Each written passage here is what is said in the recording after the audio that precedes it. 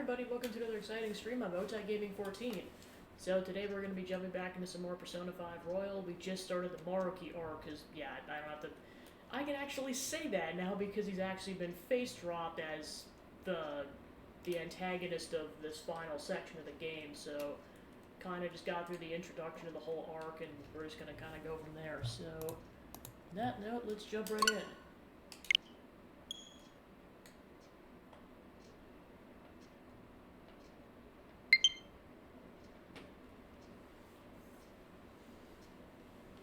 So yeah, basically a recap for anyone who did not see the final portion of the last stream, just for context as to what I'm going into. Maruki has basically reared his head again in the story. He's like I said, he's the current antagonist. Now that Shido and Yaldabaoth have been destroyed,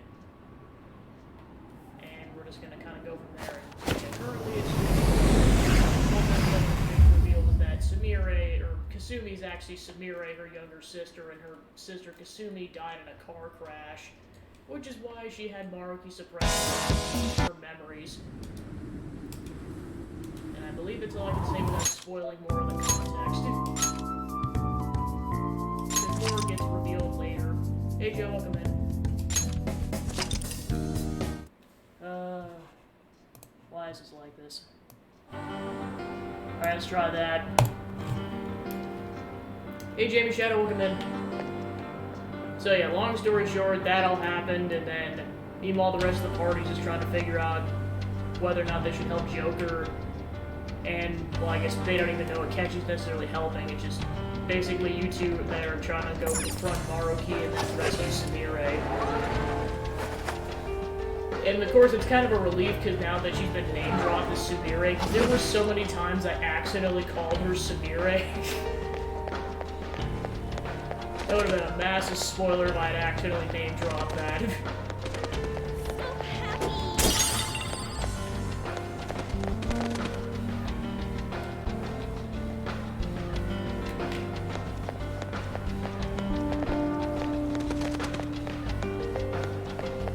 But yeah, this is definitely one of my, I don't know if it's like my favorite Palace theme, but it's definitely up there. It's called Gentle Madman if you want to look it up on YouTube or some other streaming service for music. Or the OST. I think it was somewhere around here. VIP patients identified. We'll now begin the grand tour. The auditorium is now open. The master awaits you there, with the patient you seek. Please enter the door on the left-hand side of the entrance hall. Just as I thought. They're politely informing us of their location. That must be the door. Let's go.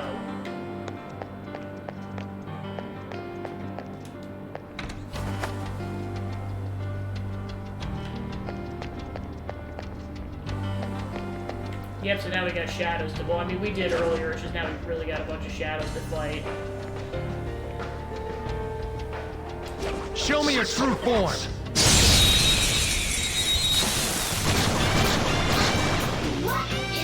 That's trash. Time. They didn't see us at all. Roll! Some other way. Pathetic! I love a good vulnerability in my enemies. Thanks, Akechi, Jesus. Nara! Alright, I guess we're using Persona. That's two knocked down. You can do more, can't you, Joker? Do it! Alright, next! To me, Loki!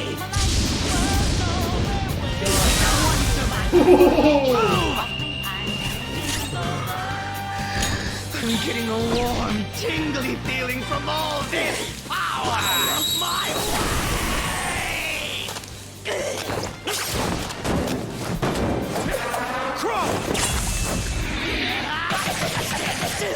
You little shit!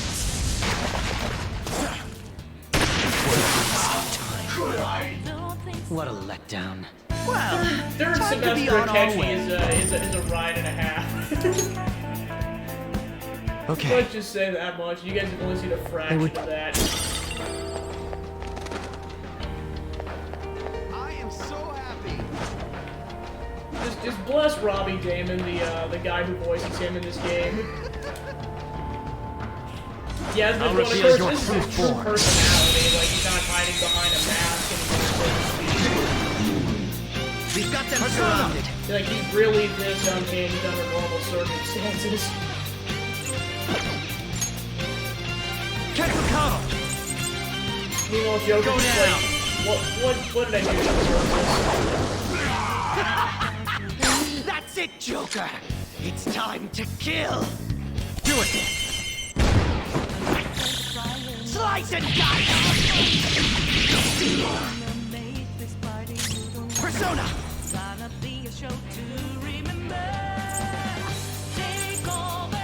Manifest. Good. No classic catches on the dead. Hurt me. Wow, he's still alive. Really? She's a catchy. Wow. There! Damn. You wiped him out.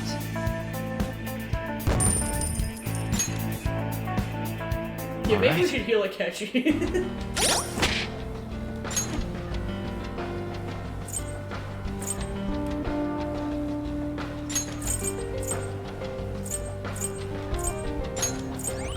There you go, catchy. Come on.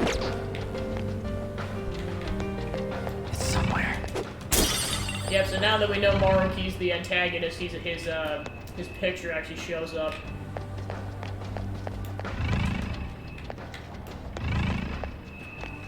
Joker, there's a chest.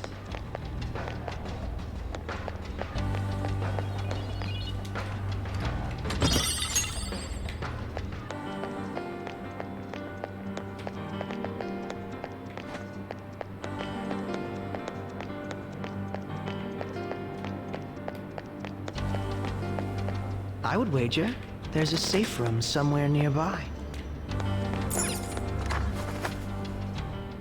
It's a safe room. Shall we take a rest? So yeah, I don't know if I also stated it during like the playthrough, like this is the royal content, so like this does not show I'll the just add vanilla game this. at all. Like this entire palace, Maruki, Sumire, and then this portion of Akechi, like you never see him, like you never get to fight alongside him while he's in his Loki getup. We don't know what may be waiting for us. Let us explore carefully. Yeah, that's all new.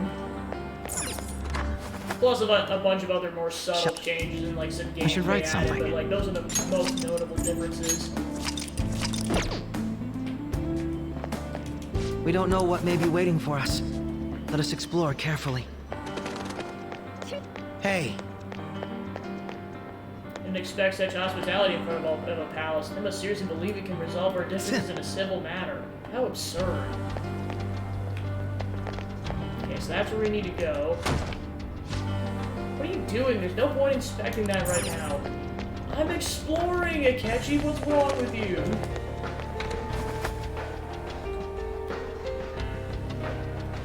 There's no doubt that Maruki's up ahead. Make sure you're ready.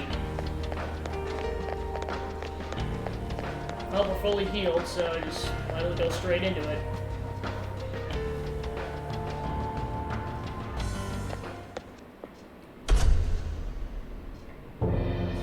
Thank you for coming. What's wrong with Sumire? She's only sleeping. I've never had any intention of hurting her. Once her inner turmoil begins to settle, I'll have her remember her life as she wishes to live it. the life that she wishes for, huh? Call it what you like. You're merely brainwashing people for your own satisfaction. I'm wholly aware that some will interpret my acts that way. But if that self-satisfaction leads to the happiness of thousands of others, don't you agree that outcome is for the best?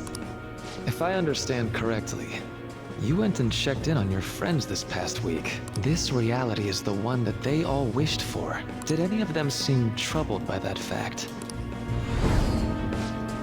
Oh, you're still jumping the gun with this. I'm just trying my best so I don't get laughed off by the team by you guys. This reality is the true reality. All you have to do is recognize it as such. Once you do, you'll be just as happy as they are. Didn't you see it yourselves? Your friends don't just want to live these lives. They want you to choose this reality for yourselves and live happily too. this reality. I was so sad when she transferred from her parents' job, but all well that ends well. But thanks to my sensei's patronage, each day also brings me closer to painting such an impactful work. Please, I want you to understand. For their sake, as well as yours. I'm just so thrilled for him. It's like he's finally getting the recognition that he deserves. Really? Back to LeBlanc, people, it's curry time. Oh, Father, is that jealousy I'm detecting? My friends want to stay in this reality. That doesn't seem right. I got captured in Kamoshida's palace, and that's when I met you guys. When we go to Mementos, I transform into, But is that really true? Well, it's time. If I accept Maruki's offer, my friends and I will be able to live happily in this reality he's created. Or so he says. If we stay in this world, we can really lead happy lives, free from pain and suffering. But our memories will be distorted to allow for the new circumstances. There's probably no way to avoid that. For the sake of Yoshizawa-san, and the rest of your friends, I ask you to give me your answer. So basically, it's another ending, essentially. If you say, I accept this reality, the game basically, you stay in the reality, and basically it's an alternate ending. If you want the true ending and continue the playthrough, you have to say, I can't accept this reality. Huh? And if time permits, I'm going to make Negotiations another seem to save have broken file down.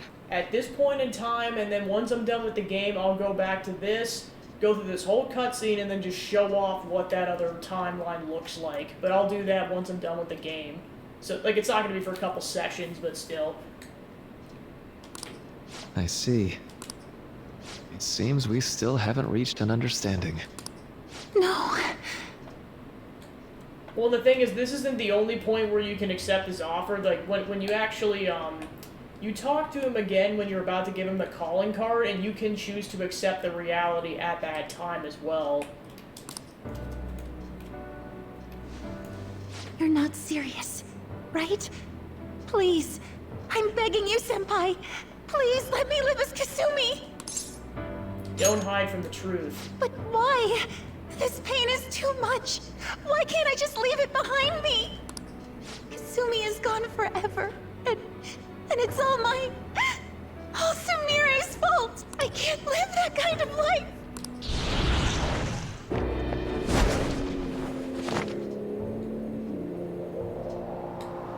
Please, don't try to stop me. If you do, then I'll... Are you serious? How stubborn. No matter what you say to her, I doubt she'll understand. I don't think we have a choice in the matter here. I could take care of it for you right now. But you'd prefer her to leave here alive, right? Just hurry up and end this. Please, don't make me do this. I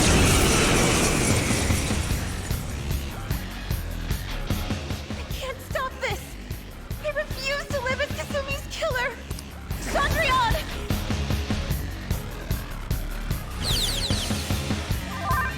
Persona! Nara! Roll! Go down! Please don't do this to me! Why? Persona! You're mine!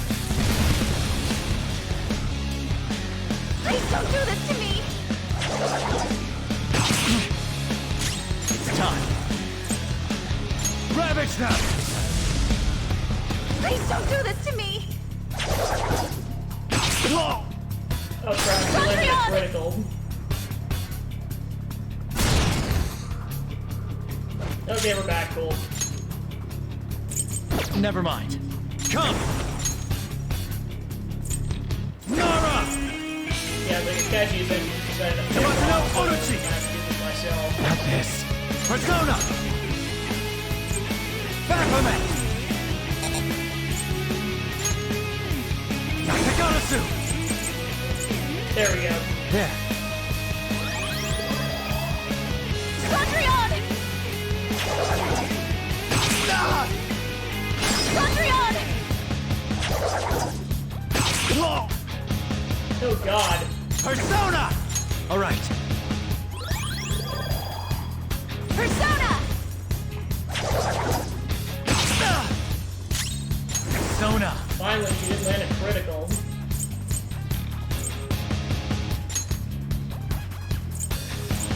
Quetzalcoatl!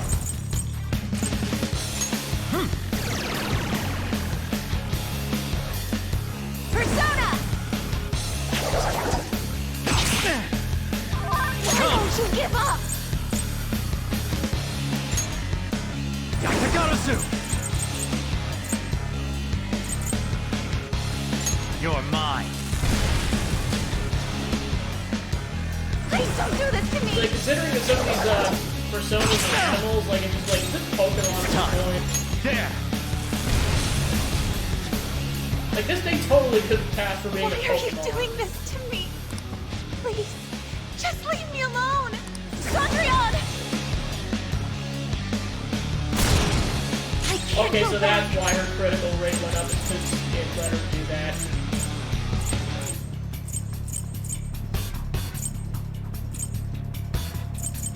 I'm not done. Not this one. Persona! Yeah, I should probably go first.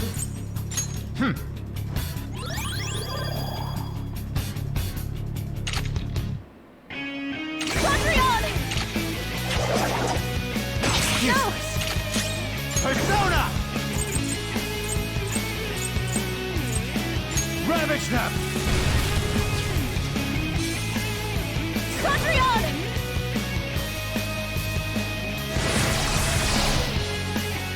Persona! Go down! Please don't do this to me! Saw that.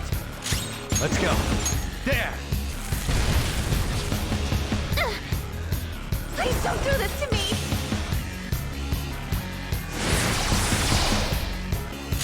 Persona!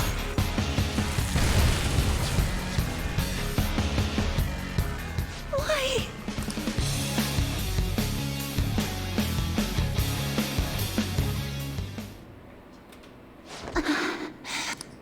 Looks like you lost. You didn't do Why? crap, dude. You need to stop. Senpai. No. I can't.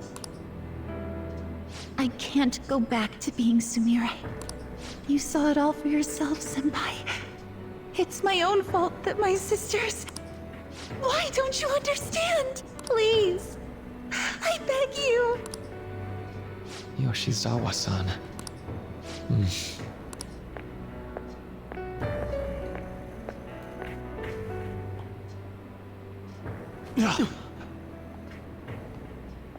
I can give you strength, so you don't have to suffer.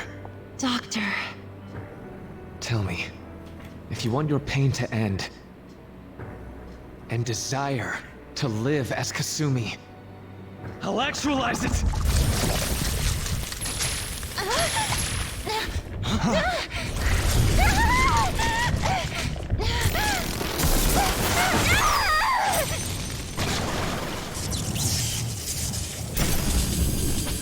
Did he? Sadly, she has lost sight of herself. She's in pain.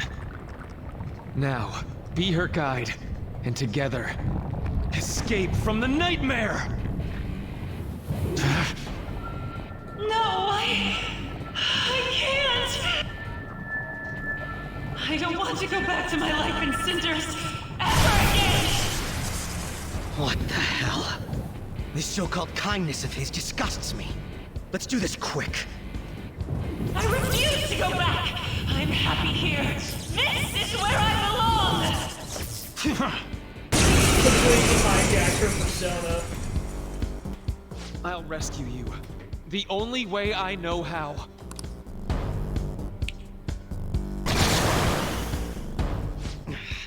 It's gone totally berserk. We need to stop her persona. I'll take that.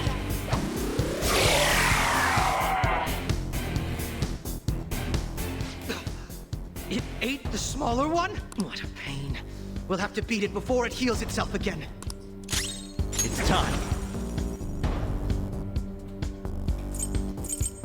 Something else. There. Persona!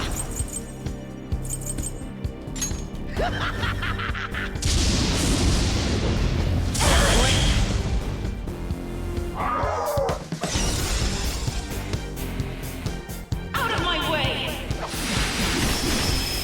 Stand down! Let's go! Stand down! Never mind. All right. Payback time! I'll break them.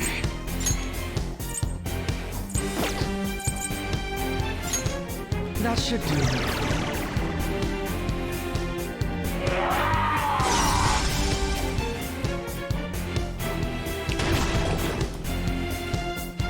Let's go!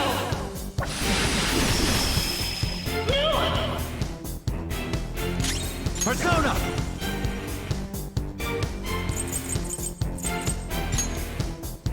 Kensokado!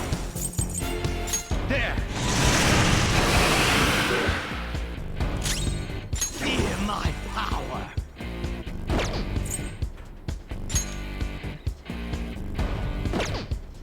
I'll break them.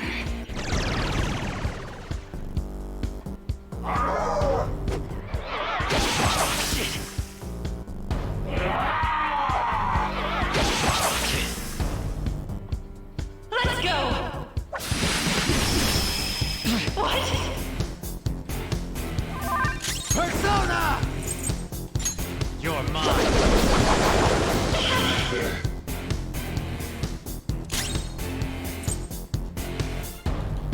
Out of my way!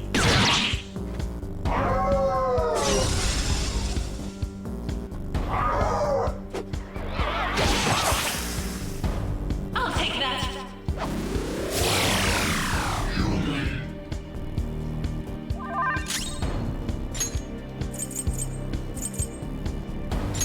Using it! Persona! Manifest!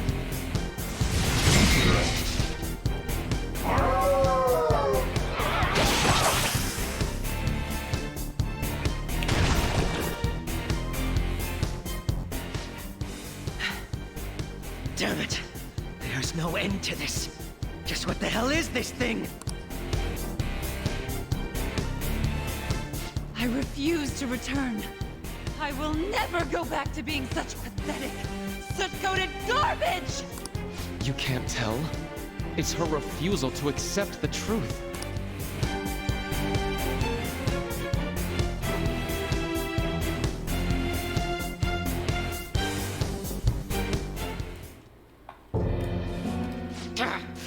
We can't afford to waste time on this shit! Here it comes! I don't think so! Here comes the challenge.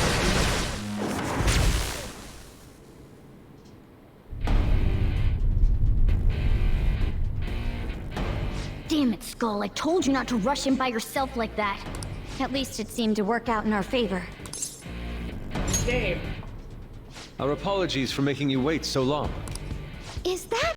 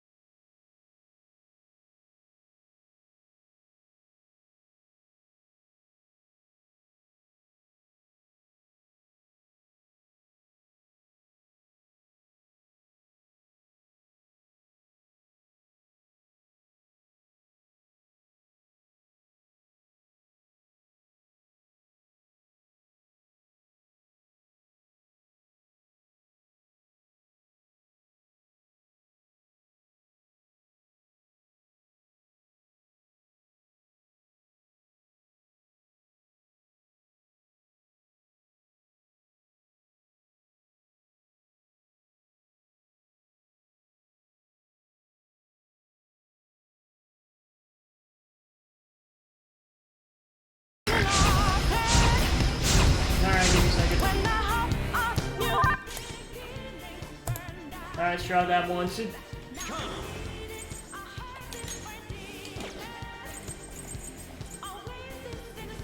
Okay, cool. Yeah, I just hate the fact that I have to change my audio setup for like different things, but what do you do? Alright.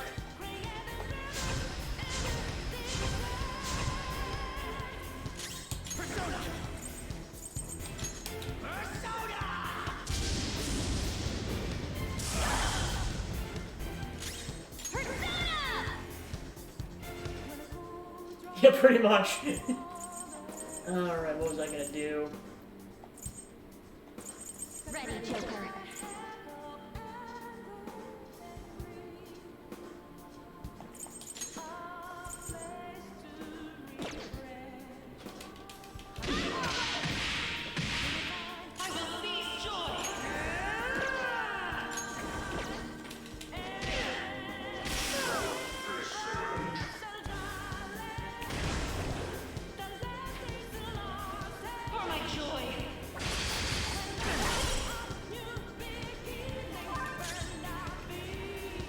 No, I know what you mean, but still.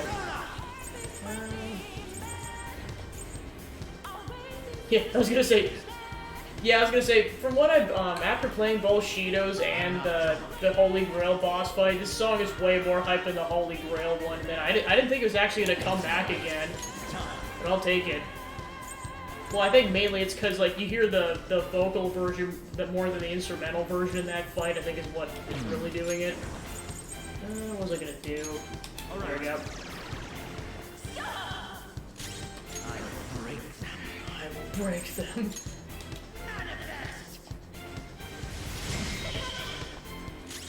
I'll use my persona.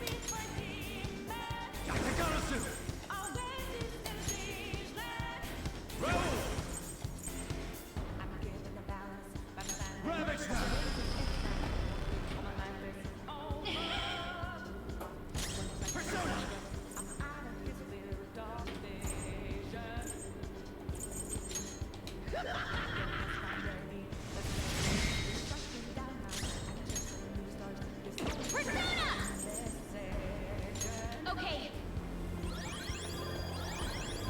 No time for thanks.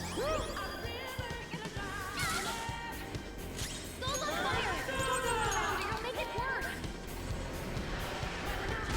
Punch! Wow, that does a lot of damage. Holy crap. It looks like it's working. Just hang in there a little longer.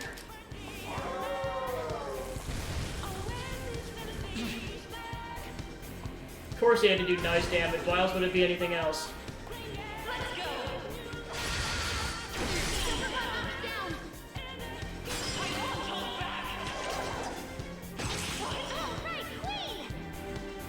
Alright, cool. We're back.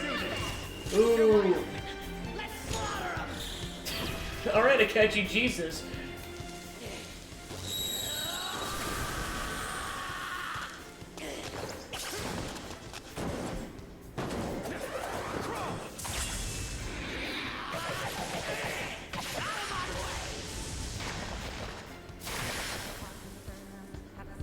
Pretty crazy technique, but it worked. I was gonna say, time for more unhinged Akechi. I was gonna think we're so close.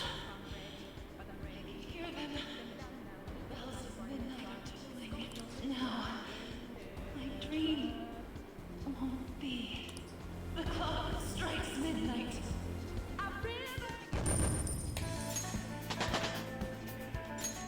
Alright, cool, everyone leveled, or decent amount of people leveled up.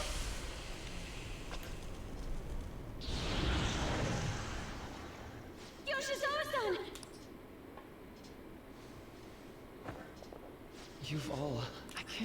if you've thrown away your happiness just to come here and how?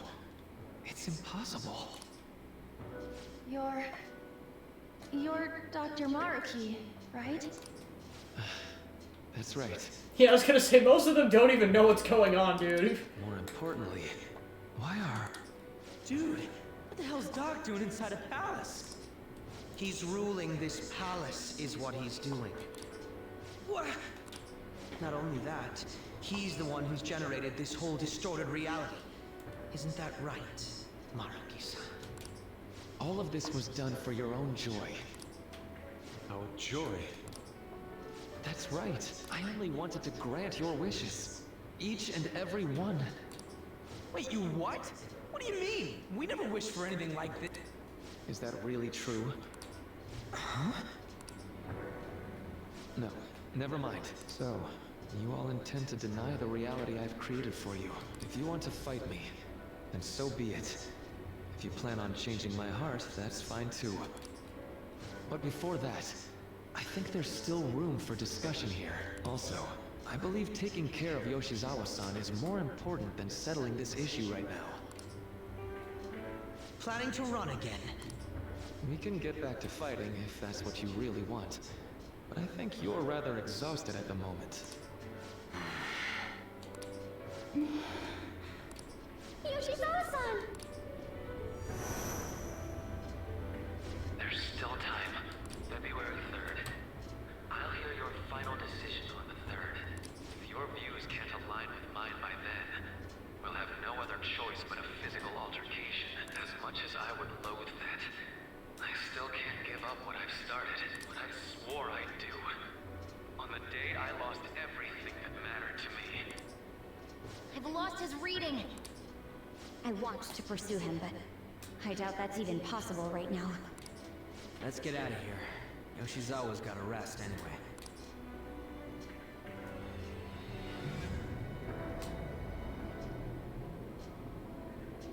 I'm still just as shocked as I was when we first came here. The navigators returned to our devices. A palace is visible in our own reality. Does this mean reality's broken right now or something? Something to do with Dr. Maruki anyway. Hey, how much do you already know about this stuff? I should tell them what I know so far. So, Dr. Maruki, he altered our reality to make our dreams come true? This is all too much for me to handle at once. Apologies for the interruption. Mind if I interject? Hey, what's up? That's right. Akechi. There's no reason to be defensive. Had I wished to kill you all, I would have simply done so already. He's helping for now. So you're not here to fight us? I've already put our feud behind me. Not only that, since he and I both refuse to accept reality as Maruki sees fit to make it, we currently have the same goal. So what you're saying is you're using him.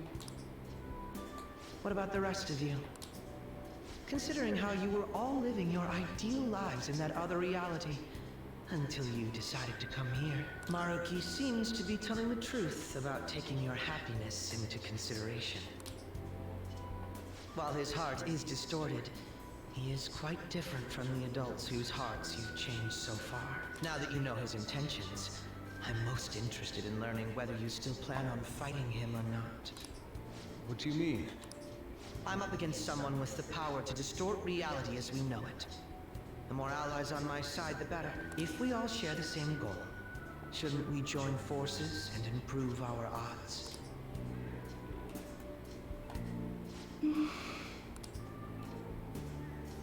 I'll be going now. Be sure to consider my point. Hey! Hey! Jeez. Yoshizawa, are you alright? Can you stand? Oh, yes.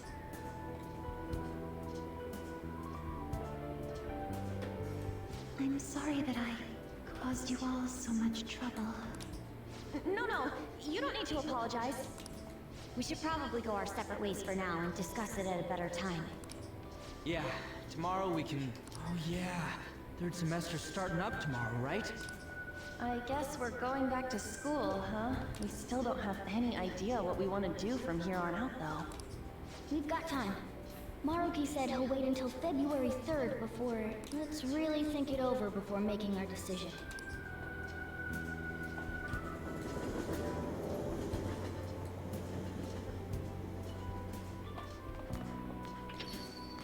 Yo, welcome back. Didn't know you guys were out together. Wait, what's wrong, Futaba? Hey, Sojiro? Is Mom? Mom? You mean Wakaba? Well, what about her?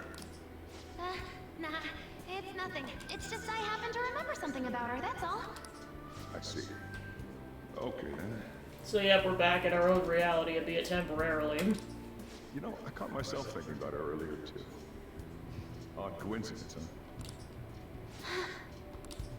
Well, I'm gonna head home for the night. How about you, Futaba? I'm gonna stick around a bit longer. See? Don't stay out too late, all right? The place is all yours. You've got school tomorrow, too, so get to bed at a reasonable time.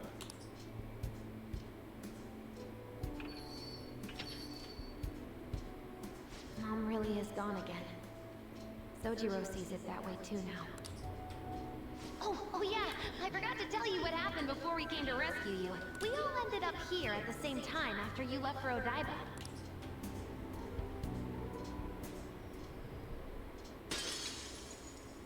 What was that? Wait, you're... What the? Oh yeah, that's right. Why were you human, Mona? Yeah, you're supposed to be a cat! I am not a... Oh wait. Yeah, I guess I am a cat. How did we never realize? You know, we've got more important things to do than sit around here and figure out what happened to us. That's right! You said he was headed to Odaiba, correct? And with Akechi-kun? We need to find them! Once we got to Odaiba, we spotted the palace. You know how the rest goes. You were fighting this whole time, weren't you? While I was just bumming around town without a care. I'm sorry. Deep down, I always suspected something strange was happening. Something wrong. Like being with my mom was so much fun, I stopped trying to figure it out. But I totally snapped out of it thanks to you. I'm all good now. You sure? Yep, no worries. I'm fine. What? I was like, you don't have to deny that it kind of sucks for Taba. School's tomorrow, right? You better not stay up late. You might end up oversleeping.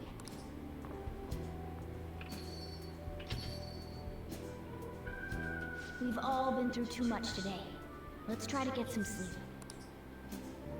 Yeah, it does like poor Sumire, like she's now forced to live with what happened. You got something to say? You were quite the looker. Look who you're talking about. How could I be anything else? Sheesh. All this trouble with Yoshizawa and Maruki. We got nothing but problems right now. Yep. For now, we should all meet up at the hideout. We gotta recap the situation and hold a strategy meeting. I'm trying to wrap my head around all this, and it's just not happening. I can't think straight at all. I can hardly blame you. I'm still so confused myself. Either way, I think we've earned a bit of rest. Maybe a good night's sleep will help us all calm down. You're right. Certainly the combat tired us out as well. We could use some time to decompress. And on that note, good night. Well, we're gonna need time to figure this all out. Either way, we can think about this tomorrow. For now, we should go to sleep. Hey! Hey! I'll just add this.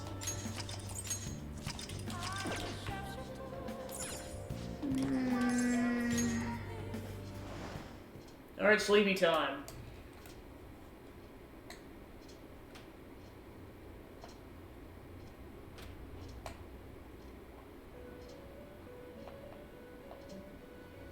It's been quite some time. We have finally succeeded in reaching you. What's going on? You have been imprisoned once more, this time not by the god of control, but a different entity, one who's bound you through your future. However, you held fast to your free will and believed in your bonds, allowing your friends to regain their own realities. You are on the verge of grasping a potential reality once more. Our meeting again now, within this place, is proof enough. It seems the time has come. What do I do now? We are merely beings who provide aid to humans as they carry out their will. You must be the one to determine the path and actions to take. If the will of rebellion still thrives within you, then we will surely meet again.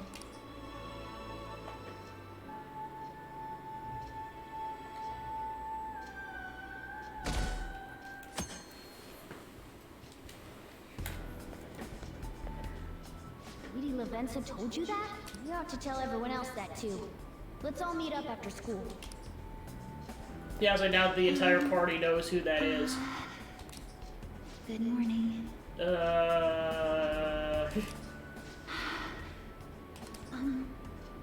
sorry. I can't believe what I tried to do to you two. I genuinely cannot apologize enough for what happened. I know, she just looks so dead inside. I'm just like, oh, poor Sumire, Jesus. Oh, come on. There's no need for that. More importantly, how have you been? Physically, I'm fine, but mentally, to be entirely honest, I'm all mixed up. Are you okay? My memories are still pretty fuzzy, and I haven't really processed everything yet.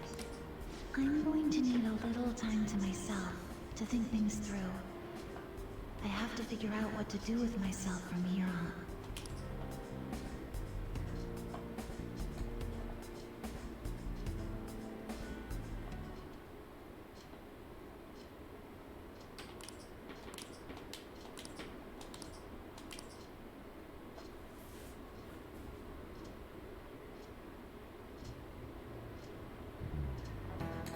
Time's up. Happy New Year, everyone. Y'all did your homework, right? Next year's gonna be about your college entrance exam, so you better start preparing now. Oh, and if you cause any trouble, that'll show up in your transcripts. So make sure you behave yourselves, okay? Now, time to turn in that homework. Let's see who's on class duty today. Have you been studying? Well, now that you really had the time for that.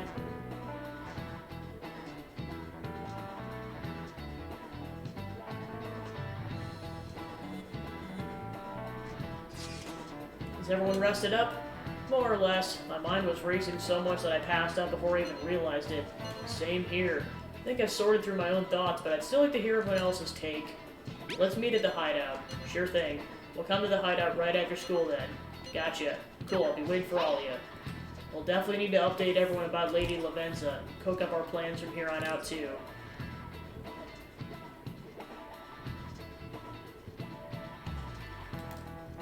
I'm just saying, like, no one in that class probably has a cat allergy, because otherwise they would have found out about Mona a lot sooner.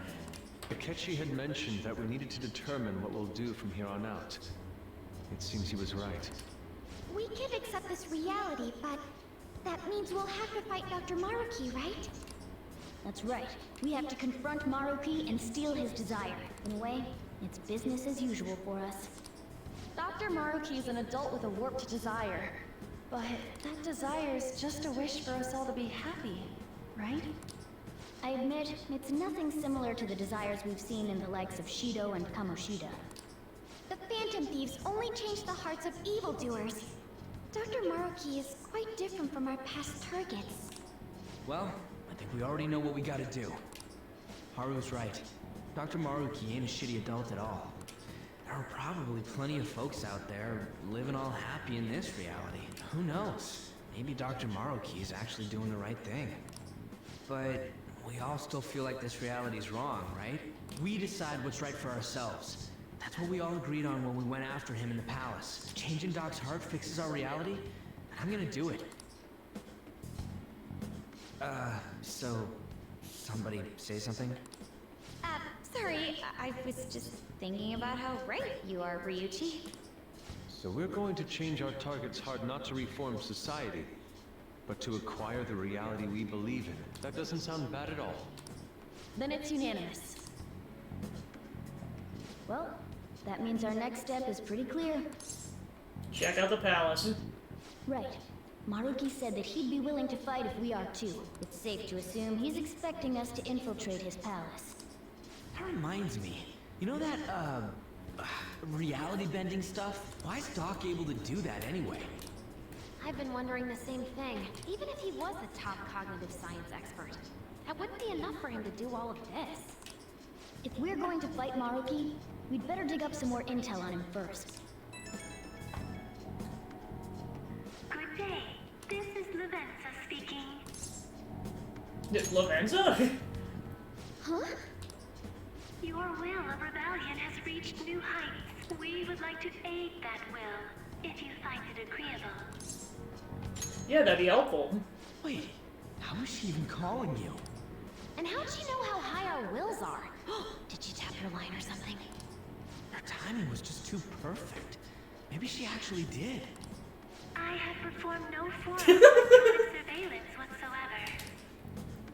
Apparently she can hear you. There's something I wish to tell you regarding your current situation. However, I'm reaching the limit of my communication ability with this method. Let us meet in person tomorrow. Where? It would be best for me to select a location considered easy to reach by all parties. Therefore, let us convene at your school. At Shujin? Wait, she'll be at the school? Lavenza will? In that case, I'll see you tomorrow. She hung up. Is she really gonna go to our school? Just walk through the front gates like nothing? I'm not sure what to make of it, but since we've determined our goal and Lavenza's offered to help us, I'd call that progress of some sort. All we have left is whatever we discuss tomorrow at school, plus whether or not we're going to team up with Akechi. Considering what he told us, really does seem like we share an end goal with Akechi, but... But you know... I think we ought to team up. Me too. Well, here's the thing. If those two are saying it, I think the rest of them, it's like, okay, if the two of them, like, who lost a parent to Akechi are saying do it, probably the rest of you should agree at that point. Are you sure? Dr. Maruki's strong enough to change reality itself. If we're gonna fight him, we're gonna need Akechi's help. Plus, if he does betray us again, we'll just take him out too. Guess that settles that. Let's all meet at Shujin tomorrow. I'll take care of figuring out how to get Yusuke and Futaba in the school. I appreciate the effort. Thank you. Alright, let's head home for now.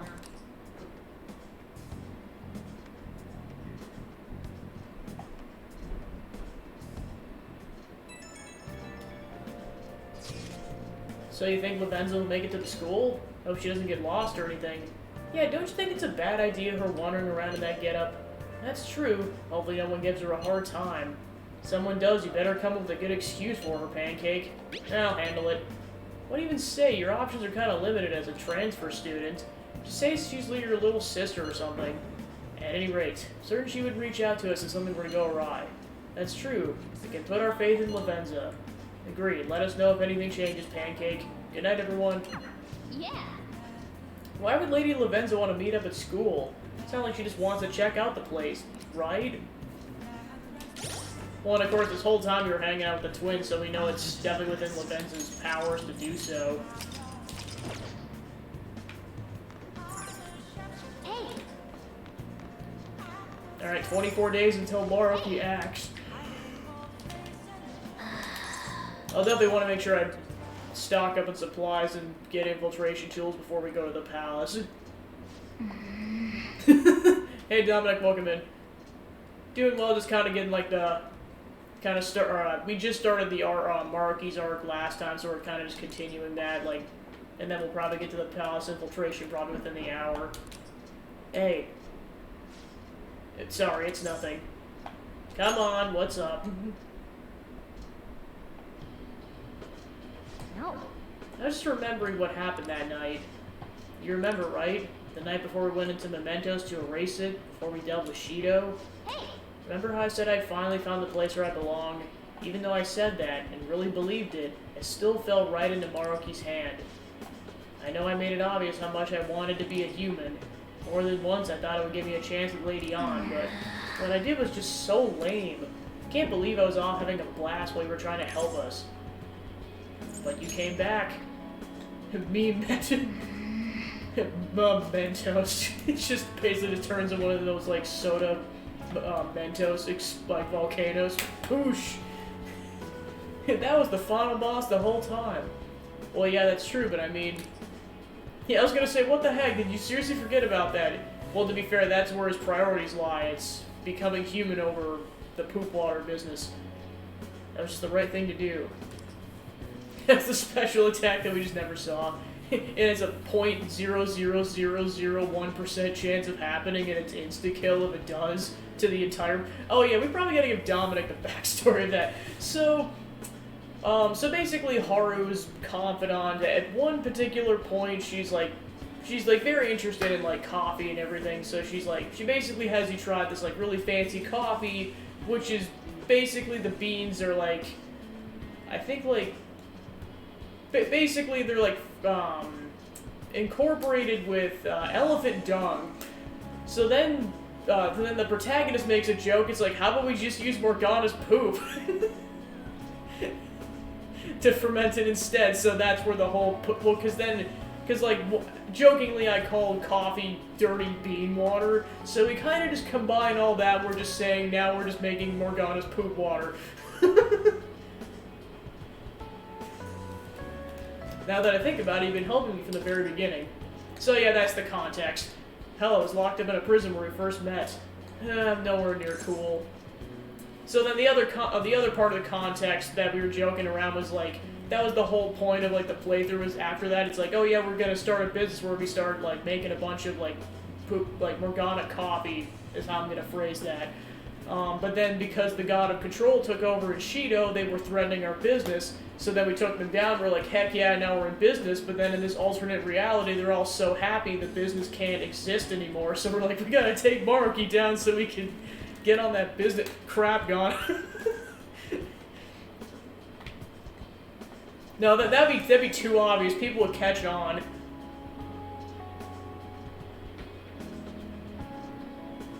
More coffee? Hey, that's a good pun! More coffee! We're going with that. You don't have to be cool. Right. Well, that's true. Alright, that's what we're calling the business. More coffee. M-O-R coffee. After all I've been going through together, there's no point trying to act cool in front of you. Listen up. You know what? I'm making you a promise right now.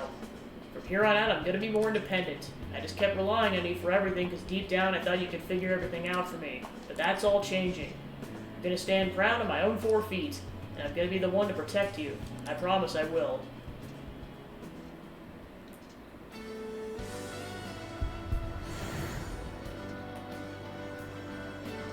Definitely the cinnamon roll smoothies. Definitely the cinnamon roll smoothies. Like, just hands down.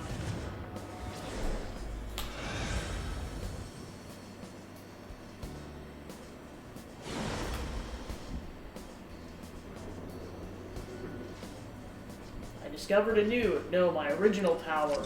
Alright. Turn it in Diego.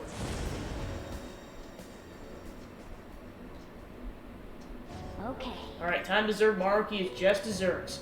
Anyone who tries to pull one on like this, again, is asking for it. Let's do our best. Right. Right, sorry again for all the hassle. You and I are going to be even greater partners now. Let's turn in. Things are going to get hectic starting tomorrow. Let's call it a night. Because that's also part of the royal content, is that basically, you, like, all your other party members start out with what I'm going to refer to as level 1 personas, which, like, you can get a bunch of, like, abilities, but, like, that's, like, their base level. And then, if you get them to max confidant level, then that's their level 2 persona, which Morgana, it happens regardless of what happens, because you naturally gain affinity with him during the playthrough. But the other characters, you actually have to build up the affinity to level 10, and see, like, realistically, you're not going to get all of them to level 10 in one playthrough without New Game Plus. So what they added in Royal is that basically now there's a level 3 persona that basically combines their level 2s and level 1s to make basically their ultimate persona. So that's just what happened with Mona. And it gives them an extra ability.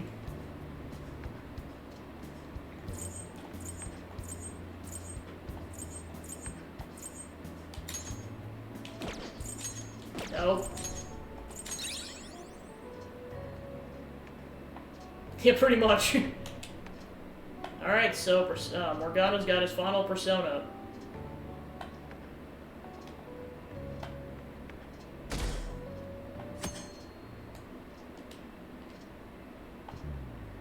The new year's starting. Y'all look sleepy. What, did you doze through the new year? Was Shogatsu one big excuse to laze around? Good grief. Shogatsu's not supposed to be an excuse to relax, you know. We decorate with Karumatsu, Kagami Mochi, and Shime Nao in order to welcome the Toshigama deities. It's one of the oldest traditions in Japan. By the way, cherry blossom viewings and even Children's Day are meant to commemorate deities and spirits.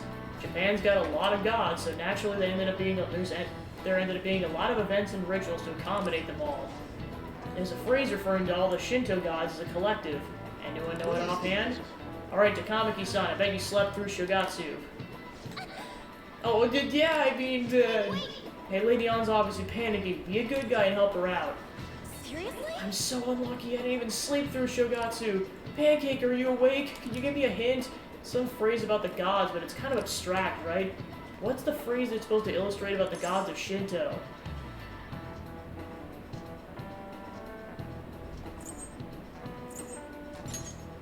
Yeah, I think that's right. They use a specific number, right? What's that phrase again? The one about how many gods there are in Shinto?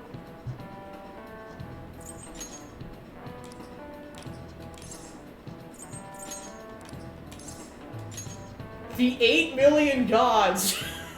Yeah, I think that's it. So people call the gods of Shinto the 8 million gods. Correct. That's correct. They call them Yaoyorozu no Kami, or the 8 million gods. Though that number's not really meant okay to be. Thank you for clarifying that. I kind of assumed that was supposed to be a hyperbole, but well, I was like, I mean, I believe it either way, but still. Though that number's not meant to be taken literally. Yaoyorozu is essentially shorthand for myriad gods, an uncountable number. In olden days, the Japanese believed that gods dwelled in everything. But with all these traditions, you could say beliefs still affect our lives today. It's a wonderful thing, really. We really need to cherish our history.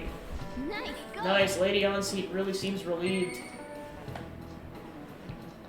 Yeah, I mean, it makes sense. Like, I know that's how it is. Like with at least a few religions that I can think of. It's like there was a god for like literally every minute thing. Like even something as simple as like I don't know, the god of.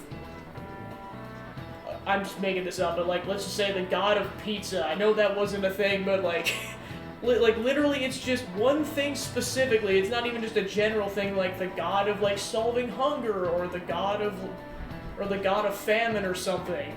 Like it can be something very specific, like the god of pizza. Well, heck, you could even go more specific and say the god of cheese pizza, or the god of pineapple on pizza. Or something like that. So, I mean, I could see how there could be that many gods, because you could make gods about, like I said, literally any minute thing. The god of remote controls, the god of slide whistles, like pretty much the god of shit water. Yeah, pretty much. You're pretty good at studying, I'm impressed.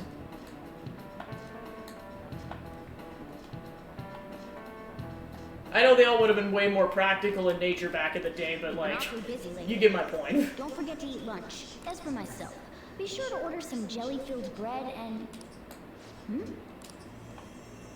That's... Let's follow it. Yeah, let's go.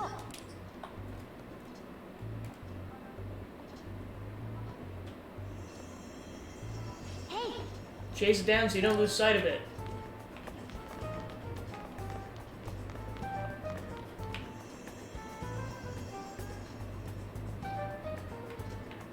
Oh! See that? It went to the first floor.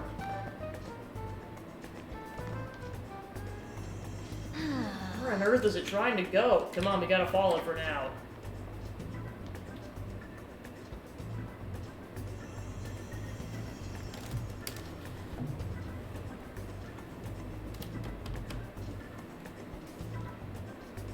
For real? The nurse's office? What's it doing in there? It's just like my dream. You even showed up in your dreams? That's strange. Well, never mind that. There's no point in thinking about that right now. Let's get inside the nurse's office quickly.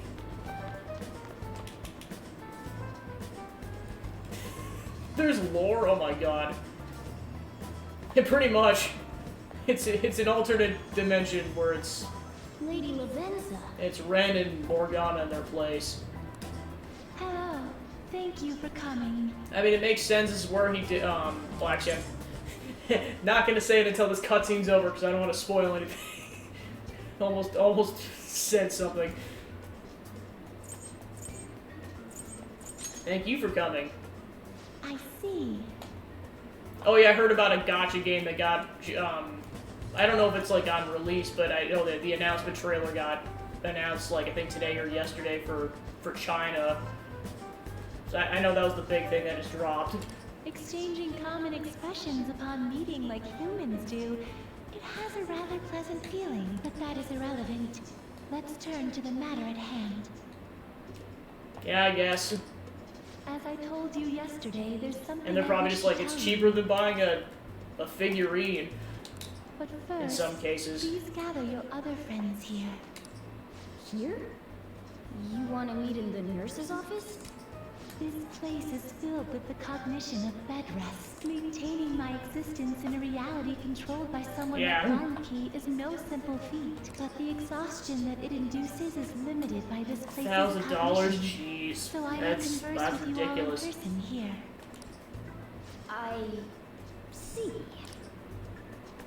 Let us continue this conversation once everyone involved has convened. Until that time, I will provide my eyes a much-needed rest. Wait, rest? Lady Lavenza? Oh my gosh. Yeah, because I mean, like, I know Genshin's a thing, but is that a gacha game? Like, how much of a gacha game is it? Okay, that's what I thought. Because, like, here's the thing. Like, I know there's some people that have, like, commented being like, hey, have you played Genshin? I'm just like, I played it at a friend's house once, but I thought it just... Because, like, people I think were just hating on it, but I was never exactly sure why. I thought it was purely because it was a Breath of the Wild clone. Now I get why. I guess we should get everyone in here. Like, surprisingly, that part of it never came up in a conversation until now. Which I suppose they probably people want to keep that a secret for a reason. Infiltration success. I'm rather surprised. Because no one scamming noticed us. ahoy. Considering how I don't have an adequate excuse for the school to approve your being here, we're lucky it went as well as it did. As long as you maintain an air of confidence, you can fool just about anybody into thinking you belong. I must say, though, I hadn't expected you to actually reach out to me for something like this. Well, it's just as we said before. We've accepted your offer to work together. Now's not the time to let personal stuff get in the way of our goal. But if you ever betray us again, we'll make sure you regret it. All right, then. It's no concern of mine, anyway. Remember what I told you all before. We share a mutual interest. Until Maruki is defeated, we have a deal to uphold. It appears that everyone's arrived. Does this mean you're ready to begin? Ain't that our line? Care to fill us in? Yes. I wished to speak with you about the circumstances that led this Maruki to alter reality as you know it. I mean, to be fair, I know the protagonist did tell Akechi what happened, but, like, you think he'd still be like, what the frick? As well as the true nature of his power. You know all of that? I admit there will be a degree of speculation involved, but only to a small extent. First, I will explain the situation with the current reality. I believe that Maruki has altered the cognition of the masses. Well, to be fair, at this point, nothing probably phases Akechi. I mean, for Pete's sakes, he was playing the long game for so long. Like, in terms of, like, being the secret killer and everything. In other words, it's thought that the alterations he's made are the result of his meddling with mementos. He changed mementos? How is that even possible? Isn't it gone, though? Wait, don't forget about our experience with the Metanav and Maruki's palace. Seems like this kind of thing has a habit of sticking around despite our expectations. Mementos is the cognition of the masses given form. Well, plus we know it's different because, like, in the basically the fade-out screens between the reality and the palace, like, it used to be, like, that red color, but now it's like a multicolor, like, square thing, so we know it's different. If that man is truly capable of controlling individuals' cognitions, and that Yeah, man pretty will much. also to gain access to mementos. Hey, I'm just saying, like, you cannot underestimate how horny some people are. It would be no surprise that he could impact everyone's cognitions and affect reality itself. I'm being dead serious, like, that is a thing. I mean, it's assumed that Dr. Maruki has the Like, power yeah, to it's obviously change something you try to cognition. keep in the back of your mind, but, like, it's kind of just a universal truth that, like, some people are like that. Sometimes to a troubling extent. That man's controlling of cognition. Let's see. Why do most likely... That man's controlling of cognition. Let's see. Why don't we refer to his power as actualization? Most likely, that actualization is a power unique to a persona. That, in other words, this man named Maruki is... He's a persona user? That's impossible. There's no way to have a persona and a palace at the same time. Determining when Maruki first awakened to his power is wholly impossible. Yeah, I was gonna say, it's one of those things where it's like, you don't necessarily have to think into it too much. It's kind of just a truth that it's like, well, I mean, especially at, like, our age and older, it's like, as long as you just know that just, like, that's a thing without even thinking about it, it explains why some people act a certain way. However, by the time he crossed your I mean, did you path, see Kamoshida? there's no doubt that he was making use I know of that's an his extreme version, but, like, that's definitely in that although he realm. may have only been doing so subconsciously. Even if it is just his subconscious, he's using a persona in the real world. I was gonna say, again, as long as it's between two consenting adults or two, like, or I guess, like, basically similar age people, I go for it. Emphasis on consenting. So, his ability to make Yoshizawa-san think she was Kasumi-chan. It was most likely through the use of actualization. Still though, even if we assume that Maruki Which is why has Kamoshida's thing is persona really messed up, because he's a such massive as the pedo. case with him and myself, we still need to determine how he used that power on mementos as a whole, rather than a single individual. Yeah, that's why when I usually talk about that stuff, I keep it, like, ridiculously simple and straight to the point. It's like, yeah, this is a thing, you don't even have to go into the specifics, it's just, this is a thing, that's all it is. Trust me, I'm not gonna say anything specific, I promise. It's more so just like, you know, people just, like, casually talk about that part of their lives, and I'm just like, give me the mind bleach, please. I did not need to know that. Even if there were some kind of power that could affect mementos, Well, more so, I did not need to know the specifics. it's on a whole other level from what we've seen so far.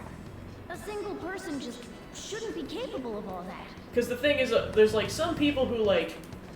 I mean, I get, like, not having a filter, but, like, there's some times where I think people should have a filter, especially in public. That's one of those kind of topics where I think you should have a filter in terms of what you say and what you don't. Because not everyone wants to know the specifics about how you know, fondued. That's true. Changing reality just by thinking about it isn't something. No, I did not make that up. I've heard that something word that, like, used as like gods do. the PG equivalent of explaining what that is. And what if he became such a god? The god of control. Indeed, the being Oh. in mementos that you all defeated was a false deity that the masses deludedly clung to. It is easy to conclude that Maruki simply took over the false god's position when it disappeared. It's basically an easy, like, basically like the PG equivalent of the F word is kind of why people say it. Took over his position? What do you No, mean? it's a minority, but it is a slang term that exists. I usually call it doing the thing. Usually that's how I phrase it. So you're saying Which, to be fair, that got really weird when I started watching Legend of Korra and Varric's, that ended up being Varric's catchline, which, of course, a lot of people started making jokes, like, especially when him and Julie got together, it was like, oh no, they're doing the thing now, no! Now, the Phantom Thieves are the ones who gained the masses' support. I still call it that, but... So-called God of Control.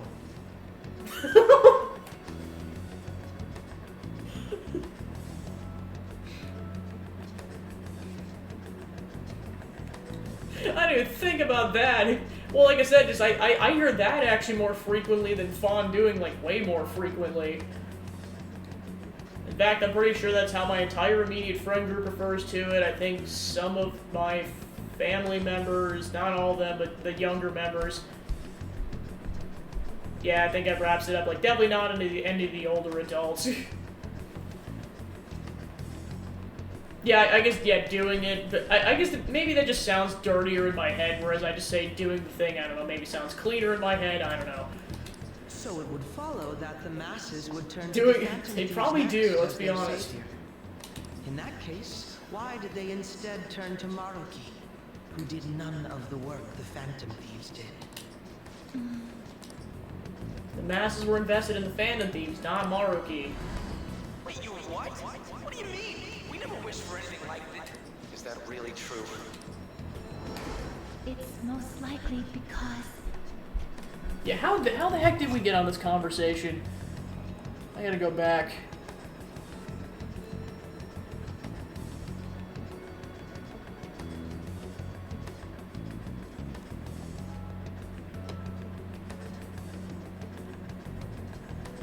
Oh yeah, it was Genshin Impact because we were saying that like some people really wanted to buy their waifus and then we're just like some people are super horny. That's how we got on this train. And I had like thank goodness for the chat log. We wished for it. What? After we defeated the God of Control, we wished for reality to be like Dr. Maruki described it. And it happened? I don't remember doing any wishing with you guys and Doc. I mean, when would we have even had the chance to? Oh my gosh. What about our counseling? So yeah, this is what I almost let slip was like, that's why we're in this room because like we have a connection to Maruki because this is where all the counseling happened throughout the course of the game up until this point. You can't change the past, but you still want to keep your chin up and press onward. Is that the gist of it? Yep, sounds about right. I mean, it's definitely better if none of this happened at all, but... Well, no matter what path you might have to take to get there, hope your track dreams will still do you some good in the end. Thanks. Looks like you all walked right into the spider's parlor. there's no way of knowing how many of those situations were intentionally orchestrated by that man. However, the result is still the same. A desire for his actualization was seeded within your hearts. Thus, I have no doubt that it was your own desires that led to their actualization. So this is all our fault, huh? We're the ones who told him the cognitive world really exists, too. Let's put an end to this. Right, let's fight. If this is our own fault, we've got to be the ones to fix it. Yes. This realization changes none of what we must do. Very well. Then allow me to proceed. This world is in a very unstable condition currently. On the day that the God of Control fused mementos with the real world, the merging was undone through your efforts, and the two worlds are now attempting to return to their initial states.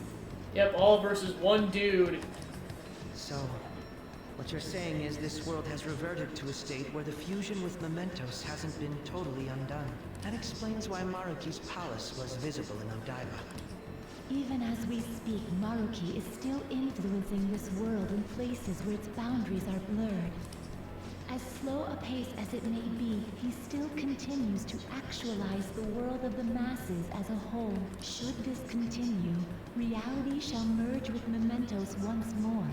The two worlds will again become one. When that happens, anyone trapped within the actualized world can never again awaken to the original one. No. This issue goes beyond the masses as well. Although you are all Persona users, it would be next to impossible to defy Maruki in a world completely under his control. To be clear, once the two worlds conclude their fusion, there will be no chance of your success in this mission. And I believe this fusion will conclude in 1 month's time. We only have a month. If memory serves me correctly, February 3rd was the date Dr. Maruki gave us, right? Could he have possibly chosen the time limit based on when his actualization will be completed? It's possible. If that's the case, we don't got another choice except to steal his treasure by then. We'll need to secure our route to the treasure by the 2nd so we can send our calling card. Then, on the day of, we're most likely going to have to fight Maruki. Allow me to produce the calling card. This is certain to be our final card. I'll pour my heart and soul into its creation. Be that as it may, there are still some unsolved questions. You mean the meta-nav? Right? What's the deal with the palace's name? Yeah, I know. Doesn't seem to affect the app's functions, but... That must also be a product of Maruki's cognition. He most likely learned that you could somehow infiltrate the metaverse. As long as he permits your existence, your method of infiltration will not entirely disappear either. However, in his heart he must have feared you would learn his identity as the palace's ruler. Perhaps such a feeling took the form of hiding the ruler's name from you. But in that case, why didn't Dr. Maruki just actualize us out of existence entirely? Yeah, because I mean, like earlier in the playthrough, like we ended up stumbling upon it because Sumire was upset and basically had the app open, then accidentally like said all the words. Just Maruki showed up in that search. It's just to kind of keep it a mystery, but like because they didn't say what the name was, but they had everything else was like basically that basically it was like a soccer stadium. It was like his research lab. That's why we stumbled upon it even before this happened. Maybe he wants to save us. Maruki told us he wants us to accept his world. It may be hard to believe, but since we mutually benefit from his actualization, maybe he really does want us to submit. Sorry, even if it does fix shit for us, I just can't accept the world getting treated like that. Let's start the infiltration tomorrow, yeah? And you? Sound good? You're willing to ask me as well. Duh, dude. The Phantom Thieves don't act unless it's a unanimous vote. Fine then. You know I have no intention of accepting Maruki's world anyway. And that settles that. Wait, what about Yoshizawa-san? We may not have summoned her as one of the Phantom Thieves.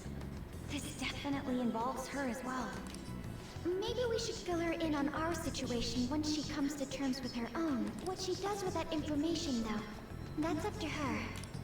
Right. If that concludes matters, I shall continue to watch over you, Trickster. Please show me the path that you choose for humanity.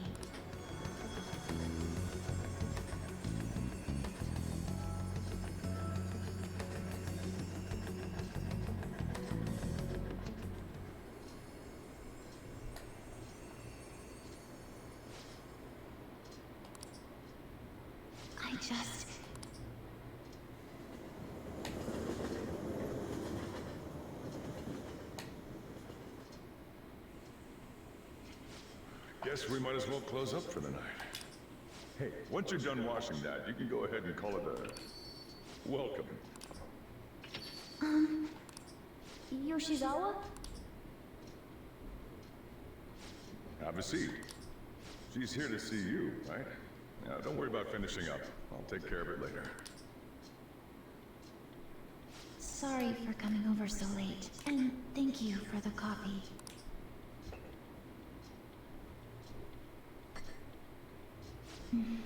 It's delicious.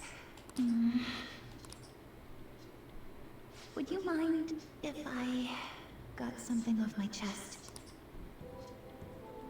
Thank you. So, to tell the truth, I saw you all go into the nurse's office today, and, I sort of eavesdropped on your conversation. Is that Maruki? You've all found the paths you want to take, and are following them with such confidence, whereas I'm simply... Like Dr. Maruki said before, I ran from the truth. I couldn't handle the fact that Kasumi died because of my actions. My memories are still a bit hazy, but even when I remembered that I'm really Sumire, I didn't want to accept it. I was still running from reality, where Kasumi is gone, where I had to live for Kasumi instead of as her. You still want to run? No. Like I said earlier, I realized something when I saw you all striving to push onward. I can't keep running like this, but now that Kasumi's gone, I have no idea what to do with myself. Senpai, what should I do? You have to decide, not me. You can be awfully firm sometimes, Senpai, but you're absolutely correct.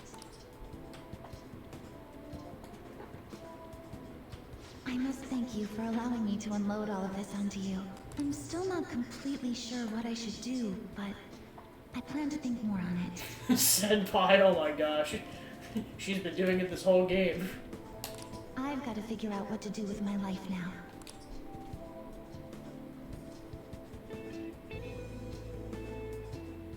Let's reform society. Tomorrow we're gonna go to the palace. We're gonna take back the real world. Rewriting reality. I never would have thought such a thing is possible.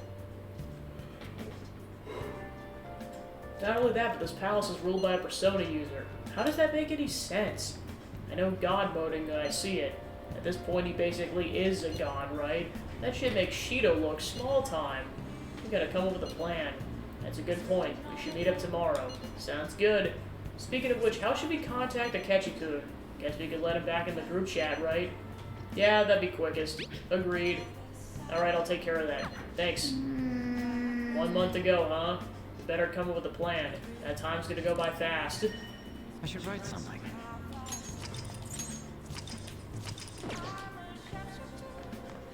Hey! Hey! Hey, hey!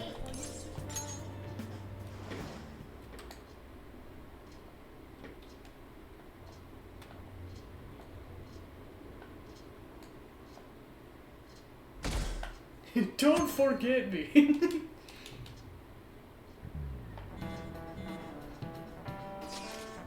We're heading to the palace today, yeah? Good idea, I'd say. Although we mustn't rush, of course. Yeah, honestly, if we want to accomplish anything, we gotta get out there. I agree. Is that alright, leader? We should be careful. Hell yeah, we got this. In that case, let's meet at the hideout after school. Okay. Should we tell Yoshizawa? Well, we should probably still leave her alone. Yeah, I know that bold.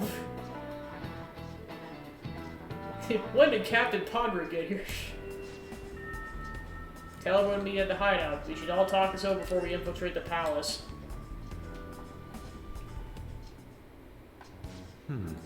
Seems everyone's arrived. Let's begin. Including Sojiro. Sojiro, what are you doing here? February 3rd is the day we gotta agree with, we agreed on with Dr. Maruki. We gotta go find that treasure already. Once that date passes, it's over. We all get that, right? We have to discover a route by the 2nd to be more precise. That's another way, nice, or excuse me, that's another way to look at it, and nice, you actually remembered? Yeah? Of course I did!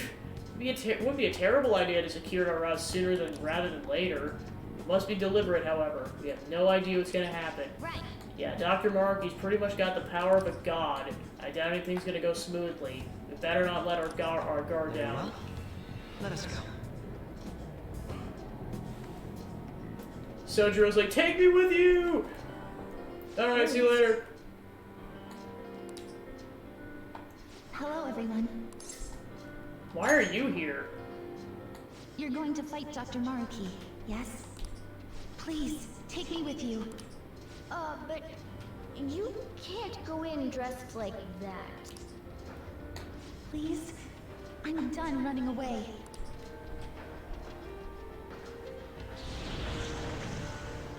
I can't keep relying on people, like Senpai. I want to live life as Sumire. Color me impressed. Looks like she'll do just fine here. Time to team up. Thank you. In that case, we gotta come up with a code name for you. What now? It wouldn't be right if you were the only one going by your real name, you know? Oh, you're right. Joker, got any suggestions? Violet. Oh, that's right. Sumire in English is violet. Yeah, that sounds awesome. Violet, yes. Let's go with that. Excellent. Now remember, everyone. Waluigi-san, oh my gosh. Violent. Violent. Yes, thank you for clarifying. Let's go a catchy Violet. Surrounded by absolute fools. It's like, dude, we're all teenagers, and here you are trying to act like a 30-year-old. Chill. Are we done? We should probably get moving. I know. Jeez. Come on, Violet. Let's roll. Yeah.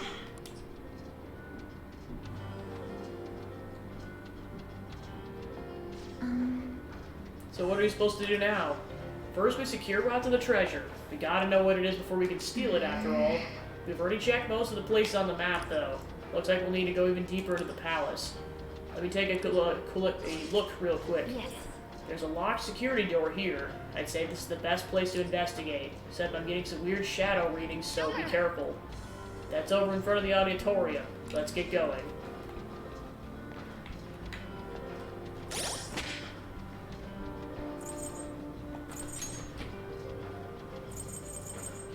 Yeah, I'd say I'll go with that party. Just have Makoto as the healer, and then Kechi and Sumire. Yeah, and of course now it actually says Sumire.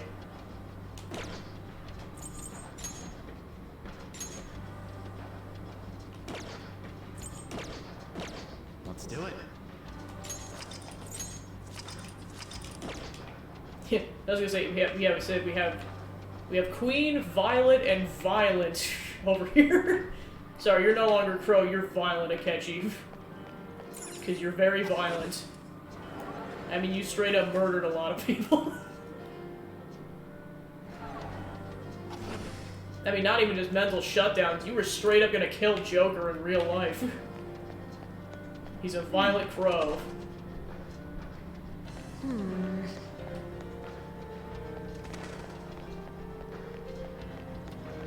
can feel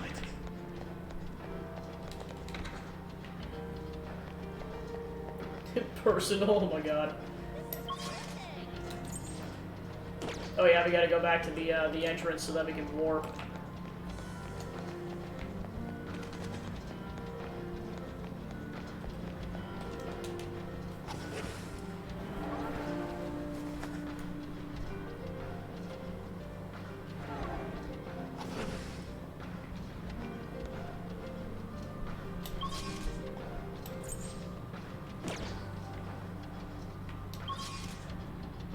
Actually, I think we unfortunately have to walk.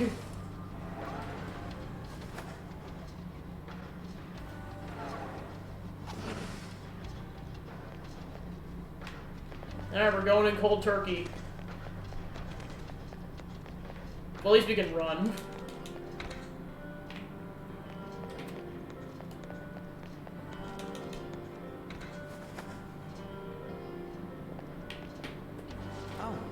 A little more to go. Violet, you holding up okay? Yes. Yes. Sorry, just I felt a little off. My outfit. You sure you're okay? I let my guard down for a second, but I swear I'm fine, so sorry for making you worry. That's fine and all, but don't hold us back either. You push yourself harder than you're capable of handling, you'll endanger everyone on your side, too.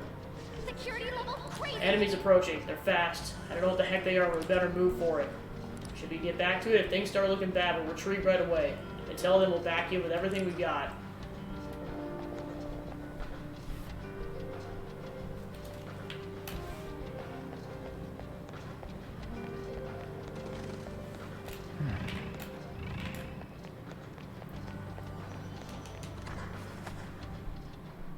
Let's take a... Let's do it. So yep, with that, we officially have the entire full party. This is all the playable characters you can have in this game. Now, let us depart.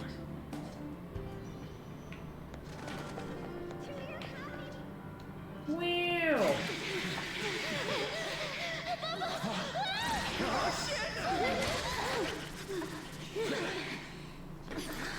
Violet! Sondrian!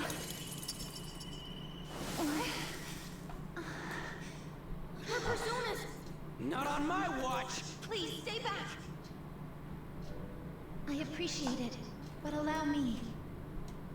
I chose to stand on my own and fight. It's time I stopped being helpless. I hung my head low and took your hand. But I knew all along, deep down, pretending to be Kasumi was not the right way.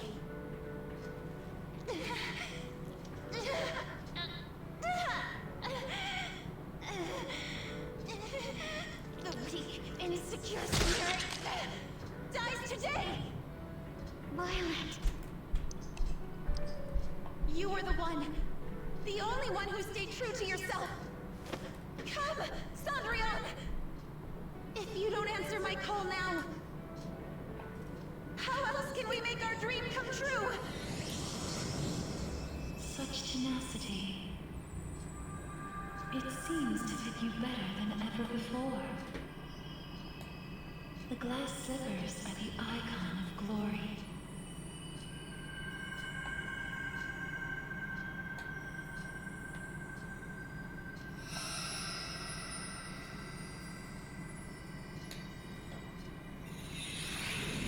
Not just for you, but the other girl within you as well. I am thou, thou art I. Are you prepared for your debut? The ball awaits. Certainly.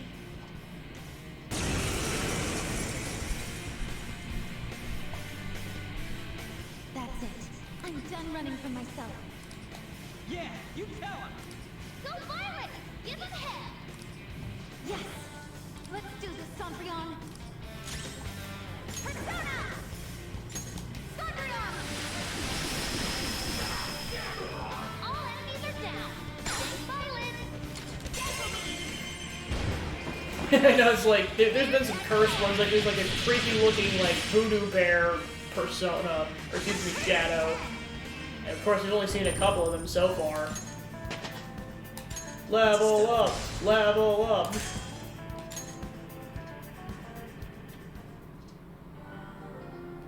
Sorry for troubling you. I'll be fine now. You were as impressive as always out there. Well done, Violet. I was gonna say, I don't think... Okay, I refuse to say that because I don't know what other shadows are lying in wait. Like, something might top that, I'm not sure. I still have a lot to learn, though. We'll find out. I promise I'll do my best not to slow you down. Come on, you don't have to be so formal with us. Sorry. Alright, let's kick some ass! We did. Oh yeah, Zachman, I'll show you something like a minute once this cutscene's over.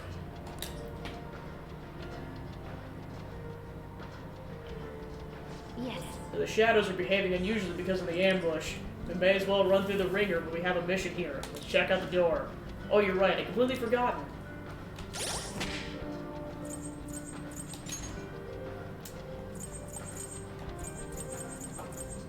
Ta-da!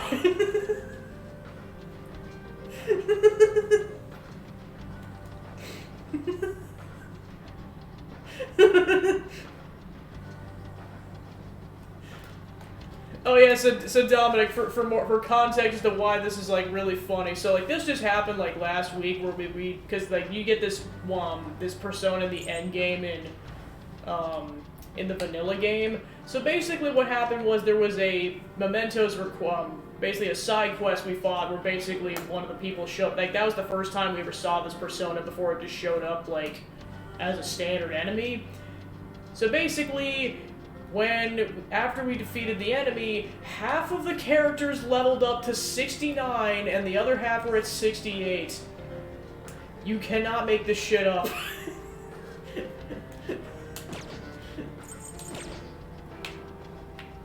Like, that could not have been funnier. Okay, no. Oh yeah, I forgot about that. Because we were talking about that during the final boss and I was like level grinding.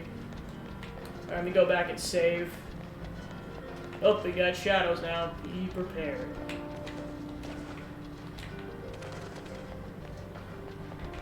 Yeah, apparently Scar's in this playthrough too, because why not? We should be safe. I should write something. Alright, let's go. Alright. Dude.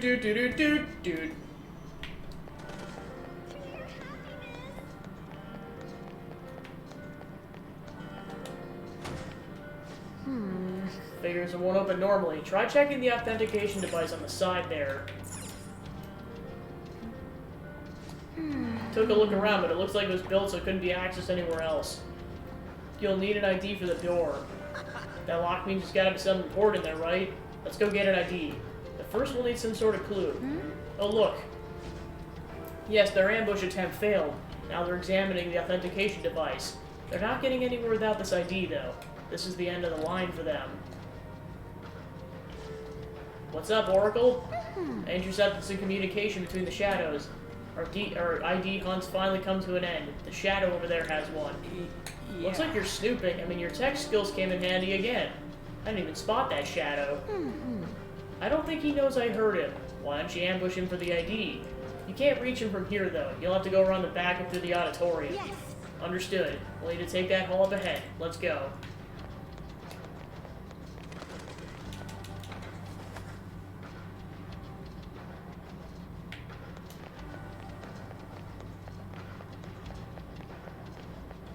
Well, we're back here.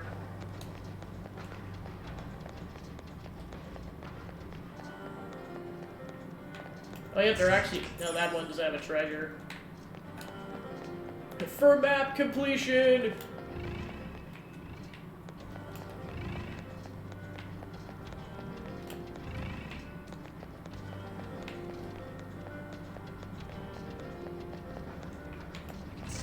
Yeah, 'cause that one actually has a treasure.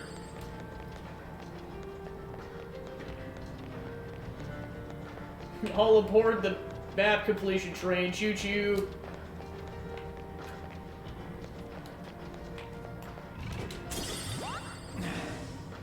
Ooh, a treasure demon. Is that a rare one? Let's Don't go. let it get away. If I knew their affinity, just look for their weakness. Go down. Persona! This! Finish it for me! Let's dance! Cydrion! All enemies are down! So they're weak to light. Beat 'em up! Ah, so close.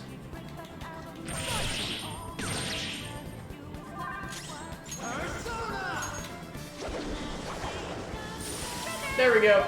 Don't forget this feeling. Good work, everyone!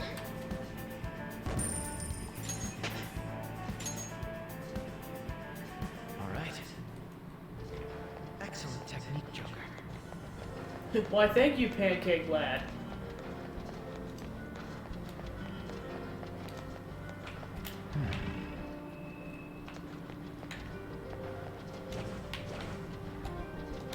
Show me your true form.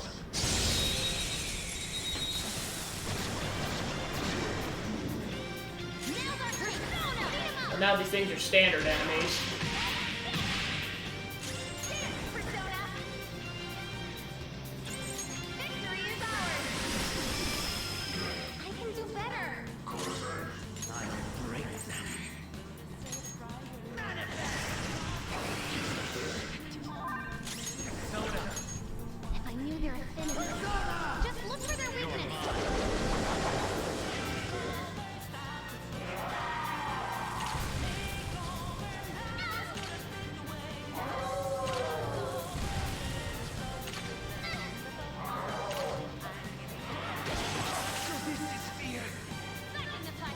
Slap.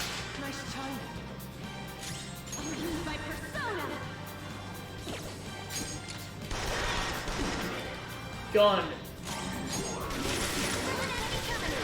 Show us what you got, Violet.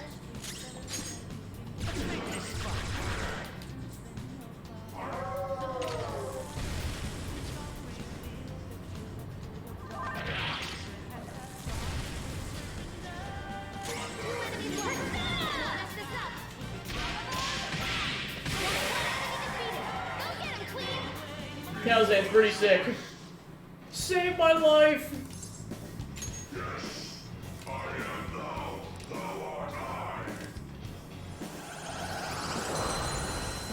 Join me and together we'll take down the dude, I guess. The older the older protagonist, essentially.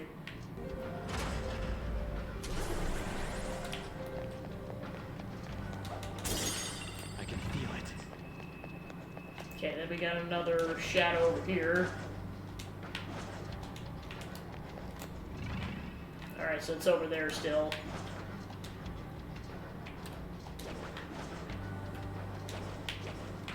Focus. Haha! Suck it!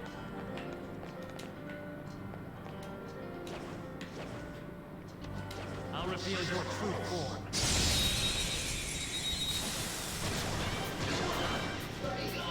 Now's our chance. Beat him up. Yes!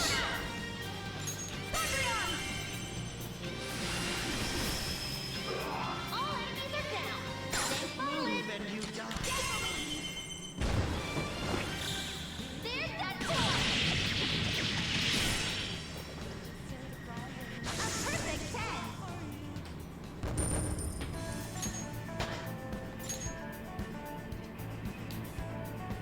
Okay. Huh. It seems they were not a very formidable opponent. There's a strong boy down there. Positioning. Let's make. I'll reveal your true form. 4. Pew! So yeah, there's the scary bears. What's dangerous? You can hit their weakness.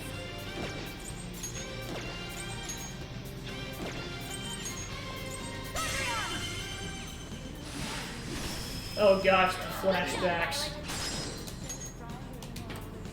It's all you. Onto the next persona. You Pew! Oh, never mind. It didn't explode to kill the rest of them. Darn it. Mission failed successfully.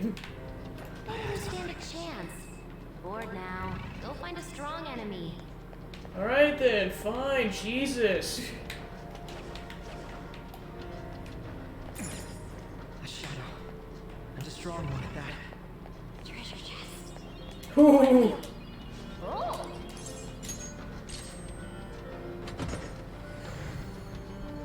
Yeah, I was gonna say, don't jinx us, Futaba. Alright, there you go. Thank you very much. Oh, cool, it vanished. Gonna run before it respawned. Yeah, literally right after I left it respawned.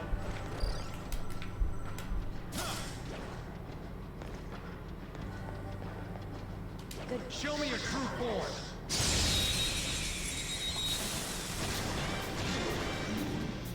Now's our chance. Beat him up, Dota.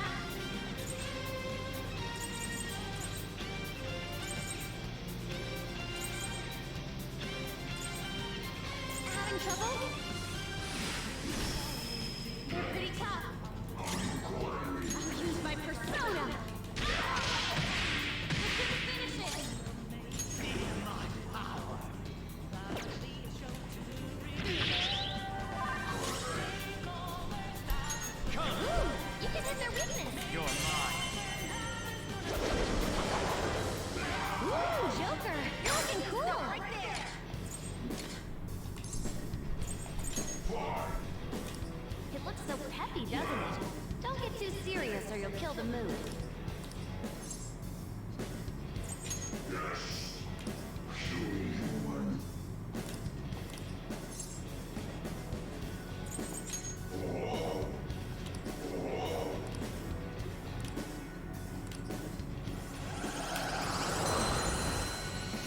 Ta-da! That's a new one, isn't it? Nice. Alright. Yo, yeah, I made that joke earlier because like one of Joker's personas definitely looks like it could be a Pokemon. Yeah, where is it? Well, I mean, yeah, Quetzalcoatl definitely could be for sure. Here, yeah, this one. Definitely looks like it could be a Pokemon. Definitely the more animal-like ones for sure.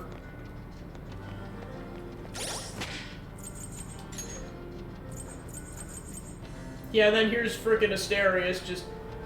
That is all that shows up, but he's a monster of a persona. He's insanely strong and huge.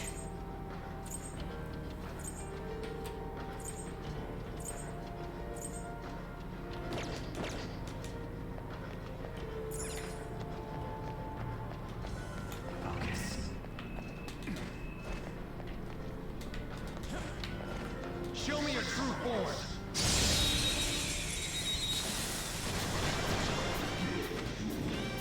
Should that be a dance? Don't rush this. Doesn't look like you can go for its weakness. Good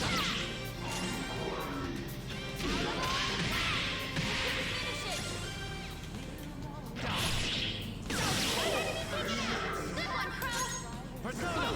You can go for its weak spot.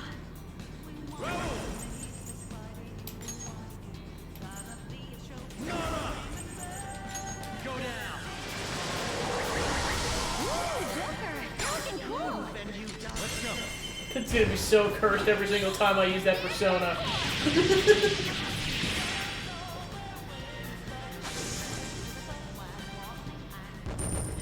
Mara, use circumcision.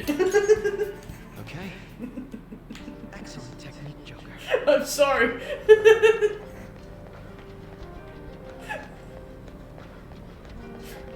I think I went too far in that one.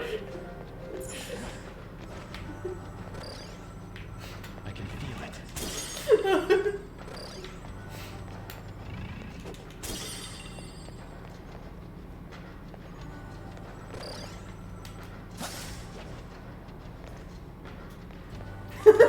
To jail with you. I have something.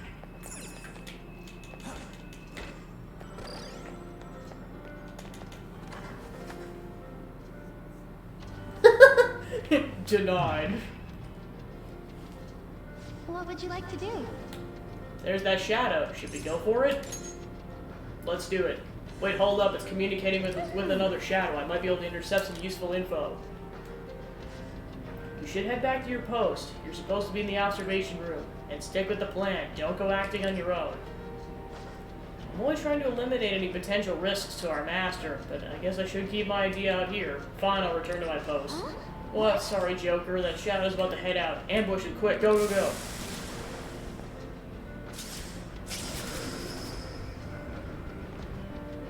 Haha! What the Phantom Thieves? I must have been followed. Damn it, I told you not to eliminate them. For our master!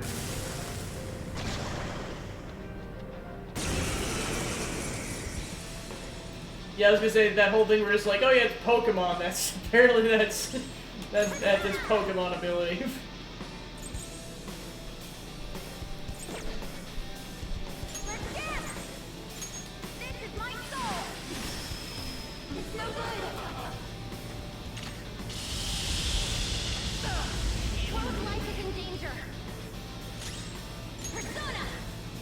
I mean, to be fair, it's not the first time I've heard of it. Like, there was a, I think I saw in a, crap, what was that game called Patently Stupid, where, like, some people, or I think they, a prompt I saw in somebody's game was, like,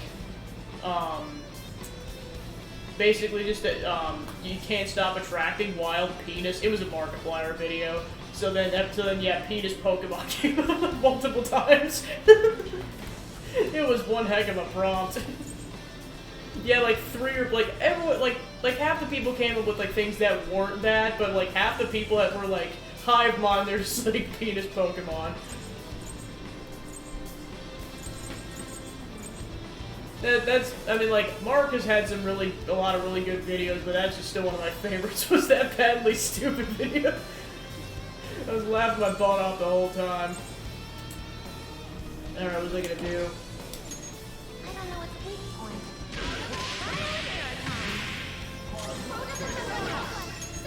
I need your affinity. Just look for their weakness.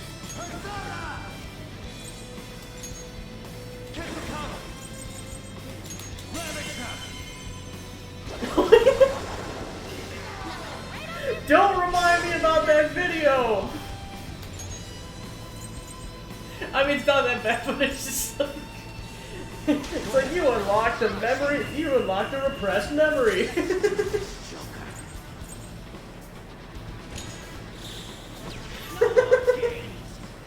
That was so cursed. Oh no! I mean, it was a pretty iconic video, to be honest. I mean, to be fair, that's far from the first kind of that game like that he's played, but I think it still somehow took the cake for the weirdest one he's played.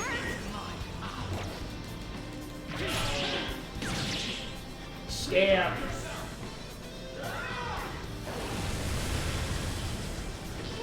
Life is in danger. He'll be fine. Punch! Yeah, I know well, yeah, that was part of it too, is the protagonist in that game looks so cursed. Like, so cursed. We got the ID. Now we just have to... Feels like we're one step closer to the treasure. Might as well try the ID now in that door.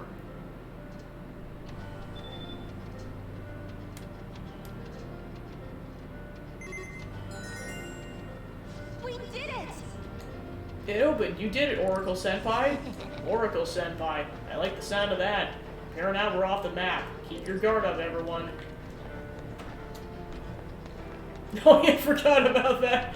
Oh my gosh. Yeah, I was gonna say, I know I try to watch as many videos as I can nowadays. I just know with so much content, it's a bit more difficult. But at least I stay up to date with the Distractable podcast and the Go My Favorite Sports Team podcasts. Those have been so delightful. I mean, it works out because, like, I don't have to commit to watching a video. I can just have it on in the background and audio. Even though, well, of course, now Distractable, they're doing it twice a week, so now it's gone up from 2 hours to 3 hours worth of content. Oh my gosh. I'll just add this. Okay, so now we can warp. Cool. Because then I was going to go talk to Lavenza. There we go.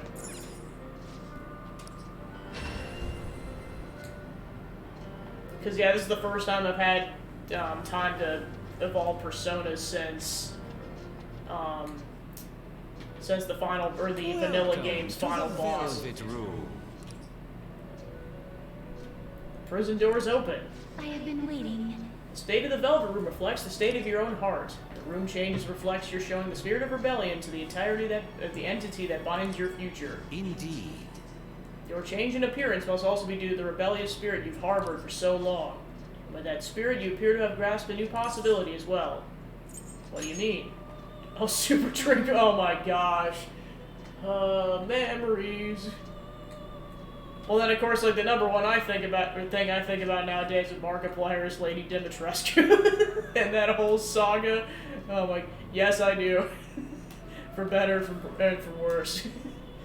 I've never personally played it, I've just seen it float around the internet a lot, and I watched a bunch of videos. Oh my gosh. Add that to the growing queue I have. The current you should be capable of fusing new personas. Please make good use of this to keep the ruin at bay. But continue to provide aid on your perilous journey. Now to your business. I mean, that's what I thought too when I saw it.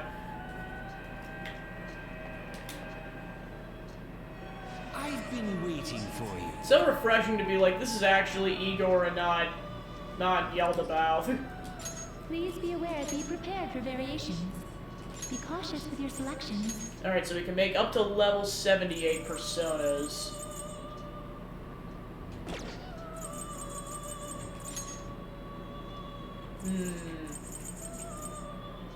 Is this okay? Ooh. Select a skill to inherit.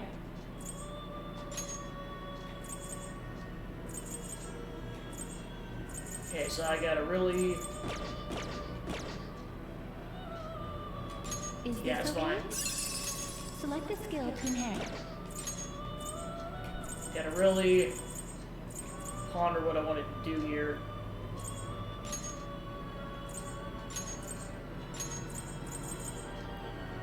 Then definitely some heal ones would be good.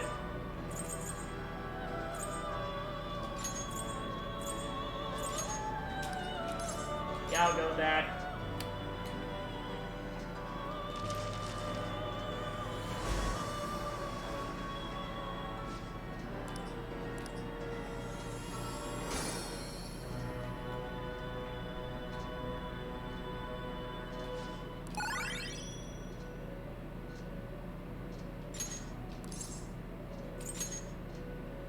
Yeah, I actually want those healing abilities.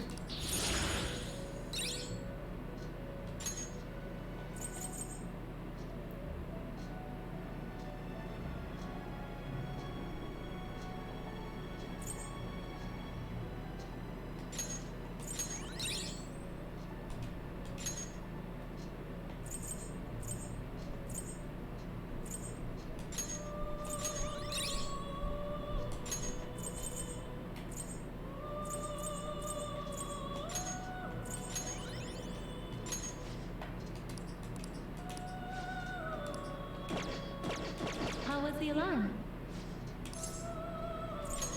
Oh, Yeah, basically whenever an alarm happens, you get like one really strong persona, but then there's like basically, there's a very high chance it'll fail after that. So you want to go back and just go to the standard mode, and then it can still fail, but it's way less likely. I don't know if I've heard of Pedro, I have to look into that.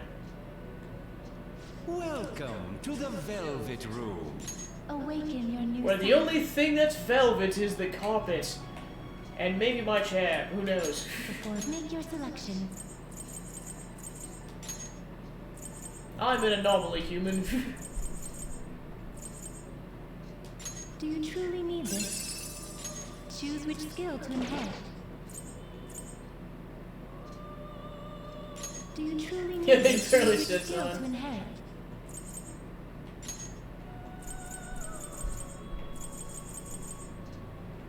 Okay, so I get 4 skills.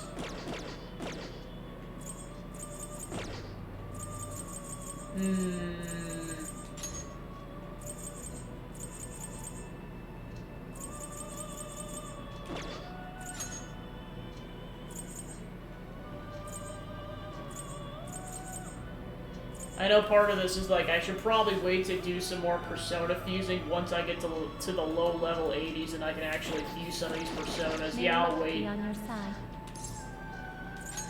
Indeed. I'll come back here when I'm like around like level 85 or something like that. Or at least level 83. Let's do it.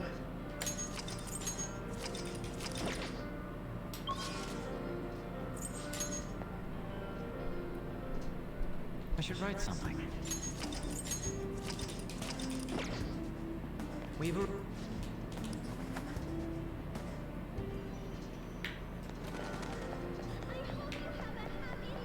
Hey, by the way, Joker, do you know about this thing called Pokemon? Apparently it's like all the rage with the kids nowadays.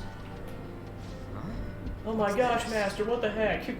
Some kind of storage area? Anyway, we gotta go through the hassle of getting this idea, and this is where we wind up. Don't be too disheartened just yet. Considering the size of the room, there are most likely multiple exits. If we can make our way through here, I believe we'll be much closer to the palace's central area. Pokemon. So basically, we just gotta keep charging on. Let's hurry and get the hell out of here. Being psyched is fine enough, we don't have the best visibility here. Stay on guard, alright?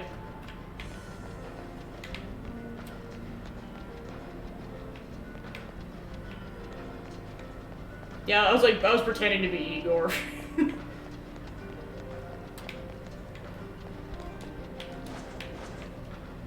Show me your true form. Mainly because we were just in the Velvet Room.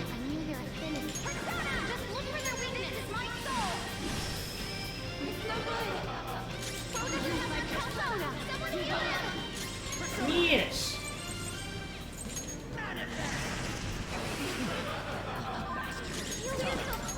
I don't know its weak point. It's trial and error time.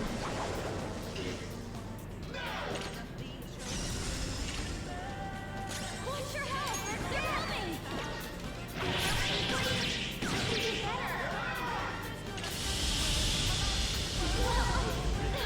I need to attack with extra oomph to get out of this one.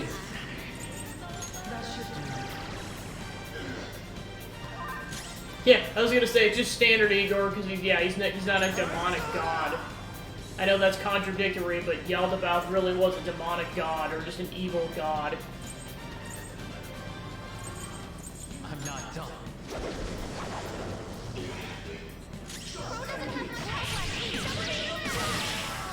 I can still feel the rush. Okay, let's move on. Yeah, there's also that. Okay. A lot happened in that final section. I have to grow stronger. Alright, Mona, heal people for the love of everything.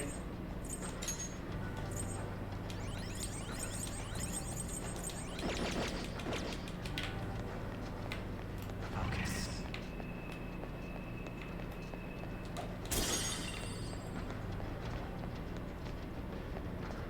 Yeah, and then there's also that, too, as he freed himself from the bonds.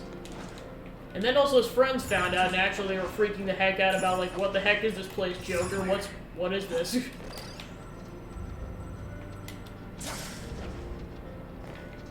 Oop, we got a dude. Joker, there's a chest.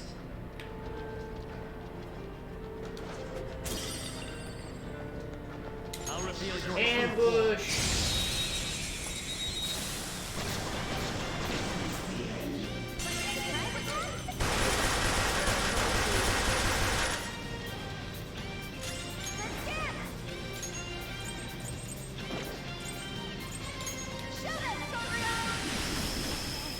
Yeah, pretty much.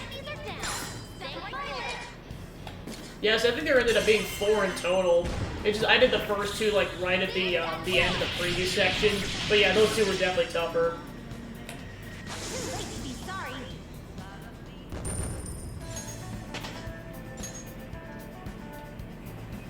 Okay.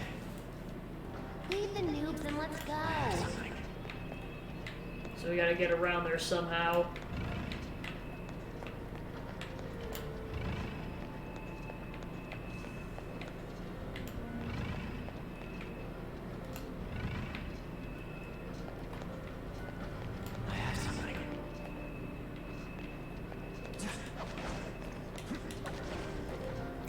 Yeah, Futaba, what the heck, man? Oh, I see that, so you get over there, it's, you gotta go around. Oh, there's a hard persona. No, no, no, no, no, no, no, no, no, no, no. Preferably no.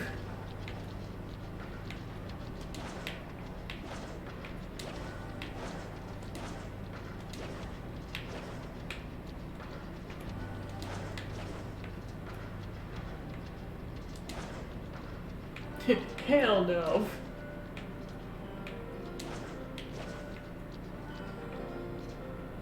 Okay, so it's currently in my line of walking, so I gotta wait. Well, that was just the standard one, so that's not that big of a deal.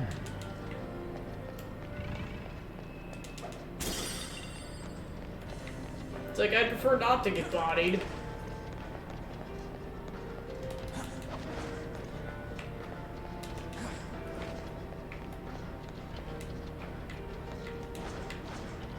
Show me your true form. Alright. Well, I mean, he was a researcher, so it makes sense. I don't know its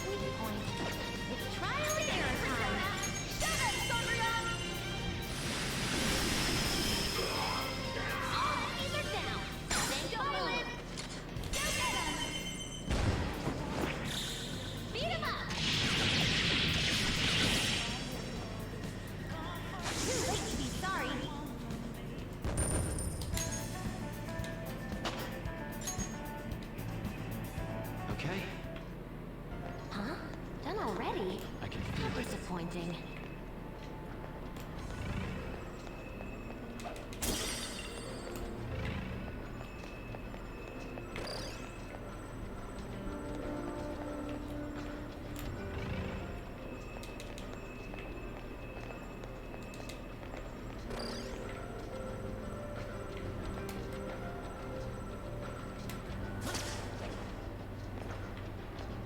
It's a treasure chest.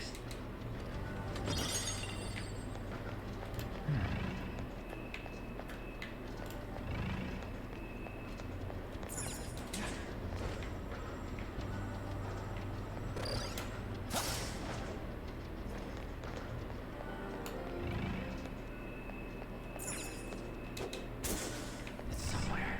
You creepy tentacle, oh my gosh.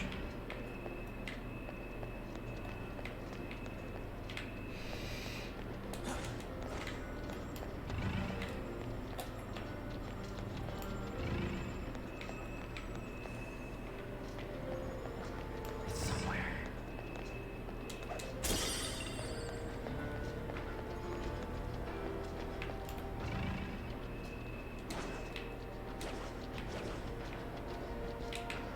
Yeah, I'm gonna try to go back that one section, get the treasure chest.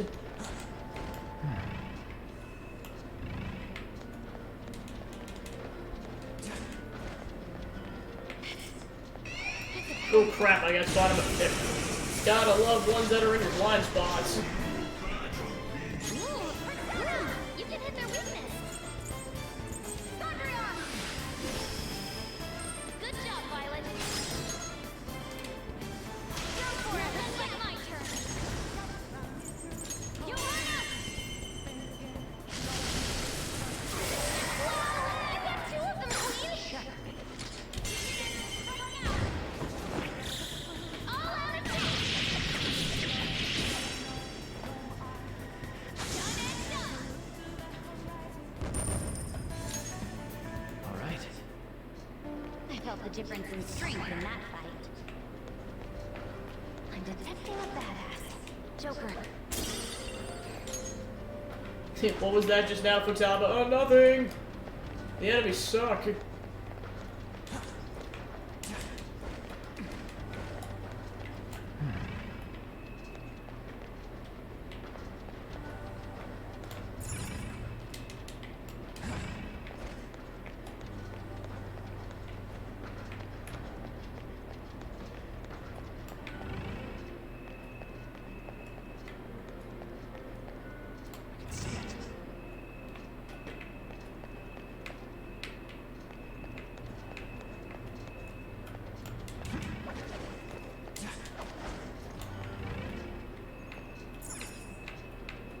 it. See it.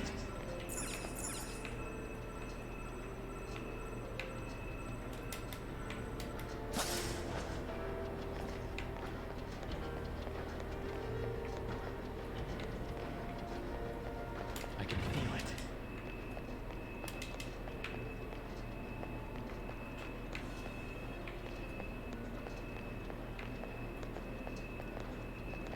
Yeah, as it currently stands, I don't see a way to get around. There's like a secret vent that I'm missing. Focus.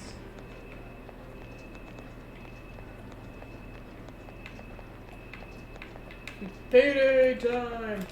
Alright, I'll skip it then.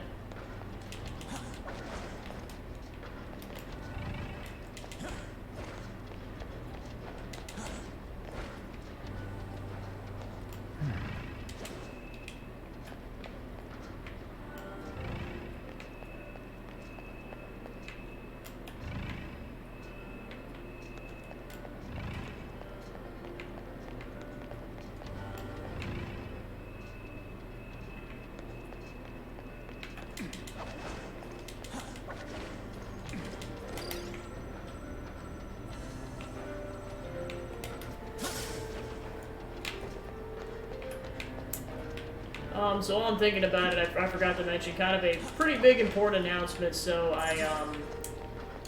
Or I'll wait till I pass this shadow. So in terms of my schedule coming up, for sure I am moving back to second shift hours for my job next week. That period's ended now. So I'm going to be moving on to my 1 a.m. to 6 a.m. streaming hours. Technically Wednesday to Saturday because of when I'm actually streaming. That'll be effective immediately starting next week. Just as a heads up. So this will be the last stream that are during these hours. Unless I just do a random one that's like on a day I have off or something. Alright, so there's the door I want to go in. I'll post about it on Twitter later too, but I just figured I'd make that announcement at least once. While I'm thinking about it. USB cord? What the?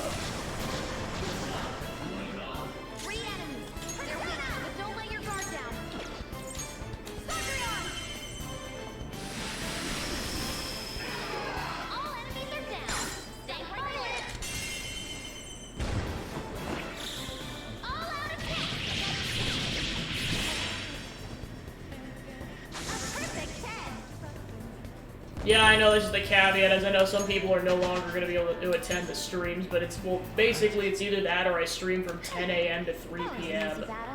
Those are my two options. I really can't waver from that because of my hours. Unfortunately.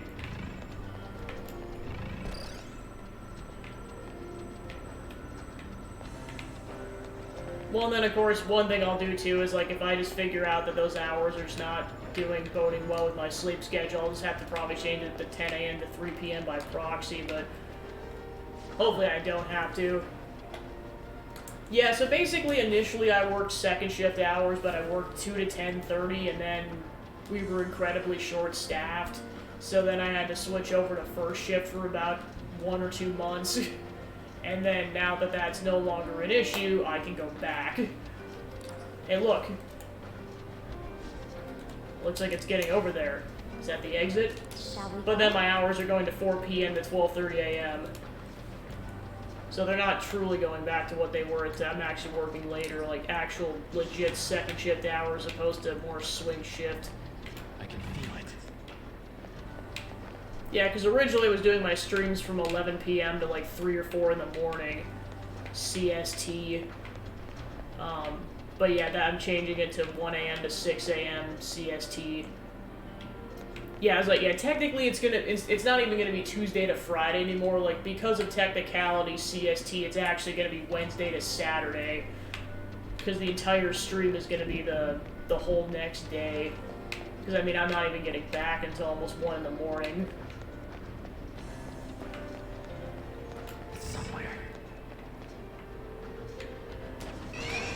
What the? Where's the surprise shadow? They're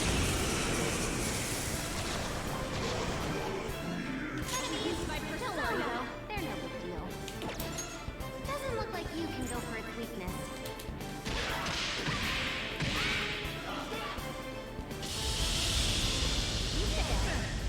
I'm definitely excited to get off of first shift though, because like, kind of going cold turkey on to waking up at 7 in the morning's been kind of rough. Like, I had to set triple alarms to guarantee I didn't oversleep, especially that first week. Doesn't look like you can go for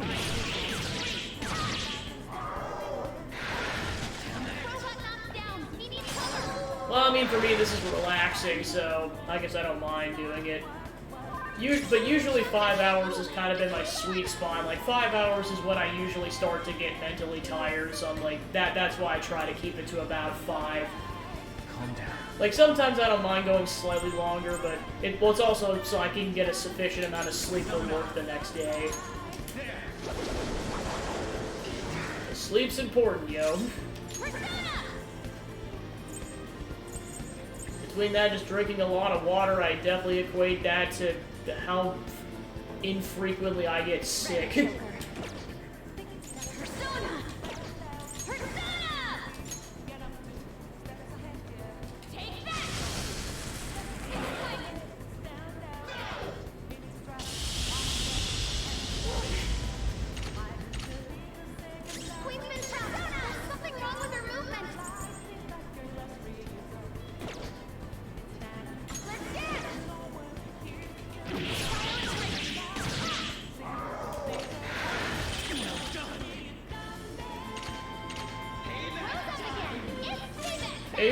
time!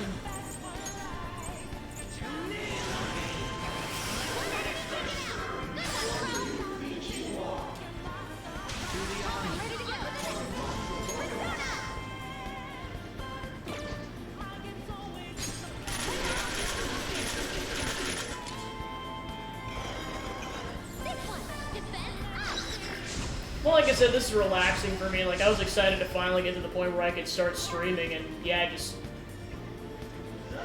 I mean, I like doing it, but yeah, like I said, like, I normally get to my tired state by 5 hours, which is why I try to keep it to that time frame.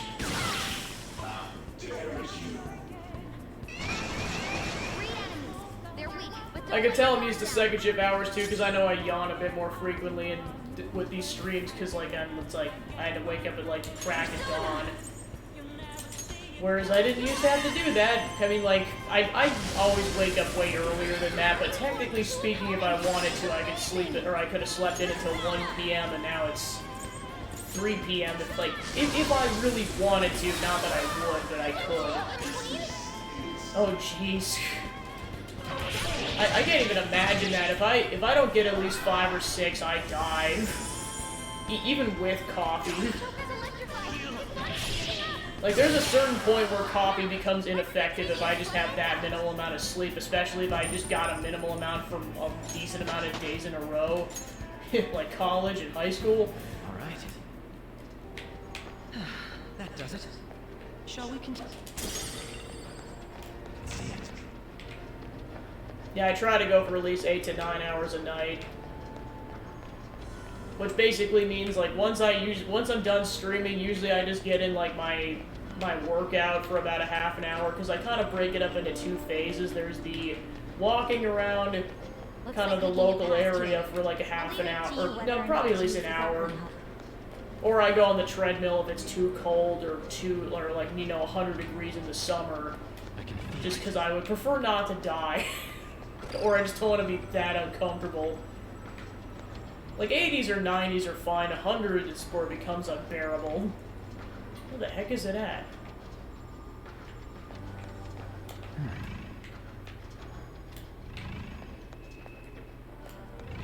Okay, there's the prompt.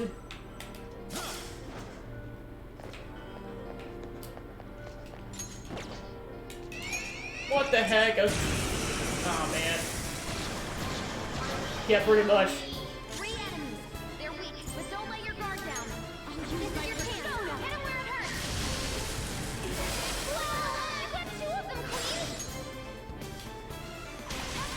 Well, and part of it too is like, you can. I know some people can only prioritize that to a certain extent, because like there's like, if you want to get everything you want to get done in a day, sleep is gonna have to get sacrificed a little bit so you have slightly more time.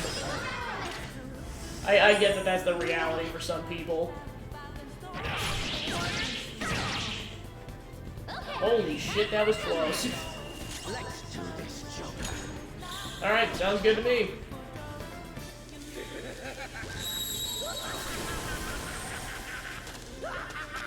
But yeah, so basically after I'm done streaming, I kind of do like the second half of the workout in a day, which is the actual like weightlifting. But then I try to keep it strictly to like an hour top, so that, because then like pretty much immediately, unless I just feel that stinky, I just take or I just go to bed and then just take a shower in the morning. But like sometimes I feel that stinky, I'll just take it immediately. Kind of just depends on how exhausted I am. All right. Shadow defeated. I hope it was of use.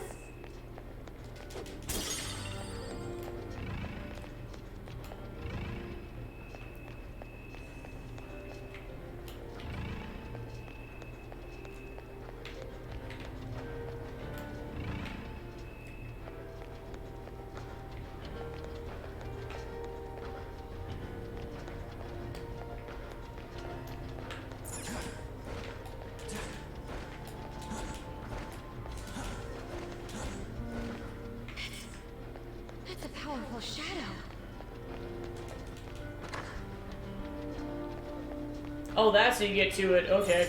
See, I wasn't even supposed to discover it right away. Gotcha.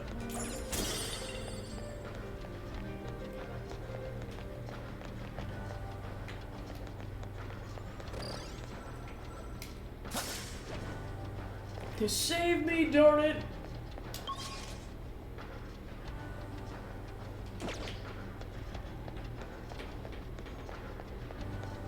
I can feel it.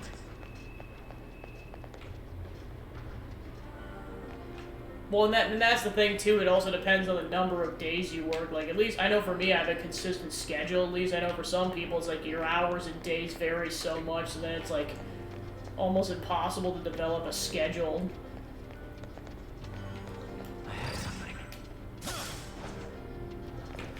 Like, I know it's just my own, like, personal friend group. It's, like, or my IRL friend group. It's, like, it's 50-50. Like, half people have varied hours, and half of them, like me, have actual set hours. So I know planning stuff's always questionable. We have to always plan stuff, like, months in advance to guarantee that everyone gets the time off. Because I know I can never hang out on Saturdays anymore because I work Saturdays. Unless I actually, like, take PTO. Yeah, as someone who's done both, I definitely prefer set hours because then you can actually plan your life out a bit more.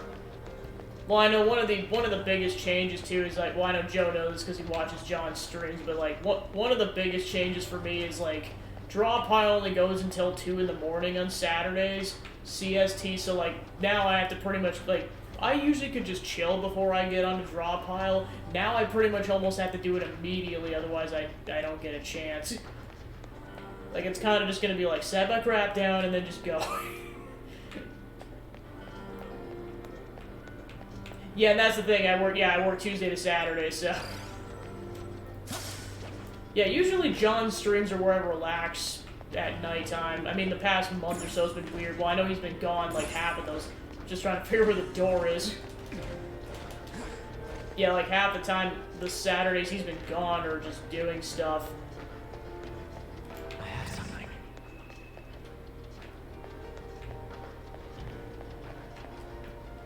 But yeah, the times he's been around during first shift, it's like usually I get back like hours before he starts, because usually he starts at like 9:30 or so, CST.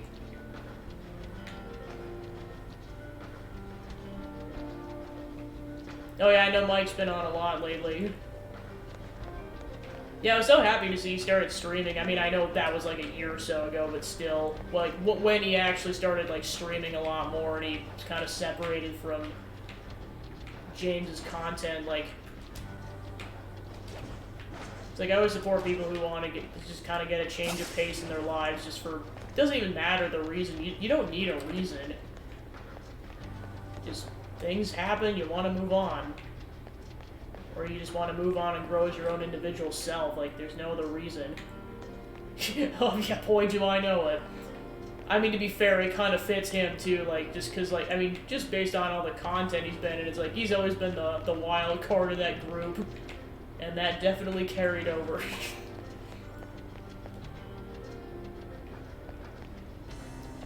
Well, and of course, that was the interesting part about watching AVGN when I was a child, was like finding out behind-the-scenes footage later, when I was a teenager and an adult, like, wow, he was actually way more involved in the production than I thought he was. I thought he was just a guy who came on for Board James randomly. Same thing with, I forget what his real name is, but Bootsy. I didn't realize how involved he was as well.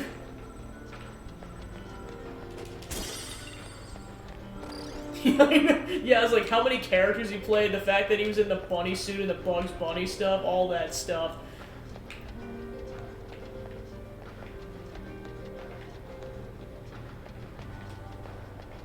Well, because, like, up until I found that out, I knew him just from Board James, because he was on that show a lot.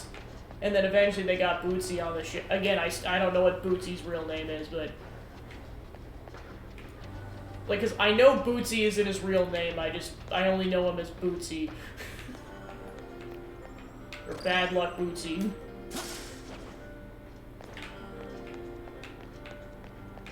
Yeah, I know there's just so much internet content, it's just...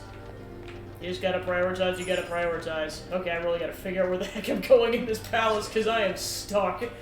Where's the door?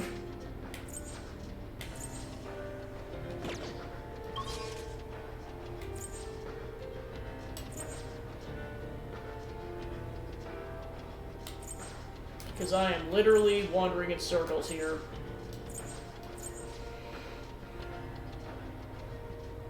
Yeah, because I don't see a door that really leads to anything on the map. Everything's like inside of the room. Oh yeah! Yeah, that's another callback to that. Oh, it's a maze. Oh, Jesus. I'm giving it 5 more minutes and then I'm looking it up. Because I know at some point I want to move on.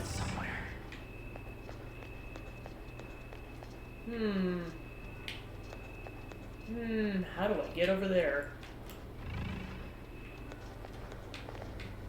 Just gotta figure out where that might be where I'm supposed to go. I just have to figure out how to get over there is all. Oh yeah, them too. Yeah, no, there's just so much. Yeah, well, cause like, plus there's stuff like AVGN. It's like I definitely prioritized it over other content because like there wasn't that much back in the day. Or, yeah, cause like nowadays there's just so much. Hopefully I don't die. Shit, I forgot to heal. Well, I gotta do that section all over again.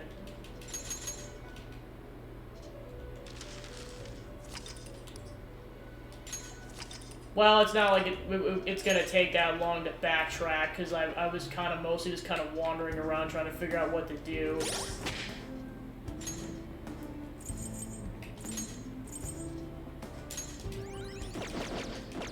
I'll just add this.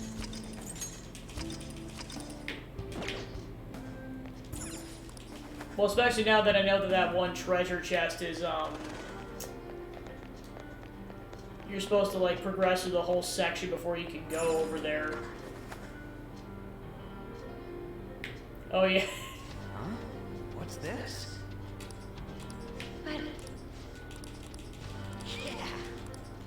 Alright.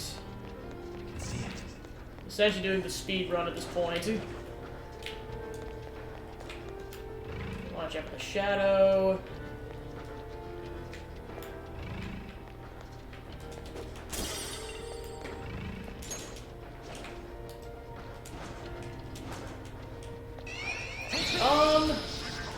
I'd say it kind of depends on when there's people around or when people chat. Like, it kind of depends on what's going on in game. Like, usually my default setting is kind of just calm like this. But then just, like, when crap goes down like it did yesterday, it gets a bit intense. Yeah, I might have inadvertently been quoting them a little bit at times, as well as other people on the internet. Like the amount of times I quote Markiplier is kind of disturbing, almost.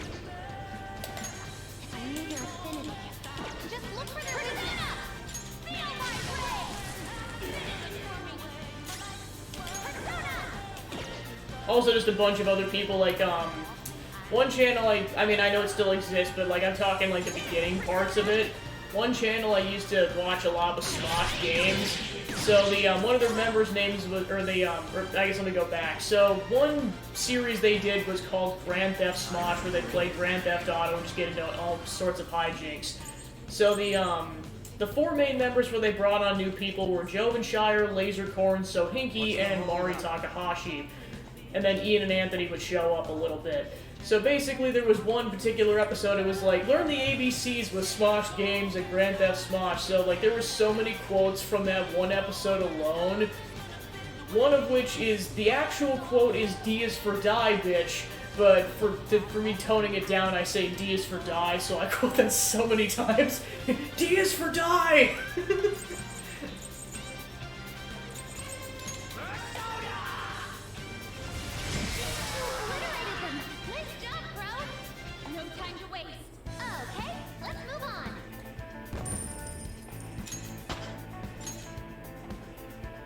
And then also, U is for upset is another one that I quote a lot.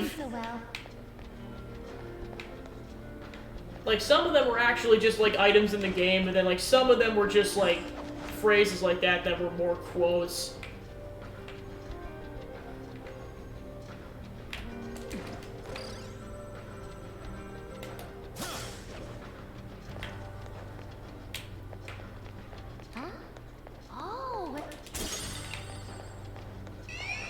shoot.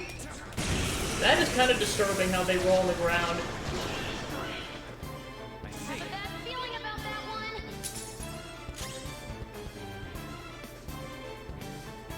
one. Oh yeah, Pingus!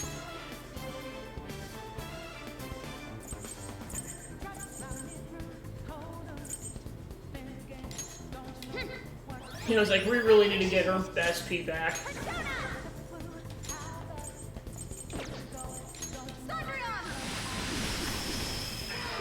All enemies are down.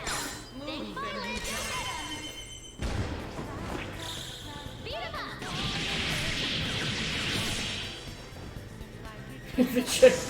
the gigantic pink, so much Pingus. This power. Alright, cool, I leveled up. Okay, Leave the noobs and let's go. I can see it. Alright, speed run. Speed running this. Oh yeah, that reminds me, that's another person I quote constantly is Jacksepticeye. Because that's another quote I always bring up. It's like, speed run, speed her up in this. Fuck you, fuck you, fuck you. Ah! I usually leave that last part out, but still. Prepare yourself. I couldn't finish it. Persona! If I knew their affinity, just look for their weakness. Oh no, trust me, it's way funnier to have that. It's just, there's certain scenarios where I can't say that in public, so like I have to be like, speed, or I'll just say like the toned down version. Let's be like, frick you, frick you, frick you, ah!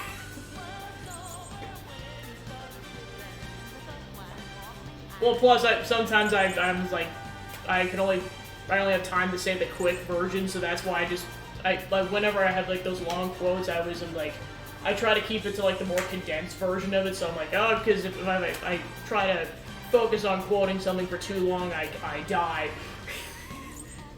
Or make mistakes.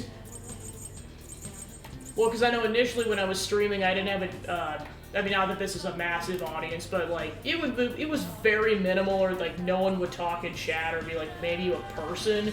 It was a lot quieter, so for that reason, it was usually a lot more calm. It's only been a bit more lively probably in the last couple of months.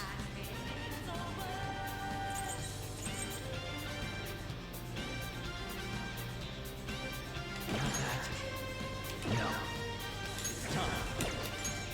I don't know what's weak. It's trial and error time. Haha, double kill. Too slow. One enemy remaining. Just a little more. Persona! Well, plus I kind of try to strike a balance to a certain extent. Like, if people are actively talking in chat, it's different, but, like, when it's just me for the most part, no one else in chat, I kind of want to let the game speak for itself to a certain extent, especially during, like, more emotional moments. Like, I know it's just me being paranoid, but I abhor being annoying or perceiving being annoying, so I'm just like, I just don't want to go too nuts.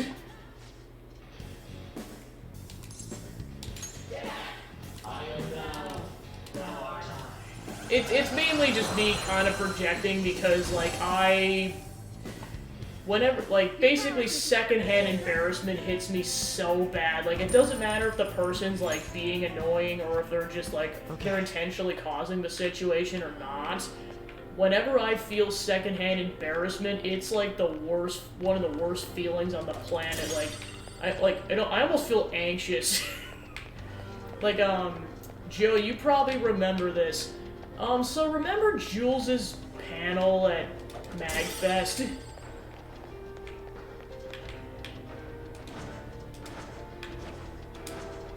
So there was one particular person that brought up a certain topic, and I felt secondhand embarrassment like you wouldn't believe. Like, that was like an incredible, like, to the point where I wanted to leave that panel. Like, I almost did, I'm not even gonna lie.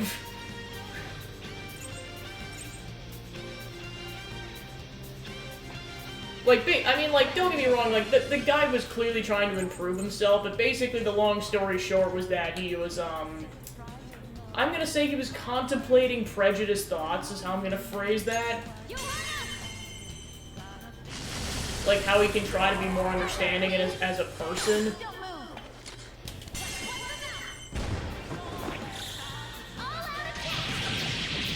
But like the fact that he was like kind of bringing up some of the stuff he used to think and everything. So basically this particular panel, it was Family Jewels is the guy's name. He was speedrunning Mario 64. But then he also has, I think, like at least a minor, maybe a major in psychology. He was gonna be a therapist, but then chose to do like guitar stuff. Okay, yeah, Joe's there. So basically the whole thing was that he was like giving people like life advice while he was speedrunning Mario 64. So that's why it came up. Well, and of course, like, you know, if you only see his covers, you don't see that side of him. Because yeah, on his VOD channel, the Jules Conroy channel, you see a bit more of that commentary where he talks about that kind of stuff. Oh yeah, and then of course I found that out in retrospect. Because I know that was the first panel my friend that I went to. Like, I think we had only been in the convention like maybe for 2 hours at that point. Like, pretty much we got there, we got registered, and then we beelined it for the cafeteria because we were starving. And then I think about a half an hour later we had to get in line for Jules' panel. Like, we were just so disoriented from everything going on that just it was like, oh. Yeah, I know, I didn't even see it until the next day, because, yeah, we, because of lack of PTO, we couldn't get in until Thursday morning. Like, it affected both of us, it wasn't just me. You don't have any skills that'll hit its weak spot. Let's dance! So, yeah, because of that, we couldn't get to the, like, even if we went straight for the convention center, I think the earliest we could have gotten there was 4 p.m. based on timing. It just, we wanted to go check out the Smithsonian Zoo, so we went to go do that first, because it was a nice day. It ended up being, like, in the low 70s in the beginning of January in DC. In retrospect, I'm glad I did that, because that was, we took advantage of the nice day that was going on that whole weekend. Well, and then, of course, I know the other part of it is unfortunately, I can't go next year because someone's already booked PTO for that week. Or there's just no guarantee I'll be able to go. Alright, where the heck is... There we go. I found a chest. Yeah, it's hard to say if I'm gonna go to any other conventions this year to make up for it. Otherwise, it'll probably just be like, maybe try to go to PAX East next year at that point if I want to go early. Alright, then where the heck was the other thing? I'm also trying to avoid the shadows, because I know that's how I got killed last time. Also, I really gotta make sure I keep healing.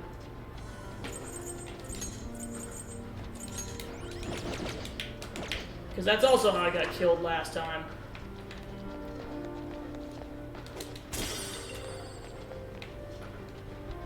Oh. Okay, so yeah, they totally explained where you're supposed to go. So you're supposed to get over to that platform. Gotcha. I have something. Wonder how I get on that platform. Oh, the stairs, duh. Oh, that's probably where I got lost, was I just didn't take the stairs. I got so distracted by getting the treasures. See it.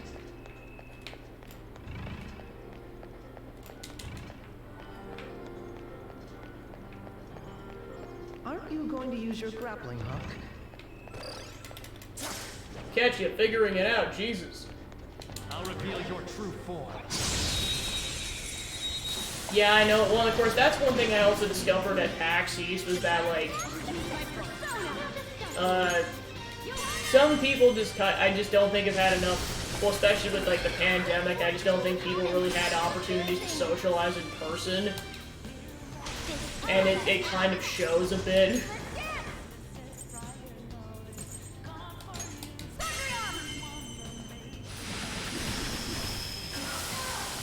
Or they'll just, like, there's kind of just some, like, weird behavior. Like, I know there was one panel I went to where, basically this girl just kept heckling the people for seemingly no reason. Like, it was just her and no one else, and it wasn't even, like, supposed to be a comedy panel. Stuff like that. Which, of course, gets into the whole other issue of, parasocial relationships. Oh gosh, more people just need to know about that concept and to be able to respect people's boundaries. That's why I don't assume anything about, like, online friendships or relationships or anything. Like, this kind of just goes based off a code I've followed since, like, middle school, where basically it's like, if I hang out with you at all, you are an acquaintance. You do not level up to friend level unless we are actually hanging out on, like, hanging outside of required functions. It saved me so much heartache. I say this because there were so many classmates and everything that I'd, like, go to school with, but they just... I mean, in terms of, like, just being like, why don't they want to hang out with me? I'm so bummed, that kind of stuff. And loneliness and all that crap.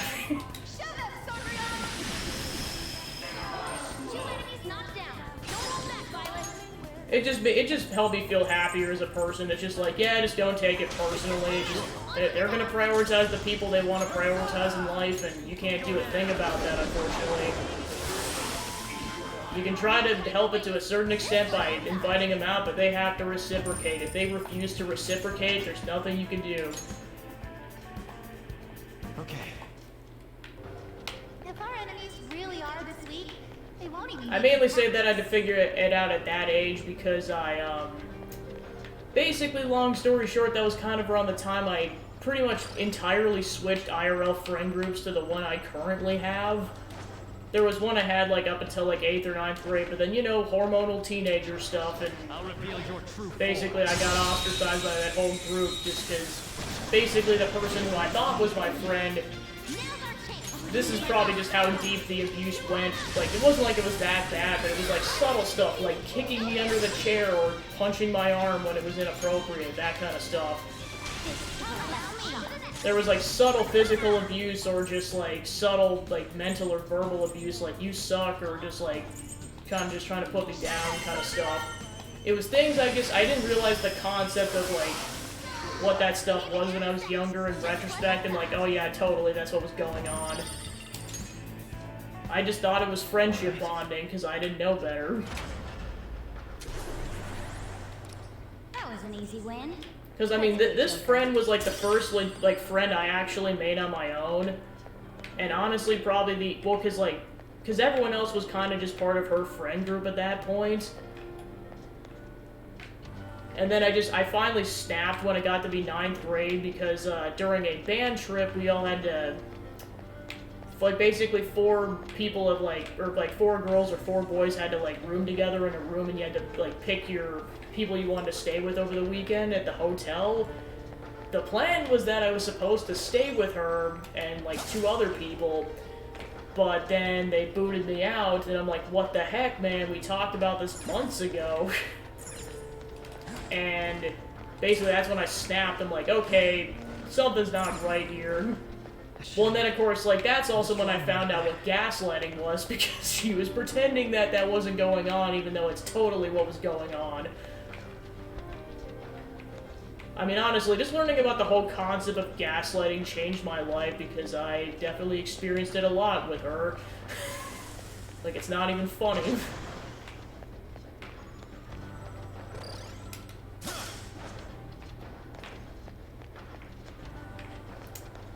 But yeah, basically she, so yeah, well, and of course, the kicker of what happened was, like, it wasn't even with her, it was her parents. Up until that point, they had been, like, pretty quiet people. The split second, like, I was, like, coming forward with being like, hey, this stuff's going on, they got on my case and basically called me, like, every derogatory swear word under the sun. It's honestly the only times in my life I've been called that to my face. And keep in mind, I was a 9th grader, age 14 at the time. Well, and of course, like, especially the surprising part is most of it came from her father, who barely ever talked up until that moment. So I was just more shocked than hurt. I was like, what? Where did this come from? Okay, this is where I was supposed to go, I think. Seems like you can reach another area. Yep, here we go. This is new territory. I wonder where it leads. Yep, here's the platform. Awesome.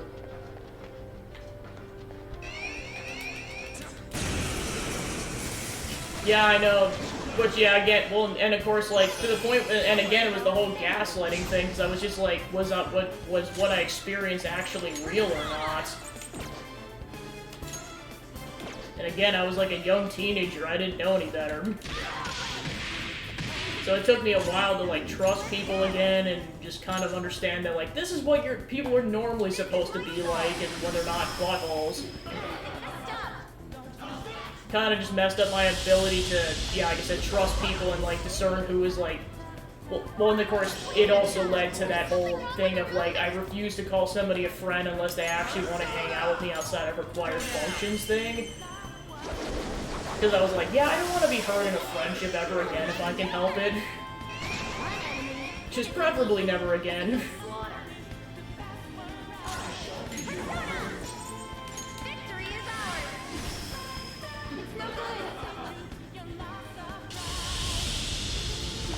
Well, that's kind of part of why I'm so glad, like, I'm streaming now, because I'm like, it allows me to make friends outside of, like, required functions.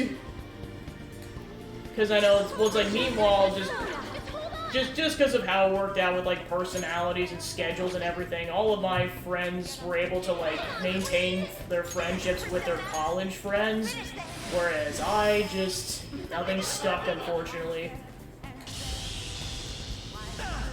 Like, the people I was in all my classes with just didn't click enough to the point where they wanted to hang out with me outside of required functions. Which, again, that's also why I'm just like, yeah, it doesn't bother me anymore. It's like, it is what it is at this point. And then, of course, the people that actually wanted to spend time with me outside of required functions live on the other side of the country, so, like, I still talk to them, it's just, it's only remote like this. Okay. Shadow eliminated. Let's go, Joker.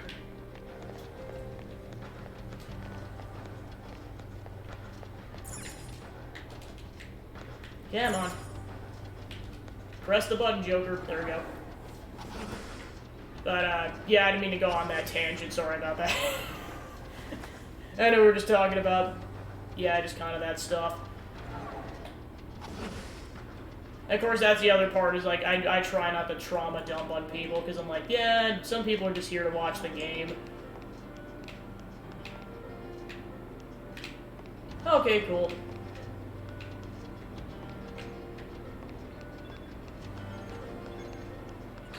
Like, it's kind of just one of those things where I'm probably just too courteous to a fault, to the point where it's like, yeah, I don't want to talk about extra stuff just because. Plus, I think I'm just kind of, up until this point, I was kind of just used to being ignored and being the quiet person. Like, family gatherings and just, people would just kind of just make sure I was fine in terms of, like, food and just getting enough to eat and everything, but beyond that, they were just kind of doing their own thing. Hey, look over there. Security's even tighter here, apparently. Well, and then, of course, it's also, like, those friendship groups where I was always the quiet person, and just... It took a while to finally just be like, hey, I can actually talk, and, like... Well, plus I had to, with my current friend group, I kind of had to set their priorities straight recently, just being like, hey, I'm not just a quiet person anymore, I actually want to talk about stuff. Security's even tighter here, apparently. They appear quite formidable. That means this place must be important. Let's take them out whenever you're ready. Well, because I know that's kind of what happened too, because, like, I used to talk a decent bit, or just about a variety of things, but then just that whole incident I mentioned earlier kind of messed me up in a sense, where I'm just like, yeah, just maybe it'd be better if I just didn't talk at all, kind of a situation, which I know is really sad, but that was my mentality. And it took a long time to get out of that funk. Like, to be honest, I probably only got out of it, like, a few years ago after college. And that's actually kind of also part of the reason I wanted to start streaming, because I'm basically forcing myself to, like, open up and talk again. Like, it's basically a good way to practice these skills. So it also serves another function just beyond just having fun and playing games. Well, especially, like, post-peak pandemic where everyone was isolated. We'll surely be walking into a fight. Have you finished your preparations? I just want to make sure all my... Just gonna make sure all my stuff's good to go. Yeah, let's get some heals in.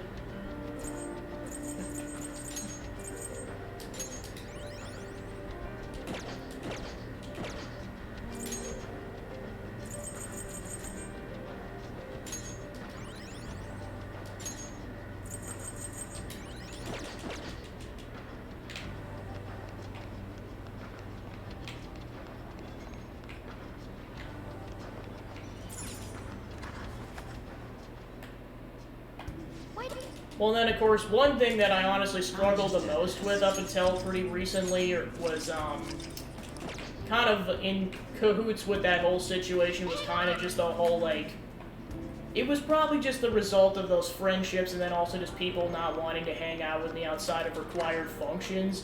It was just the feeling of being a burden. Like, that was just, once I realized that that's how I felt, that just, kind of a lot of stuff made sense. It was just like, yeah, I really need to break this mentality. Because this is not okay. So you dare to defy his excellency. Let us pass. Shall not interfere with our master's work.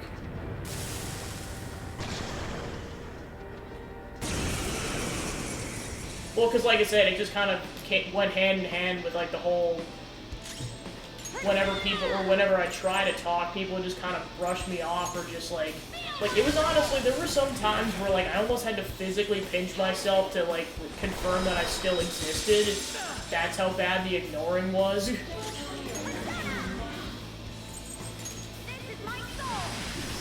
Because like there'd literally just be some conversations where I'm just like, I think I'm talking loud enough, I think. This is mostly in, like, grade school, but like I said, that crap sticks with you unless you deal with it.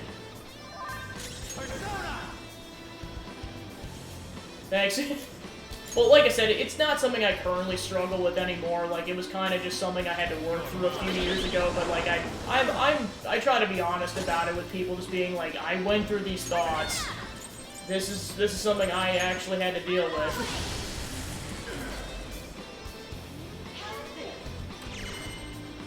Well, and honestly, just like the last year or so, just like, especially with streaming and everything, just having these fun moments and everything, like, there's some moments after streams where I just kind of like, I get a bit emotional because I'm just like, you know, I'm making an impact on people's lives and just, I matter and just, like, it's a wonderful feeling.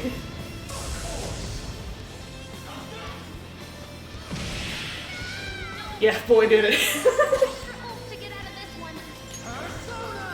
Alright.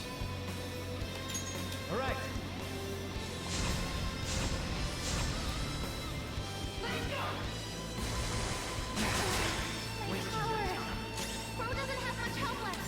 Yeah, let's get some heals going.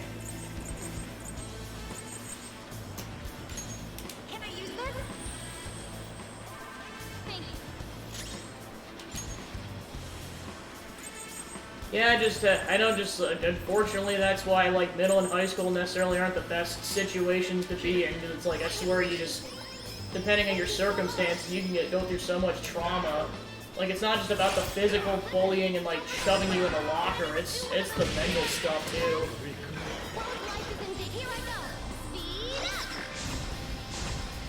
Yeah, I was gonna say, like, Zachman, that's why I empathize with you when you talk about self-deprecation and self-loathing, because I've been there myself, and it's hard to shake.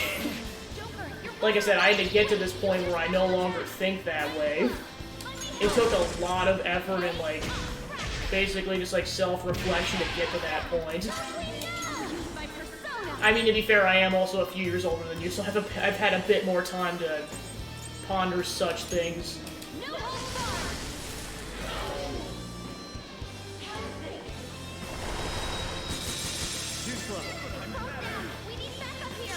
No, Akechi! How dare you die on me, you piece of shit. Well, like I said, there's not a specific process, it's just, it happens when it happens for a given person.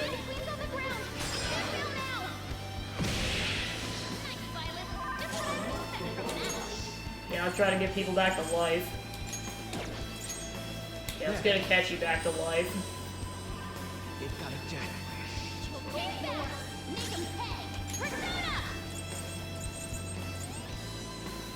Okay. I appreciate it. Nice try.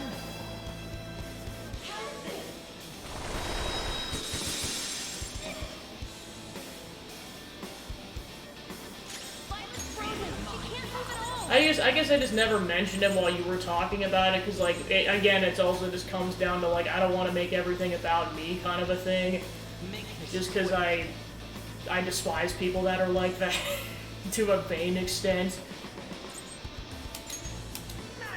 So I just try not to be like that. Also just kind of a common courtesy thing of, like, hey, maybe don't do this sometimes.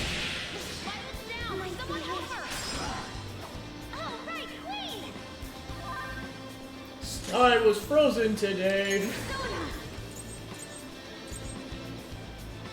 Well, because, like, especially when someone's, like, let's say talking about, like, I don't know, like, a relative died or, like, a friend died and they're grieving, like, I'm not gonna interject with, like, hey, this happened, because I know that's objectively worse. Like, it's kind of like reading the room kind of a situation. Like, there's a time and a place to talk about it. It might just be the next day, but, like, you just don't necessarily bring it up in that moment, because, you know, it's not necessarily important to bring it up at that time. Well, and then, of course, the other part of it, too, was actually, like, celebrating my accomplishments outwardly, because, like, let's just say not everyone in my past was happy with my accomplishments, most notably that friend I brought up, and that was the other part of it. Let's get the heels going. Let's go. Joker, are you alright? Let's go.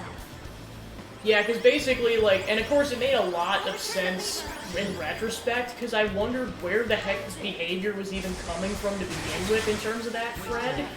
Turns out it was because she was jealous because I was getting better grades than her. What the frick? And she did not talk to me about this, she didn't ask for my help, nothing. She just assumed there was nothing she could do about the situation and chose to take it out on me in retaliation. That made me so sad when I found that out. Because I was just like, wow, there was like, if I had known I could have prevented this, but like, there was no way I could have known. Like, there weren't subtle hints, her parents didn't even allude to it or anything, just nothing.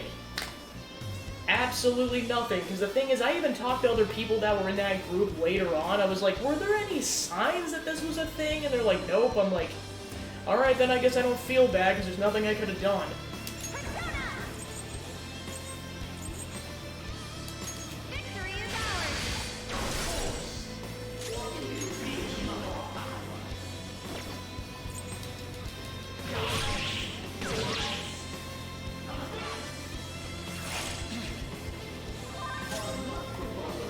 Well, now's the thing, is like, because here's the thing, it's not like she was failing, she was getting, like, B's or C's, and she had strict parents, whereas I was just, part of it, too, is that I actually liked learning, and like, well, especially reading, like, that didn't die just because I'm out of school, but, like, I like learning and reading about new stuff, so that just naturally helped me get better grades, it just, like, kept me focused, so just, like, I guess, I mean, like, don't get me wrong, later on I really had to study a lot for my classes, but just early on I just didn't have to too much.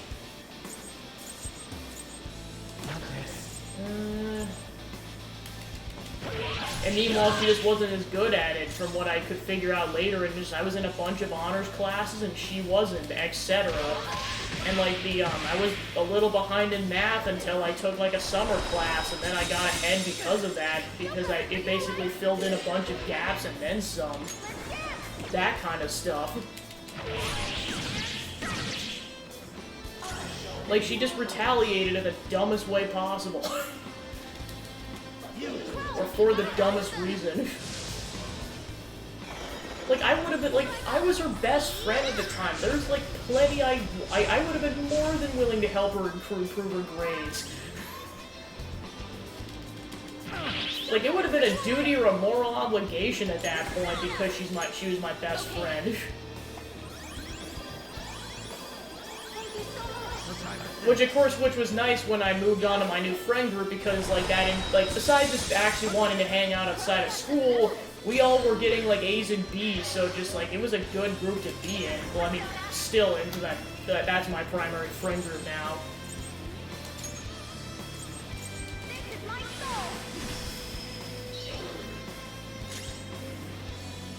Yeah, and of course that was the thing, is that like she was my first, well, to be fair, that's probably why I don't really have best friends anymore, because I'm like, yeah, the last time I had a best friend, this crap happened. And also, I probably shouldn't play favorites anymore.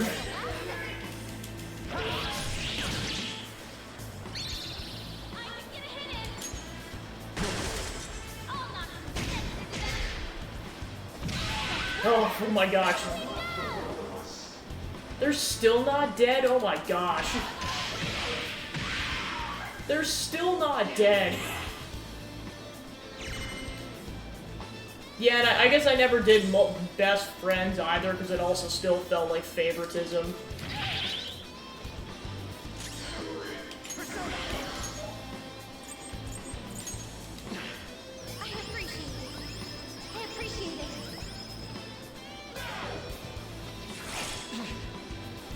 Yeah, and of course, I think that's why I started making that decision, because I'm just like, okay, if you're close enough in my life, you're a friend at that point, if I actually know enough about you. Because that's the other thing, too, is like, just because I hang out with a given person, like outside of required functions, does not make them a good friend. It makes them a bad friend, is what that makes them. Let's go.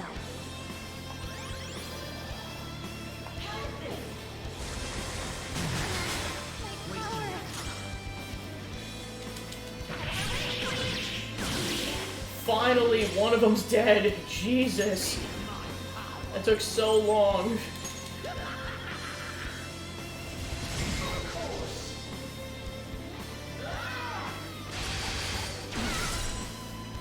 We can beat this. Ooh, nice. This is it.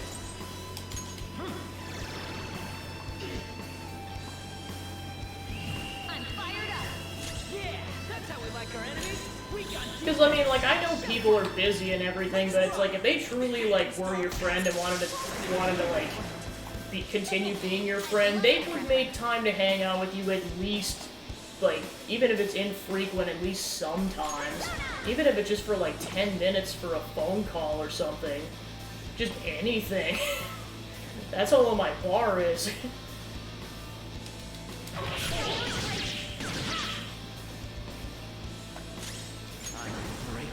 Well, and of course, my thought too is just like, I don't even care if it hurts somebody's feelings that I say that, because it's like, yeah, if you want to be updated to friend status, you'll put in the work. Like, if that hurts your feelings, good, do something about it. If not, get out of my life. Or just just live with being an acquaintance and move on. I have to prioritize other stuff in my life. I'm not gonna waste several years of my life just us beating around the bush until eventually we just break off the friendship, because we honestly should have done that years prior.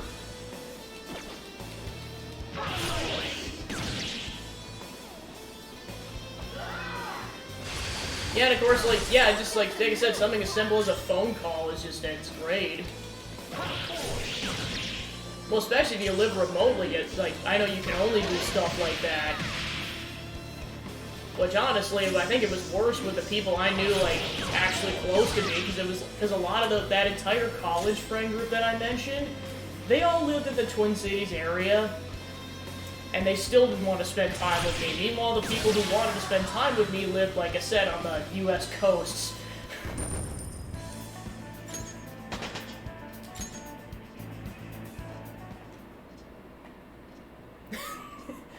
Yeah, I was gonna say, I know this is definitely like jumbled thought, but like this is just a bunch of stuff I've had to experience in my life.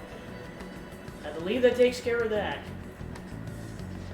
So where are we now? The room seems very different to the rest of the palace. It was more heavily guarded as well. Well? Could this be some sort of surveillance room? The monitors are displaying various rooms within the palace. Wait, we're being watched the whole time? I don't know about that. Yeah, I know, I definitely ran into that problem, and I think I mentioned this yesterday, but, like, also, especially with online video, like, that was even less frequent. Because at least with video games, I knew at least a couple people in the band program, and then just, of course, talked to them about it a lot, but, like, with online video, it was me, and that was it.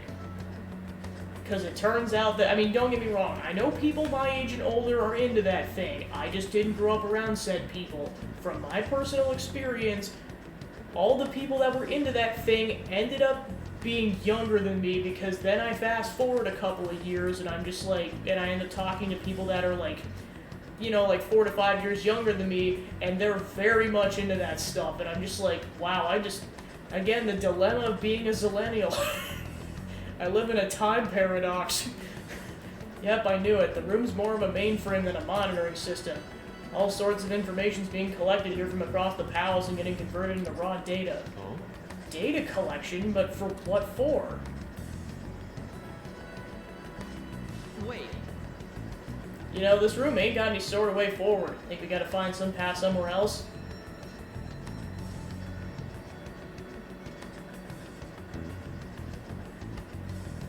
Yeah, I know, just something as simple as that. This room ain't got any sort of way forward. Think we gotta find another path somewhere in? Or somewhere else? Actually, it looks like there's a path beyond these cables. We're sure not using it as is, though. Oh. What is it now? Is that mementos? Yep. I tracked the location all of the data is being sent to. It looks like it's going into mementos. We might be able to make some headway to investigate this location. That reminds me, Lavenza did tell us Dr. Maruki's utilizing mementos to distort all of reality. Even still, are these really data cables? Let's go check mementos. Agreed, sticking around here isn't going to help us any. Alright, let's get out of here for now. Let's see if a mementos trip does us any good.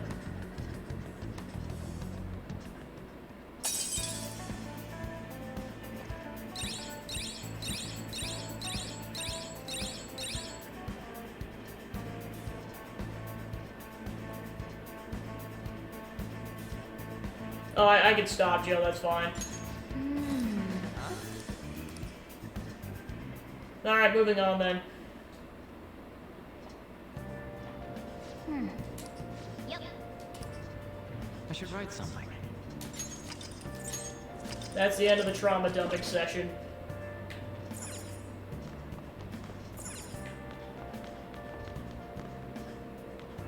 Oh, gotcha.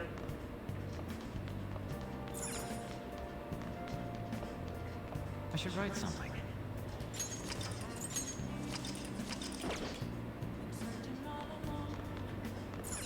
Hey. Yep. Yep.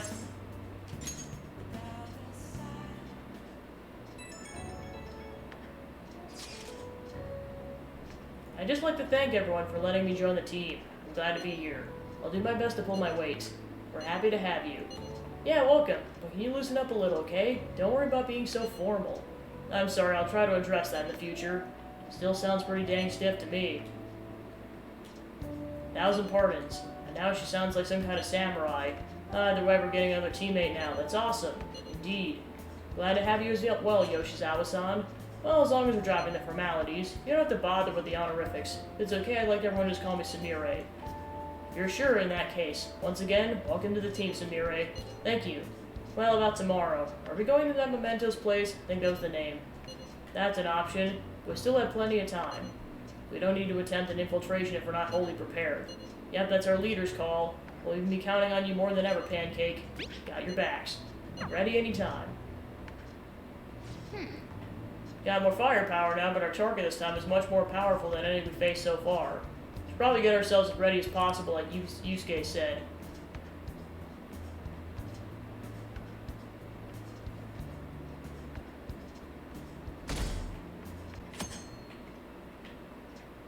And honestly, no one's at fault here, but if you guys are feeling uncomfortable, please tell me way earlier. There was, no indicators that any of you were uncomfortable. About the fan site request. If I find this any year, I'll be sure to pass that info on to you. Yeah, because now I'm really embarrassed. Sounds good. There aren't as many posts now, but it looks like there's still plenty of people in trouble. We're all counting on you, Phantom Thieves. Dispense justice. There's still people in trouble out there, huh? That can mean there's still some targets left in Mementos. While they're not there, we're better be prepared for anything. Who knows what might happen.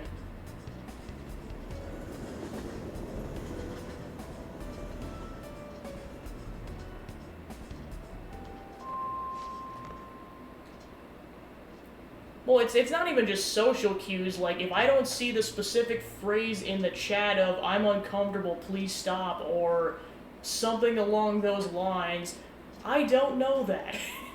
Because, I generally have an idea of what makes people uncomfortable, and sometimes that stuff's in the gray area.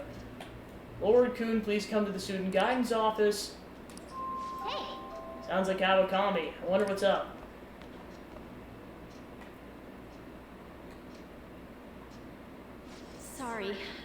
Sorry to pull you out of class, but it's about Takusen's guardians. I told them that I'm not going to pay them any more money. I'm quitting my part-time job too, although I'm still in the talks with my boss about it. I'm going to devote myself to being a great teacher.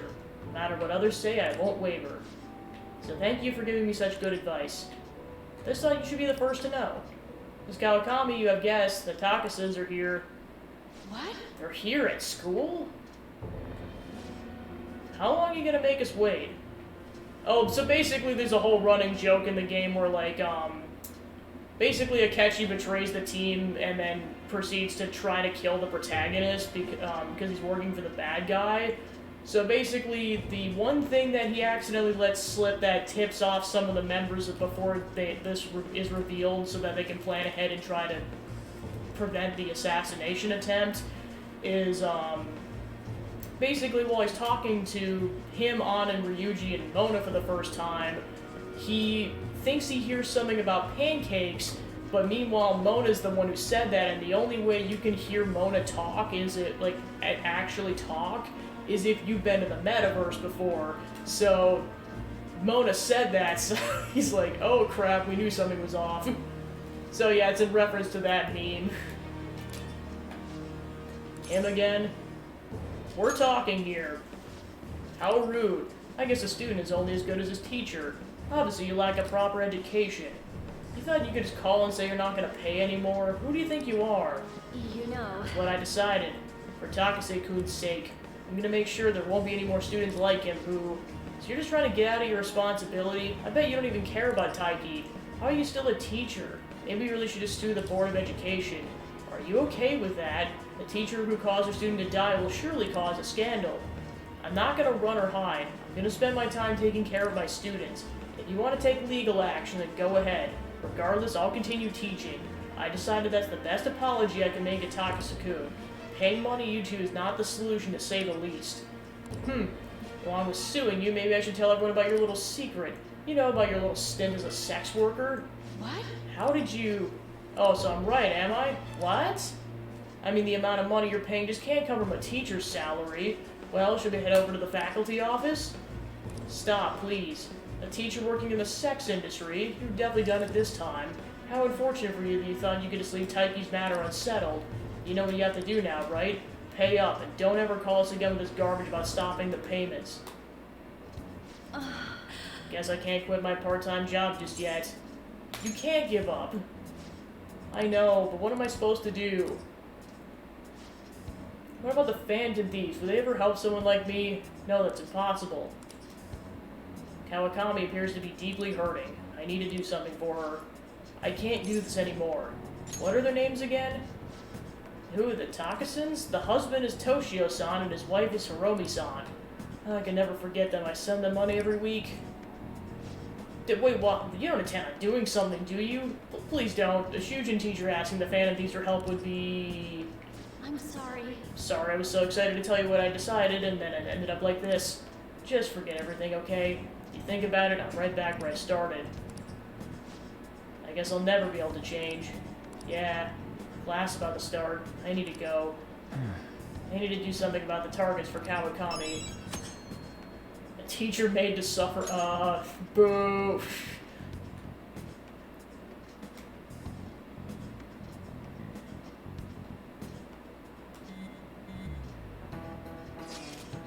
Does the school's atmosphere seem different to anyone else? Atmosphere being the general mood, I suppose. Everyone seems so happy.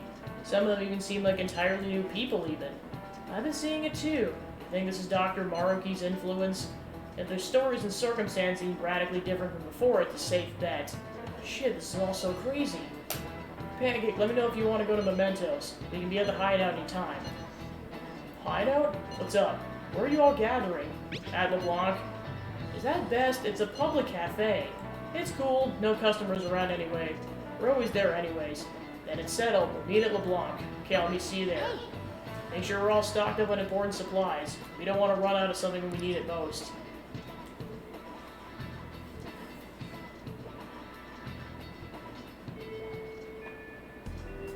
Now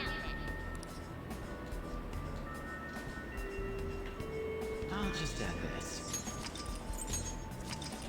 Alright, so now we're back to business as usual with, like, the day cycle.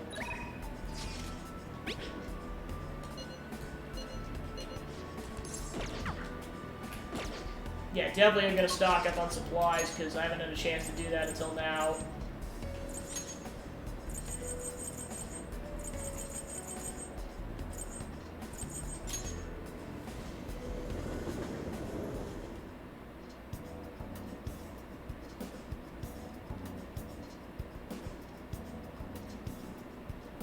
Hold on a second, I'm just gonna check something.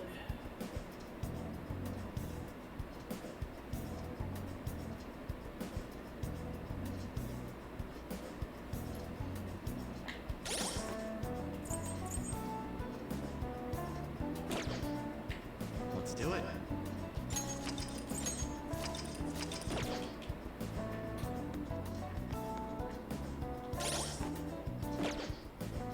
Alright, so you have medical supplies. please head to the exam room. So yeah, I think what I'm gonna do going forward is like stuff like that I'm just not gonna talk about anymore. I'm banning it. Okay, which one? Especially as I get more of an audience. Do you know what it actually costs to make a new medicine? I bet people would faint if they did. I guess it's just mainly something I didn't think about at all because I have this minimal of an audience. But it's honestly good to know going forward as I grow my audience. That should work. Here you go.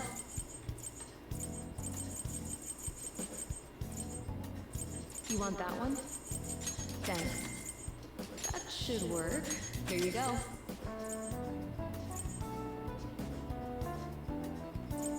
You want that one? Thanks. Yeah, I know it's part of it. I know we were getting off on a tangent and kind of just got out of hand. That should work. Here you go. Yeah, I was gonna say exactly as Joe said. It's kind of a gray area. It's like, from my perspective, it's like it didn't seem like it was harmful. I keep forgetting people have like all sorts of mental illnesses and stuff, amongst other things. Just kind of making it impossible to deal with certain circumstances, among other stuff. Or just like, you know, PTSD and all that jazz. That should work. Here you go.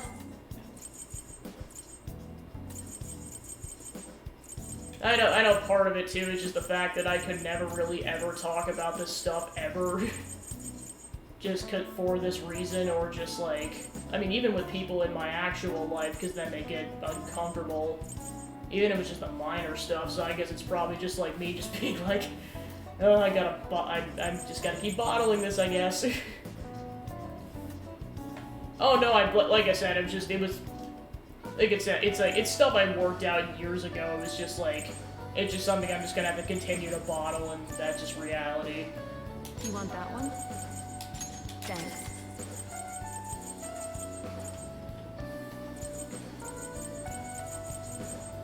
Alright, do I want anything else?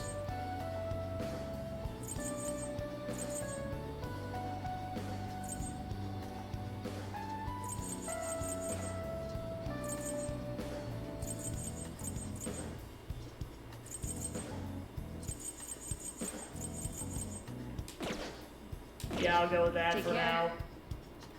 Alright, let's go to the weapon shop. So I guess the vanilla game, I think, is usually like 70 to 80 hours. I've just done probably more than an average playthrough in terms of like the side content. And when I say the vanilla game, the boss fight with Yaldabaoth, the final, or like that boss, that is where the game ends. This whole Maruki section is what they added to Royal. So I think I had clocked in about like 105 hours up, or like kind of around there, before I started the Royal content, so I'm at least going to be in like the 120s or 130s, if not more. I should write something. Yeah, because I'm currently at 109.34. I could see getting at least, yeah, like I said, and maybe into the 120s. I doubt it's going to go beyond 150, because this is, spoiler alert, this is the last palace in the game. So, like, this is the last major bit of content. After that, it's kind of just like the farewells and everything to wrap up the story.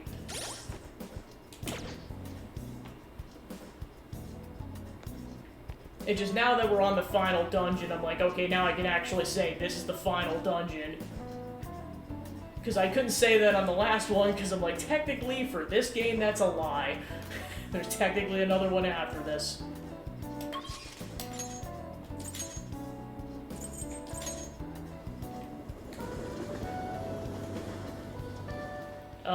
So many, it's kind of a problem. Kind of just slowly cranking them out as I go, and then, well, of course, I know the problem is, like, new games are constantly coming out, and, like, they instantly skyrocket to the top of the list because of their, like, long-awaited titles or just something that's deeply interesting. Well, then, of course, like, in terms of, well, I should say there's two categories. There's my personal, backlog of games that I don't do on streams, and then there's the stuff I do on streams. So yeah, so it's kind of two separate things, because like Super Mario 3D World, I played that at launch like a decade ago. It's just I wanted to play it on the channel. Well, plus what's new is the Bowser's Fury content. I haven't played that. I'm mainly playing that because, like, it's Mario Month this month, and I wanted to do something for Mario Month while it was still going on. And I was like, Super Mario 3D World, that's perfect. I don't have a lot of options, but I'm like, damn, I might as well play that because I really want to. Like, this channel's kind of a combination of new games I've never played before, and then games I just want to play on the channel because I really am passionate about certain games and I just want to play them again. Well, I didn't get bored, I beat it is all. Because I know with, because I know there's, like, doing a legit playthrough on the channel, because I did a speed run of it during a charity stream. Is kind of what I did. It was basically just getting through the main campaign as quickly as possible and just doing, like, minimal side quests or anything. I mean, it was like 4 to 5 hours. It wasn't like that much of a speed run, but like up until that point, usually I was just 100%ing the game. So like anything that's faster than that is speed running for me. It just, I actually had a time at that point. Yeah, let's say I did a couple last year. I'm kind of like waiting for the right time at this point because there's been a bunch of charity events, like Runaway Guys Coliseum was about a week ago. Probably almost 2 weeks now, and of course, like, I knew a lot of people were going to be donating for that, so I was like, I should probably wait a bit before I do a charity stream so that people can accumulate some money again. Oh yeah, then there's Pokeathon back in last September. So yeah, for sure there's gonna be that. I'll probably do something around or around June for my birthday, and then probably something around the holiday, so at least 3. Just whether or not I do something before June, I'm not sure. Yo. Okay. Alright, which one? Yep, now we got new weapons. I think better not use it to pull a prank. That's what you're choosing? Do you like it? Don't break it, okay? Yeah, That's exactly. what you choose. How's that? That one? Change your mind? Like, I don't even necessarily, like, any money for charity is good, it's just, I just know that there's kind of a certain time where, like, people probably be less likely to donate money because they just donated a bunch of money to other causes. That's what you're choosing. You better not use it to pull a prank. Guillotine saber? Oh, Even though it Jesus. gets dropped, don't break it, okay? You better not use it to pull a prank. Come again.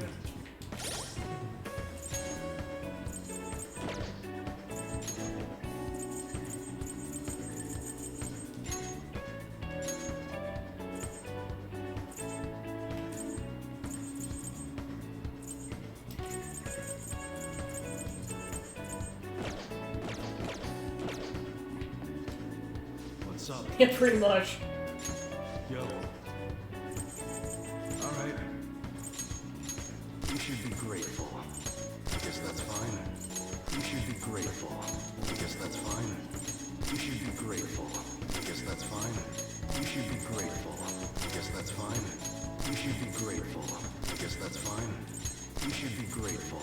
I guess that's fine. You should be grateful. I guess that's fine. You should be grateful. I guess that's fine. You should be grateful. I guess that's fine. You should be grateful. I guess that's fine. You should be grateful. I guess that's fine. You should be grateful. I guess that's fine. You should be grateful. You look serious today. I guess that's fine. You should be grateful. I guess that's fine. You should be grateful. Okay. Yeah, pretty much, just like so much stuff. Which one? That's what you're. Do you like it? That one? Sure thing. You like automatics, huh? How's that?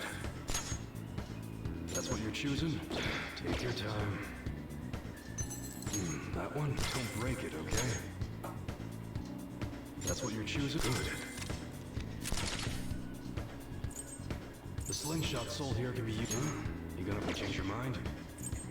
You like it? That's what you're sure thing. How's that? That's what you're good. That one? Take your time. That's what you're. You better not use it to pull a prank. That one, sure thing. That's what you're choosing. Don't break it, okay? Not good. That's what you're. Do you like it? Not sure thing. That's what you're choosing. How's that? Good.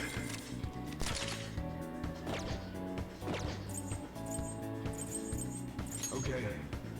Sounds good. That's what you're choosing? Sure thing.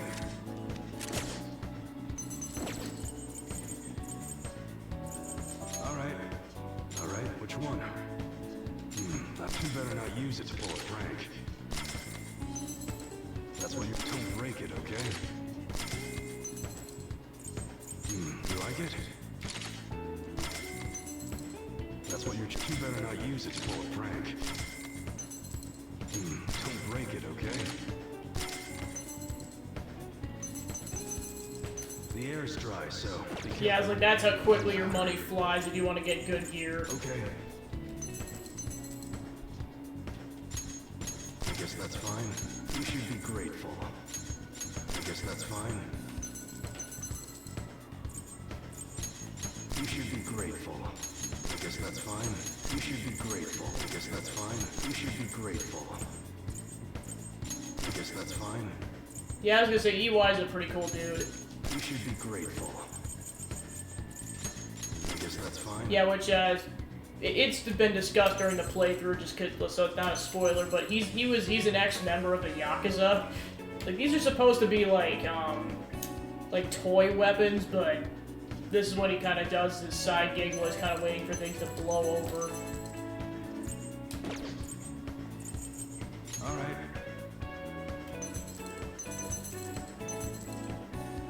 Sounds good. Maybe. You better not use it for Frank. That's what you don't break it, okay? Okay, so I collectively need about 100,000 yen in order to equip Akechi and Sumire. Time to sell more crap. Even though it gets dry in the winter, you should be grateful. I guess that's fine. You should be grateful. I guess that's fine. You should be grateful. I guess that's fine. You should be grateful. I guess that's fine. You should be grateful. I guess that's fine. You should be grateful. I guess that's fine. I know I'm eventually gonna run out of stuff to sell, the problem. I guess that's fine. You should be grateful. I guess that's fine. I'll have to come back when I have more money.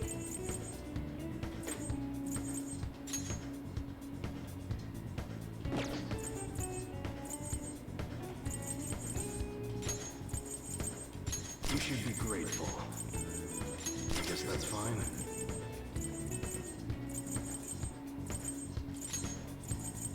You should be grateful. Yes, I should be able to afford at least one of theirs now. All right. All right, which one? I handpick all our apparel items, so I can guarantee their quality. So, actually, never mind, because it looks like the... Okay, sounds good. Actually, I might not have to, never The air mind. is dry, so be careful when you're handling gunpowder. Come again. Yeah, I was gonna say, it's like I had like a million or so yen when I started, and I just blew through it because I needed all of it. That's why you save your money. Okay, so all the prep work should be done now. So let's go to Mementos. Okay. You should be grateful. Hi, we're about to enter Mementos, correct? I'm still a newcomer, but I'll make sure not to slow the group down. I'm looking forward to working with you all. No way, man. Keep telling you, don't gotta be so formal. But if you want, I can teach you everything you gotta know about what we do as Phantom Thieves. Sorry to interrupt, but I already explained everything to her. So she knows about palaces and all that? Yes. Yep, Morgana-senpai already taught me all about them. Oh, yeah, okay then. Yes, you missed your chance to become a senpai, Ryuji. Shut up, wasn't even aiming for that anyways. Oh, I'm so sorry, I didn't mean to ruin your chance to become a senpai. Well then, let's get back on topic. Well, we should begin by investigating Mementos. I prefer to avoid dying in vain due to a lack of preparation. Therefore, it's more important than ever that you all be in best shape before proceeding. You're right. As usual, let Pancake handle how we should proceed. Once we're all prepared, let's head into Mementos. I should write something. Time to get into the cat van.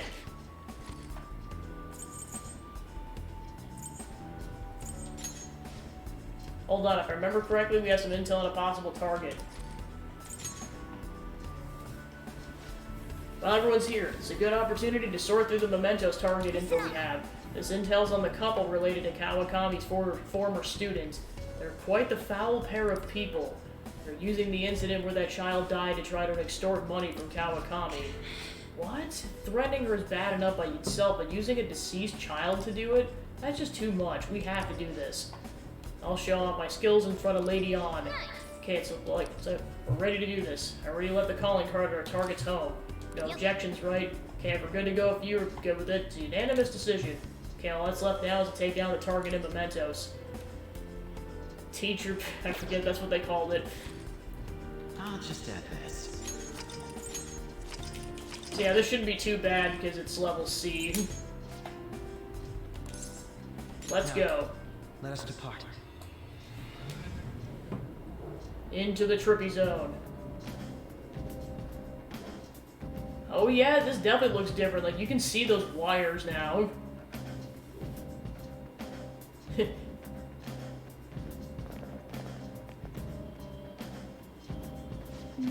This is someone's palace, too? Oh, yeah. Oh, right, this is Violet's first trip into Mementos. I'll check this shit out. This palace is everyone's palace. Maids are forever. So that's what I'm not exactly sure what it means, but I do get the sense that it's important. Thanks for explaining. Good job catching up. But doesn't it feel like the place has changed somehow, or was it always like this? Think so? Looks the same as usual to me. You're kidding, right? This place has always looked rather bizarre, but the massive cables are a recent addition. Oh yeah. They appear to be the same cables as those we found in Maruki's palace. It looks like our theory about them affecting this place was accurate. Well, you nailed that one. Better than we thought we did too. I'm getting some strong readings all the way down. It leads all the way to where we found the Holy Grail. But the God of Control isn't there anymore, right? Why don't we go check it for ourselves? I got something I want Violet to see too. Me? Transform! Cat bus! How about that? Okay. Talk about a low-key reaction. It wasn't really out of my depth to imagine a cat turning into a car. No way. But my transformation! He actually let the cat part slide that time. You know, it's that ability to imagine it so easily that allows Morgana to transform in the first place. No. Let's go already. Standing around's a waste of time. But my main point is I'm totally in a different league than those other cars. Hop in, you'll see what it's like riding in a high-performance vehicle. Boo. Okay, let's do this. I should write something.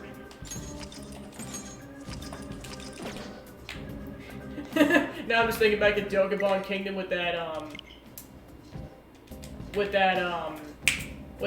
cat mage. What do you prefer? Thank Mew. Thank Mew.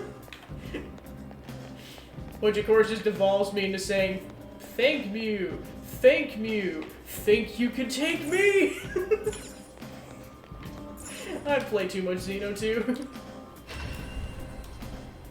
And this is before it got patched out, by the way.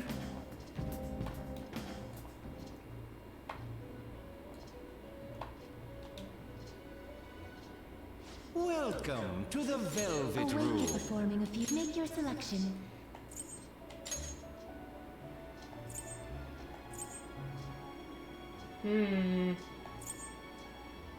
Do you wish to fuse this?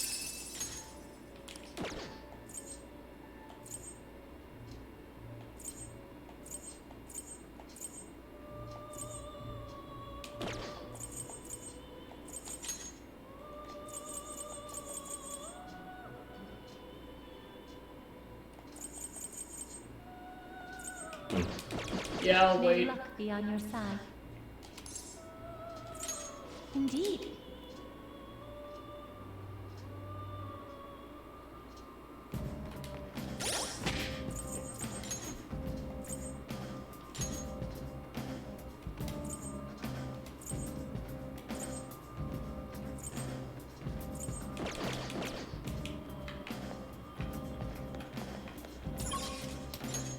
Alright, first let's go. Whoa! Whoa! Whoa, that's so cool! Maruki, you're doing something right, apparently.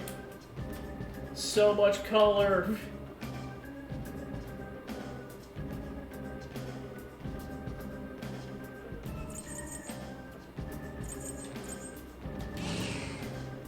RGP mode, oh my gosh.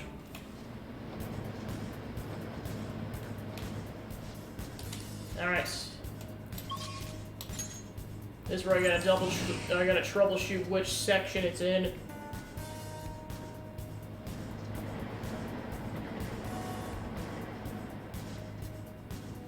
Okay, so yeah, we gotta backtrack.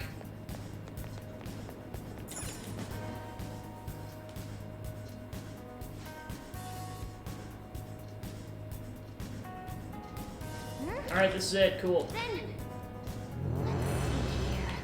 What's it like?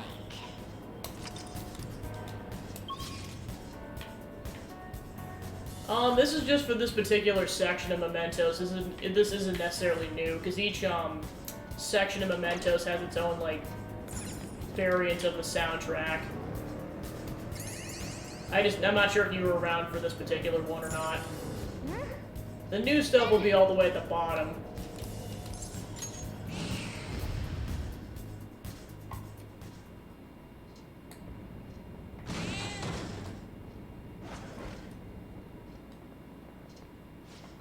There it is, the Shadows of the Guardians, the student named Takase. Those two look pretty sure of themselves, real smug looking. So they're blackmailing that teacher, Kawakami, by using that incident where their child died.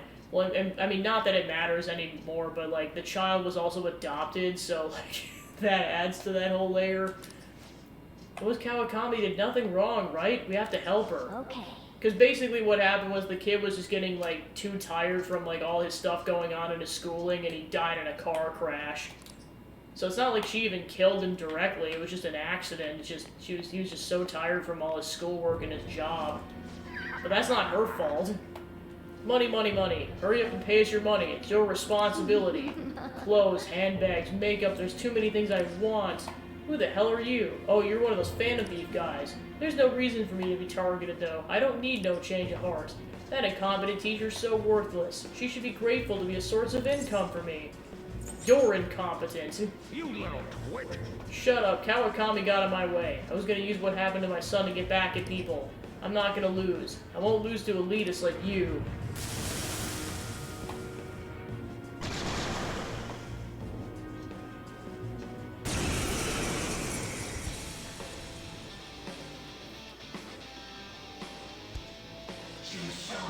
I don't like your attitude. Take them down.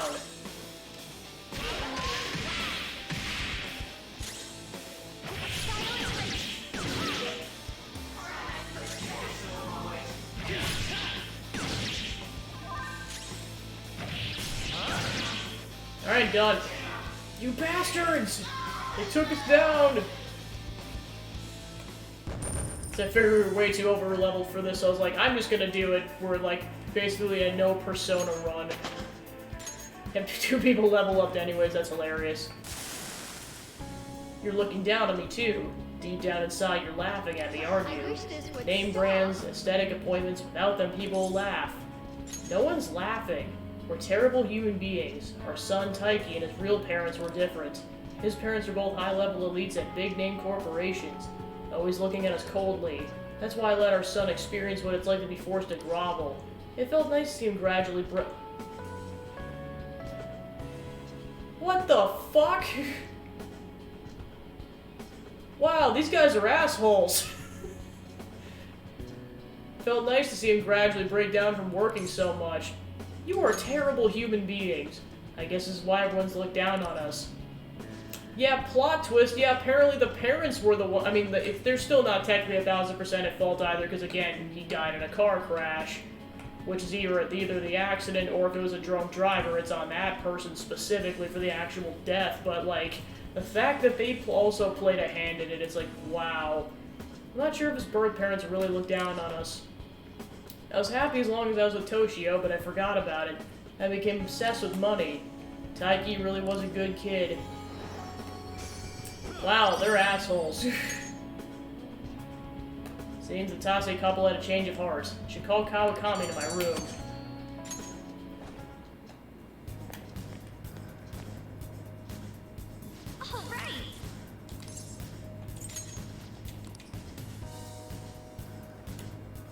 Yeah, I was gonna say, I did not think there was gonna be that much to it. I thought it was really just an accident, they were just greedy, but no, they were getting back at his bio parents. I'm like, Jesus.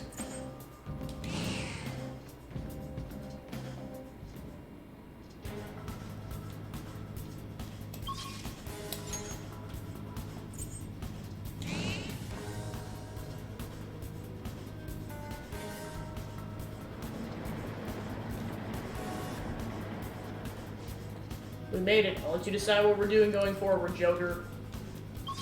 I'm just trying to get to a save point. Guess you can't save all the way down there. Let's do it. Alright. Barely almost crossing the 110 threshold.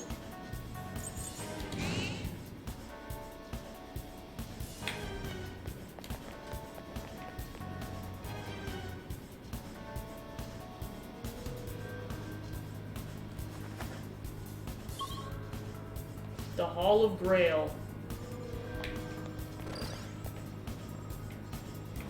Yeah, this looks vastly different, jeez.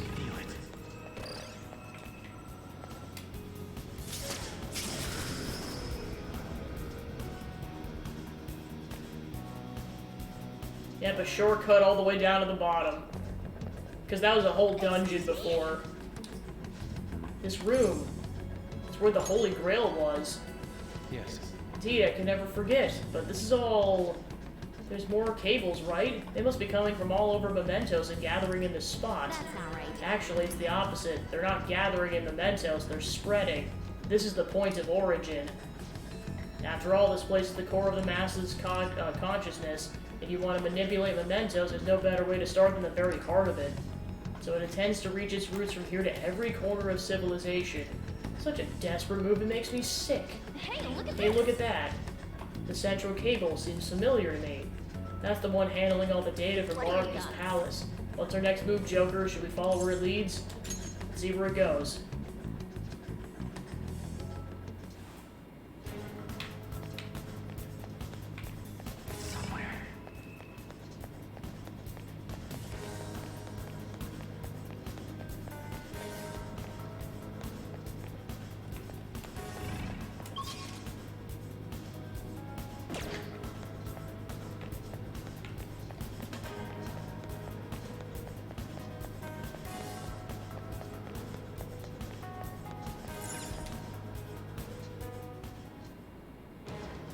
A new area has been confirmed.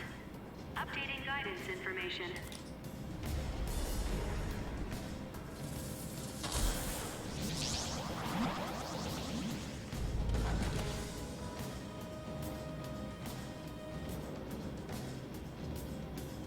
Wow, everything got all different. What's that? Yeah, you could tell it was not part of the main map. Oh, Jose! Wait, a kid? Driving? And you all happen to know him already? Is there anybody you don't know? There's a flower here, but this one smells a bit different from the others. Let's see how it tastes. To quote to do, please don't eat the weeds. Ugh. I guess I shouldn't be picky. I'm going to move on further. Are you guys doing the same? It tastes like dog doo-doo. Not sure yet.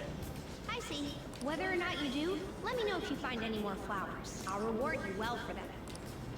Well, good job. What an odd kid. Would be much odder if the metaverse were as logical as the real world is.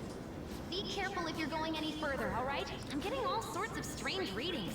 Shadows, too.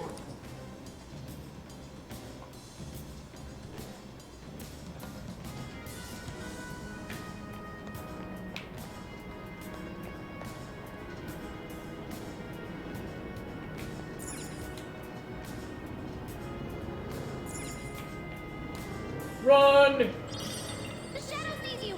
Joker, defeat it! Well, it's time to kill a regular one so it doesn't get in our way.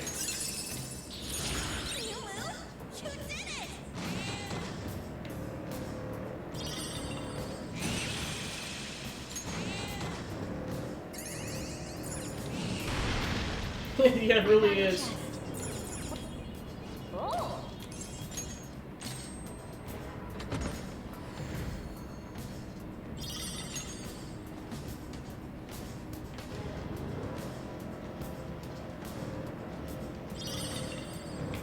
So I really hope it shows up, but occasionally the characters will talk to each other. There's a specific dialogue bit that I really hope shows up.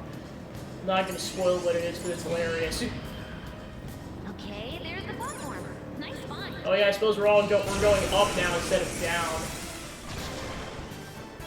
Is that a real one? Don't let it get away! Persona! Persona!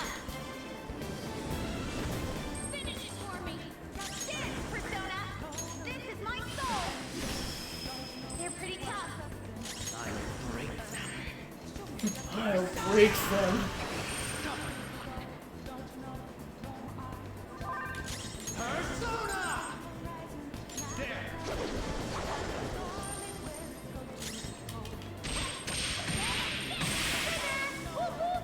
Woohoo!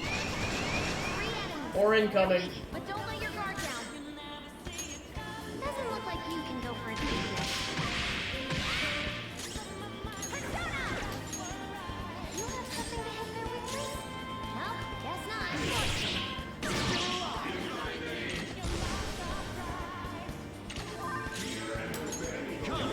you can go for a weak spot. Nuts! Joker Persona out! Move and you die. Do it. Move and you die. All out of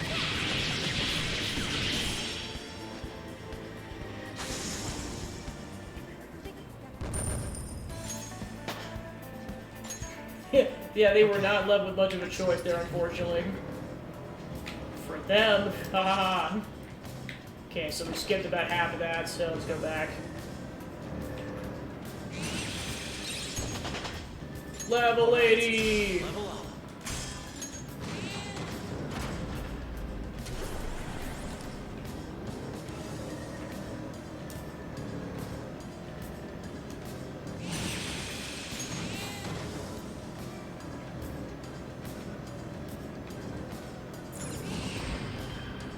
Oh, it's a Okay, just ramming everything until it explodes.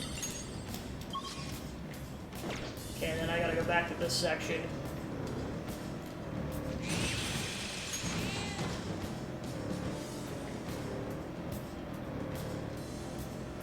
I tend to do all my clothes shopping. Road trip.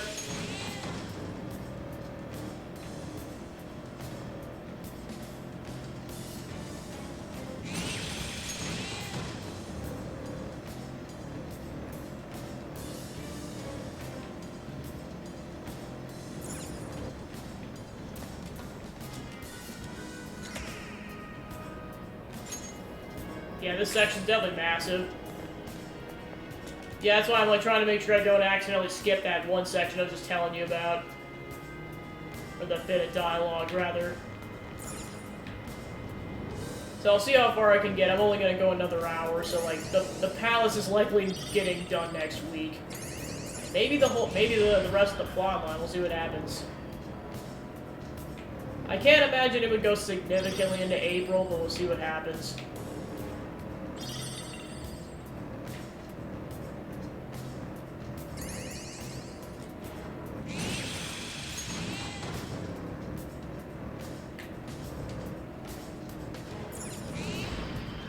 Yeah, it really does. I mean, I knew it was going to be a long game. It was like Xeno 3. That's why I'm not really committing to any longer games until Tears of the Kingdom comes out, because, like, I might only have, like, a month. Depending on how this goes, I might only have a month's worth of spare time between now and when that comes out. Or it's just going to get demoted to once a week if I can't finish something on time. Yeah, so that's why I was like, I'm glad I got it for the, like, over the holidays, because I was like, I need to start this as soon as possible, because I know that, like Xeno, this is probably going to take 3 to 4 months at the pace that I'm going at. Because I know it's like, I only stream this twice a week, so like in reality I could probably beat this in a month if I consistently played it. But just because I'm spacing it out, it takes this long. To be fair, this is kind of nice, healthy chunks anyways. It's about 10 to 12 hours a week. That looks useful. Pretty much get through, like, about 1 arc a week. And then also, kind of, as I was finishing up other playthroughs, I was kind of, like, trying to get, like, tidbits of this game in, just being like, oh, I got 2 hours to kill, mine to play more Persona. Just to try to get it done faster, because I mean, if I hadn't done that, that probably would have been at least a couple more sessions. I may have stopped being a doormat. Yeah, I know this game has definitely been a ride and a half. I'm not even going to say it's over yet. I'm not going to say that until we're actually going to go fight Maruki, because, like, there's a bit left still.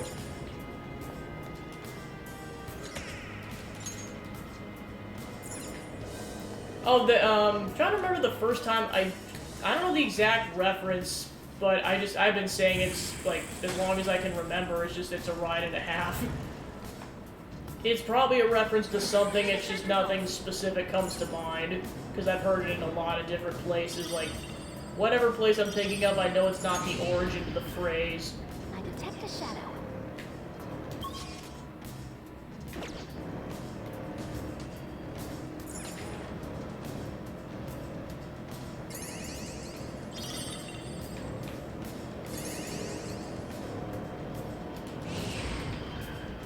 Enemy.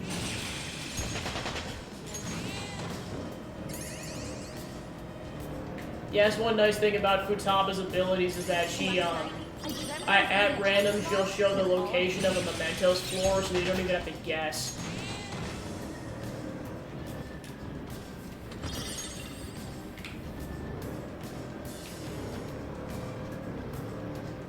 There's so much Pepto-Bismol. We reached the platform. We can go I think back it's just the up part from that's weirding me out is just the fact that, like, we're going up instead of down.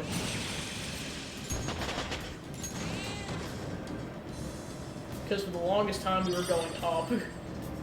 Or excuse me, we were going down all the way to the bottom of Mementos, pretty much in the center of the planet. Looks like I haven't learned. But now we're going all the way back to the surface to go to Maruki's palace. The flavor has this. No, I'm here for my studies. Hi. Oh.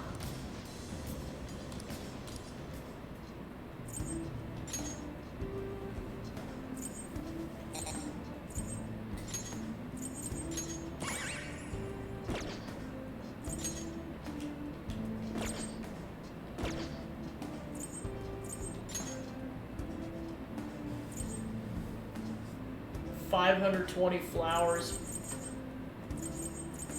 I mean, I might save my flowers then if that's the case. Because he shows up at random, but I like with this being like a decent amount of floors, he'll likely show up at least one more time.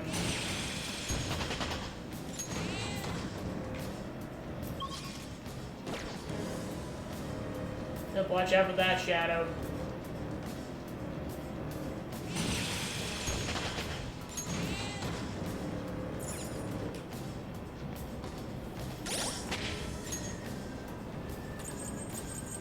Alright, so pretty, yeah, almost level 80 party. Yeah, like, the only way you can tell you're going up is, like, because it used to be where you were going down the escalators, but now you're going up the escalators.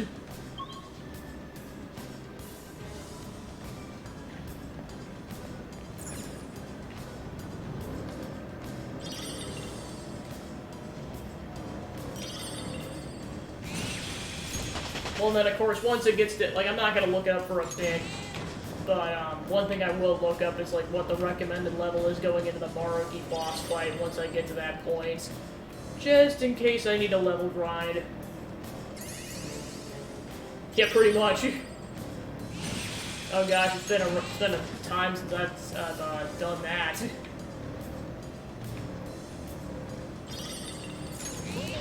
Both that and I forget what the one in Super Paper Mario is called. I've done that one multiple times. Nope, I didn't even do the entire path up there. Alright. Okay, it was? Yeah, I wasn't sure, because I know that's what it was called in, Thousand Year Door. It's a step forward. Alright. Getting closer to being able to make new personas.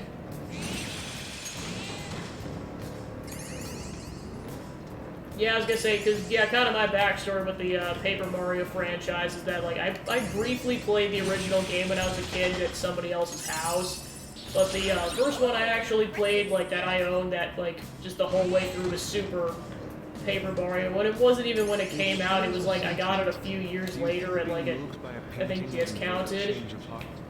And then I eventually got Thousand Year Door and the original game way later, and I played them both consecutively. And then I played Origami King, actually, when it came out. Didn't play Color Splash, and Yeah, I definitely didn't play Sticker Star.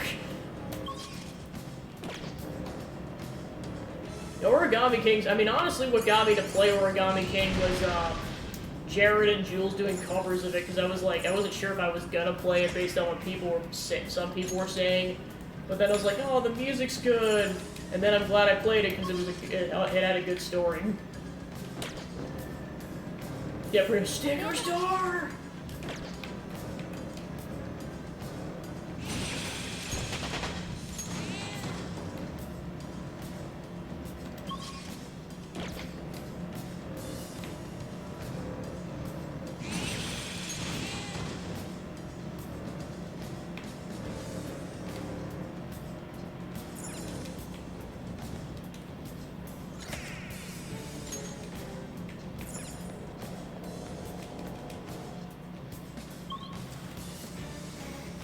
Yeah, and that's what it was too. Okay, first waiting room. Yeah, and of course, unlike the old Mementos buses that had red windows and doors and like illuminated, now it's blue. Definitely looks way more inviting.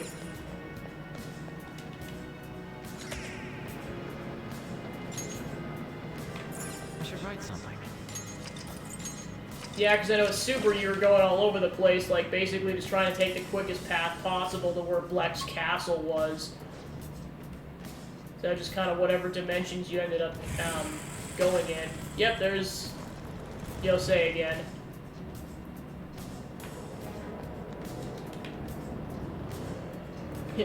Yeah, well, yeah, and of course, yeah, Super, you could play as, like, all four, or, you could play as those two, and then Peach and Bowser, so it had the 4-character system going. Egg Boy. Well, because I know that one thing I wanted to get was like 520 flowers, so I'm going to continue to hold off.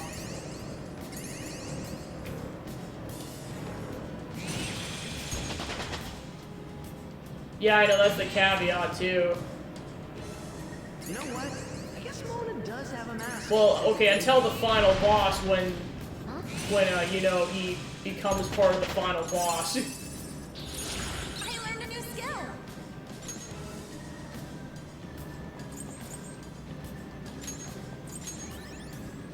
Yeah, like, that's pretty much her purpose at that point once you get Luigi, which, to be fair, you do not get him until, like, after you do a bunch of stuff in World 7.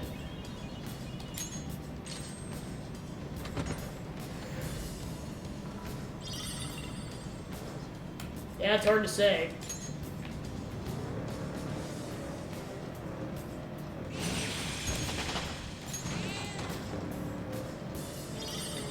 Then watch out for that shadow. Run into it, run into it. Is that a rare one? Gotta get away!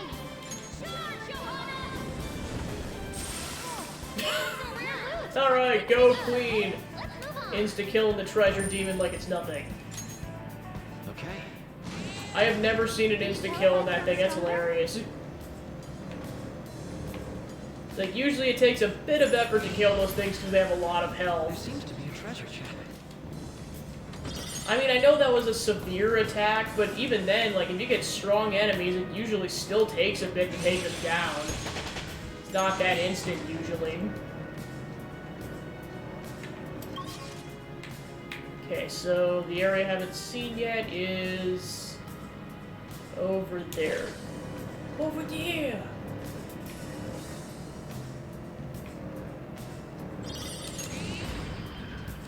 Oh, the cat.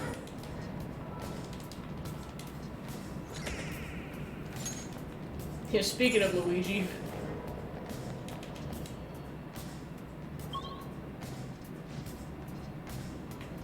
This area's full of...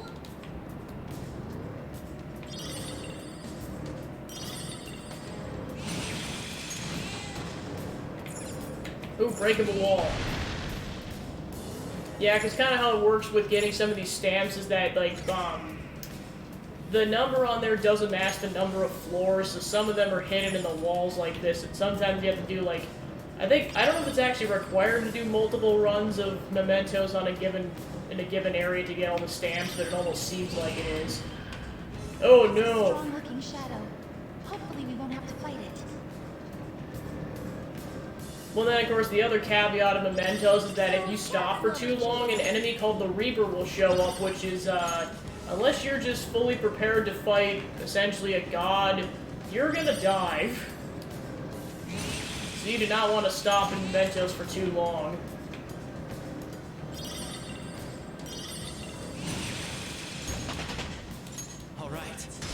Alright. Good job. Yeah, that's the nice part about the dash button, is you get the heck out of dodge very quick. We can head up from here, yes? Okay, so I think I gotta backtrack to that one, actually 2 spots.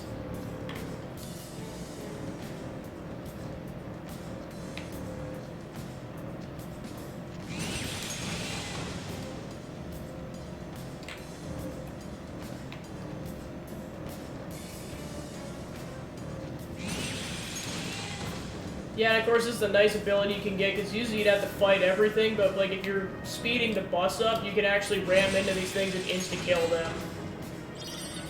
It's a nice feature they added. Joker, there's a chest.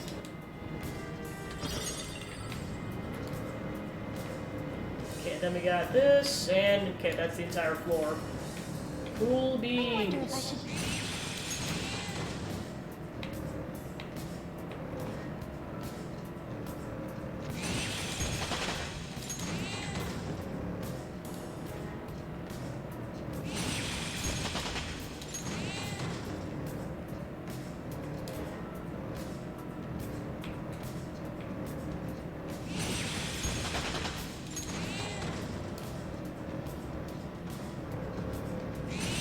I know one of these times I'm gonna ram into one and it's gonna be a hard one and I'll actually have to fight and I'll just be like, no, I made a mistake.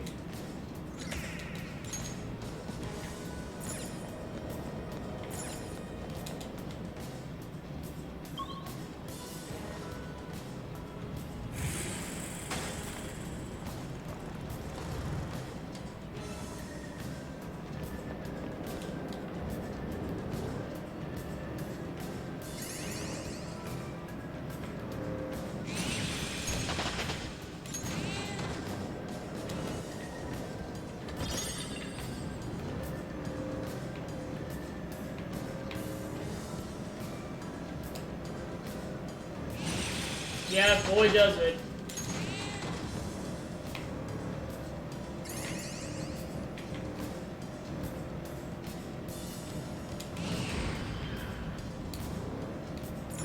Yeah, because some of the extra stamps just show up like in an actual like wall marked on the map, and then there's the hidden ones like we saw on the previous floor.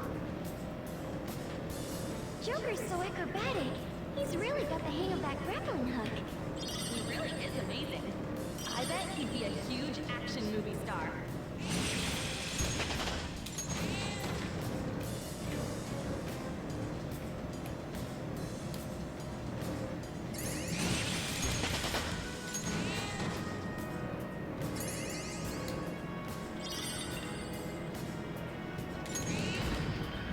Okay, there's the way up.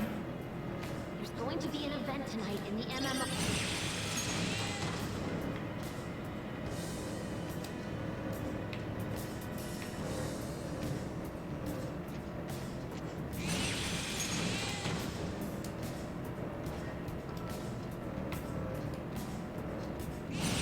Yeah, well, to be fair, they keep saying Joker, you're looking cool, so, I mean, kind of comes with the territory at that point.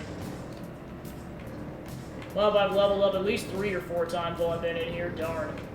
But actually, I think I started at 79, so yeah, definitely at least 4. I've been working on my grades because I still want to attend. So yeah, it serves 2 purposes. It's, like, advances the plot, and then also it's a perfect time to just naturally level grind while you're gradually working your way up. Because I'm assuming you probably want to be in, like, the level 90s, if possible. Well, of course, I know, like, a lot of these games, I know the level cap's gonna be 99.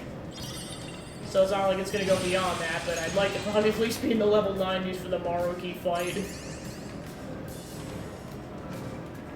Something tells me Maruki's probably gonna go hard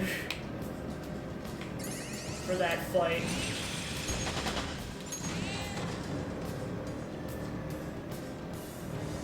Yeah, and I know my party was definitely like the right level for that Yaldabaoth fight, because they basically, when Akechi and Sumire join your party, they're at 75 to start out with, and I think the entire party was at 77, so I'm like, yeah, it wasn't too far off. You guys should try playing shooters. It could help you improve your gun skills. Alright, and like, nope, I gotta do that entire section. Ooh, a hidden wall. Gimme, gimme, gimme. Well, of course, this place is better than exploring like the other floors in Mementos, because everything's brightly lit and you can see everything. Whereas in the original Mementos, like it was a lot darker, so you couldn't see everything. So like finding these hidden walls was a bit more of a surprise. Whereas like with this lit up area, you can actually see the cracks in the walls.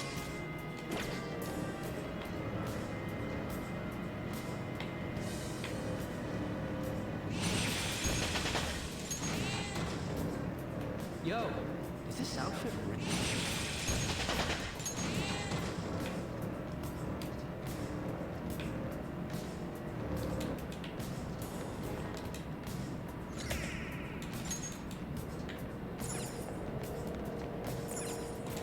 The van leveled up, woohoo! Looks like we've got ourselves an area full of treasure chests. Let's get to work, Joker. Ooh.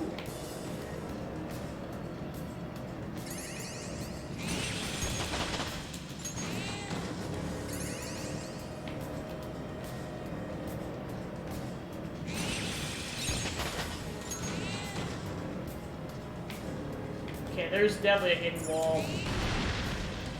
Well, and of course, they're not necessarily always gonna have stamps underneath it. It could be treasure chests like that, or it could just be nothing. Okay, there's the exit. We can head up from here, yes? Well, and of course, the floor layouts are randomly generated, so like if you go back to a given floor another time, it's not going to be the same as your previous encounter. It's like Pikmin 2 in that sense. Because that was the whole part about Pikmin 2, is that the layouts like were randomly generated, so you wouldn't have the same experience twice. All you know is that certain enemies are and certain treasures are going to be there, and that's it. How like, well, of course, that's why whenever I play the game, like, if I just had a bad setup, I would just reset the console and it would give me a new setup that I could work with. Which, by the way, that is how I am playing the game when I play that. If I just get a bad floor layout, I am not wasting Pikmin. Because sometimes they'll put it, like, well, of course, a big one is, like, sometimes they'll randomly put the treasure in a hazard, and you're out of a given amount of Pikmin of that type. So you're just screwed. Most notably, water.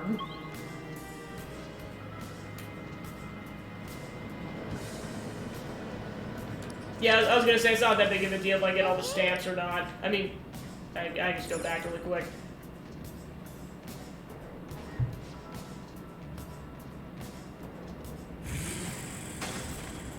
Oh, Jose's back. No, I got the... Oh, you must have been talking about something else then. I was like, I'm pretty sure I got that stamp.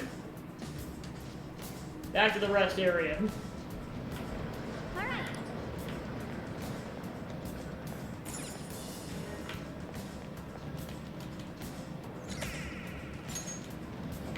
Let's do it.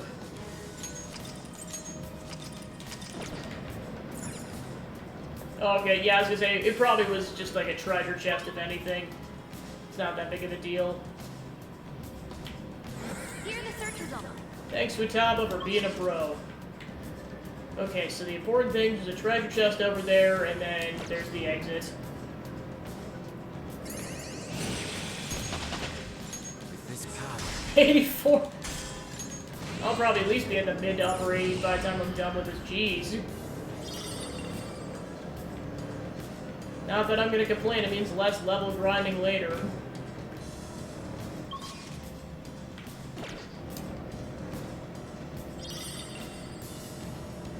was gonna say, it's great for level grinding. I'm glad it's a feature in this game. It saves you so much time. Then you can just prioritize in trying to find treasure chests and hidden sections with the stamps and everything. Of course, it's only the regular enemies. It's impossible to do this with the glowing red enemies, because those are harder to fight. So that's why I'm trying to avoid those.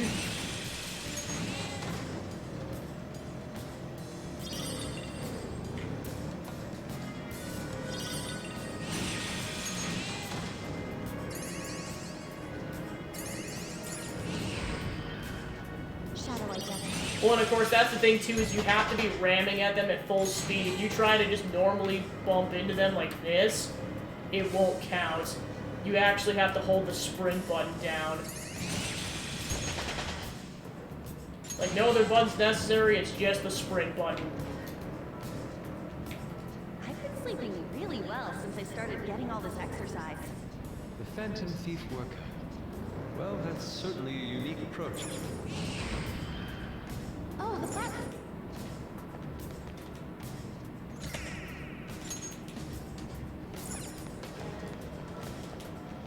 Alright, so yeah, we got it. The next time we see Jose, we'll definitely make sure we... Okay, there we go. Speak of the egg child. Here are the search results. Go ahead and get that SP item.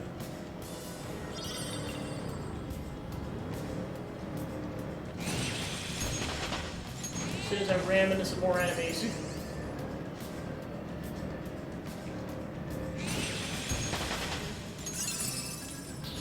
I'd love to see that in action. Alright, the penis persona leveled up. Severe psych damage.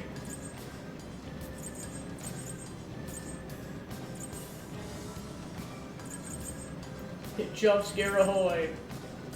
Alright, what do I want to get rid of?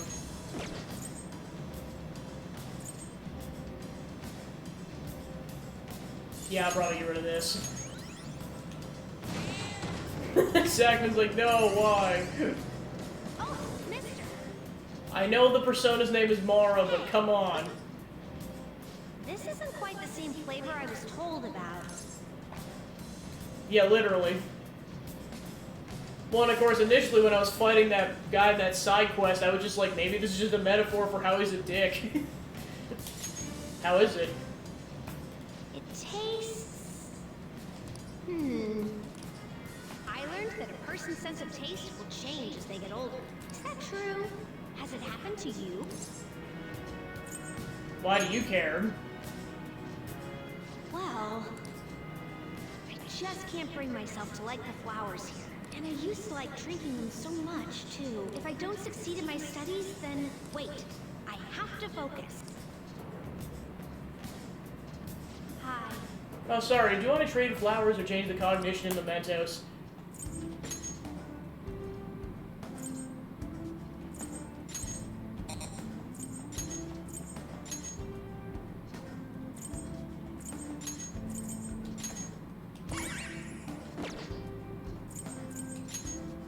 Alright, so I got 600 flowers exactly.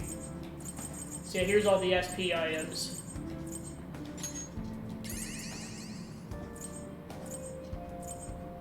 Well, that's the other thing, you can only buy one. So the next thing I'll probably try to get is the stamina kit for the palace. So I'll save the rest of my flowers.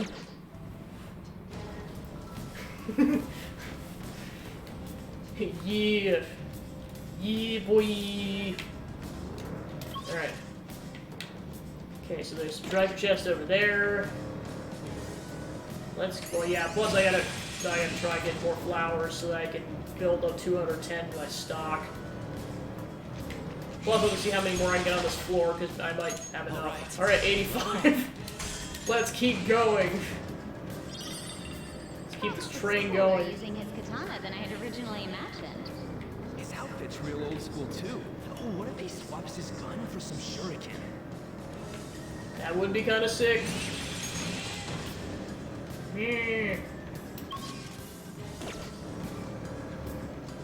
Nope.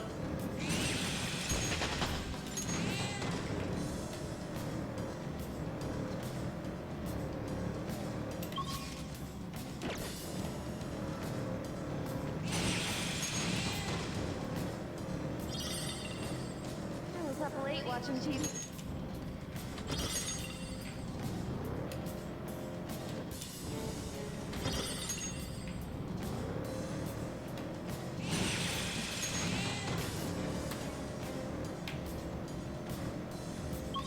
That would be so funny.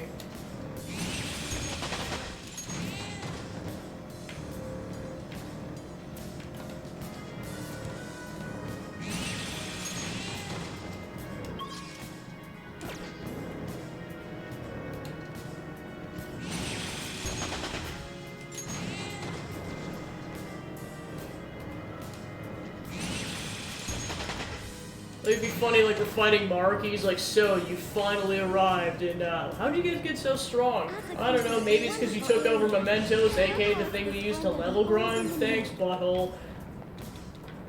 I almost feel dirty calling him a butthole, because Mark, he's a delight.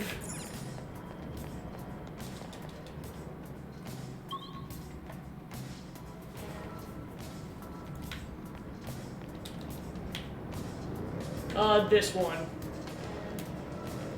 So kind of my backstory for like getting this game, so I really wanted to play this game for years, but I just didn't think they were ever going to port it to a console that I had, because I was like, well, if it's either because seriously, it was getting to the point where I was like, do I bite the bullet and get a PlayStation console because they're never going to port it to anything else? And then they decided to port this game to Switch, and I'm like, heck yeah, I don't have to spend $600 collectively to play this game.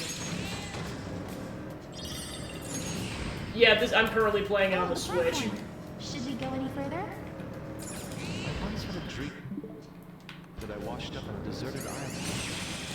Yeah, I think they officially launched it like back in October. Step forward. And then also at that, or it might have even been at that time or it was later. It's currently out, or the I think it's like Persona 4 Golden and then the Persona 3 are also on Switch.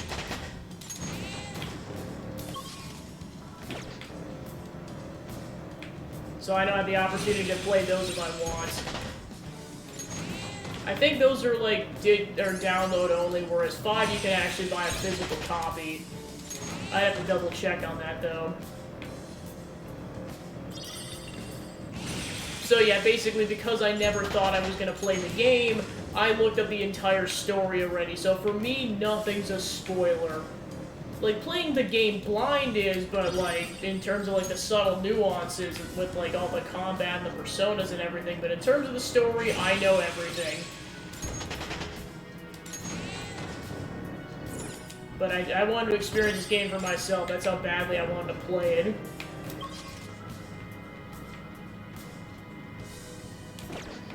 Yeah, because I watched a lot of people play through the game, because, like, I realized kind of in retrospect how many games came out in 2017 that a lot of people play, because it's like, you got all the Nintendo titles, like Breath of the Wild, and Mario Odyssey, and Xenoblade Chronicles 2, and a bunch of other ones I'm forgetting about. Plus, you have this game, and Dragon Quest XI, amongst others. Like, so many games came out in 2017. It's kind of insane. Or games that I've actually heard of and are interested in.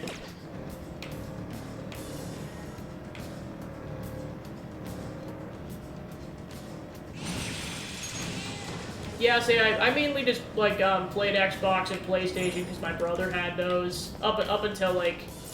Well, PlayStation we stopped at 2, and then Xbox, I think he stopped at 360 because then he got old enough where he's like, yeah, I'm done with video games. Yeah, I know, it was, like, for one of my friends who got a PS5, I know it was a whole process for her. I think she just got it a few months ago? That's how much of a backlog there was. Step forward. And she ordered it kind of around launch. But, I mean, it was good timing, though, because the main reason why she wanted it was, for God of War Ragnarok, and luckily it showed up before the game came out. So she had it exactly when she needed it. And then, of course, for games afterwards, but, like, she really wanted it before God of War Ragnarok came out.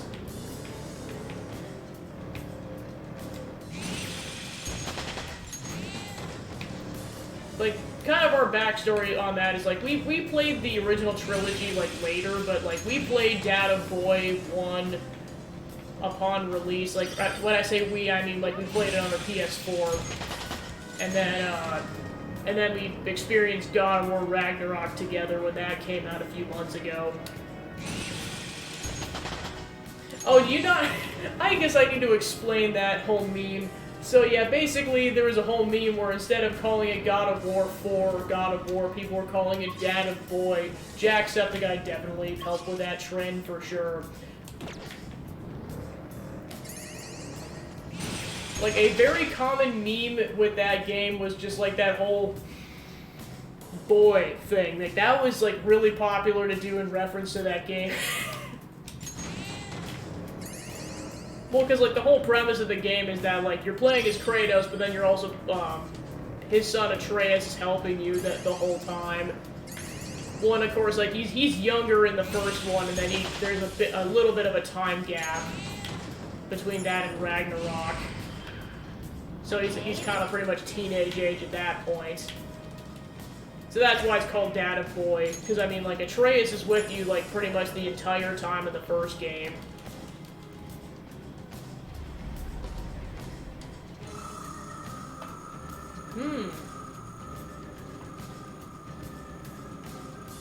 What's happening? Oh, we made it. Cool.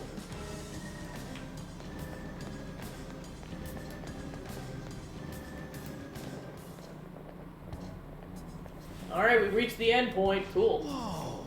The hell is this place? There's tons of computery stuff all over. This is the central data hub. The room's most likely where the data sent from a palace goes. Hey, what's that on the screen? Various locations within Mementos. I presume this is less about surveillance and more for looking for targets, though. Targets? Think about it.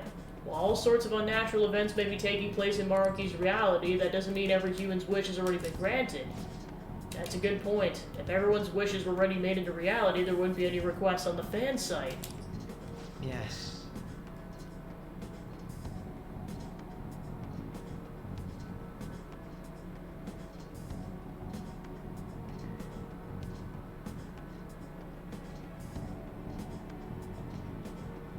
Hey, Joe, I mean, like, there's nothing wrong with it, but what's up with the tag?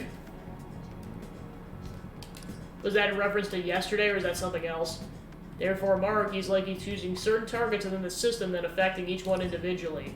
Probably using the same method as when he made Violet's persona go berserk that one time. What, me? From what I remember, Dr. Maruki summoned these things that look like tendrils and they grabbed me. Okay, gotcha. Wait, don't tell me. Are these... They're the same thing. You mean to say these cables all across Maruki's palace, they're part of his methods? Yeah, that hypothesis explains much of what we've seen if we're found to be true. Okay, yeah, see, I know you have a bit more experience, obviously, because you mod for Aelita. I think it's just Aelita, but, I mean, and me now, obviously, but I think it's just the two of us, but I could be wrong. Maruki's extending these cables from his own palace, tunneling the depths of Mementos, and spreading his influence from the same place the Holy Grail once occupied. That allows him to grant the wishes of and Jolteron. Yeah, I wasn't sure who else, if you were doing anyone else, or for anyone else.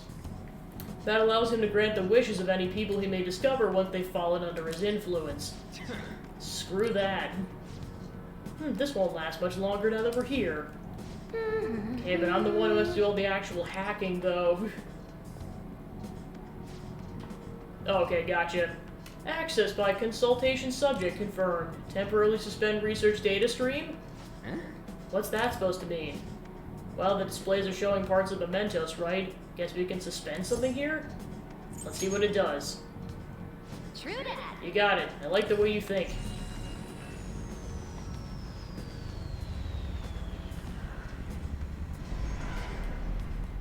Research data stream suspended. Retracting pipelines. To resume data streaming. Yeah, go ahead and shut up now. We ain't resuming shit.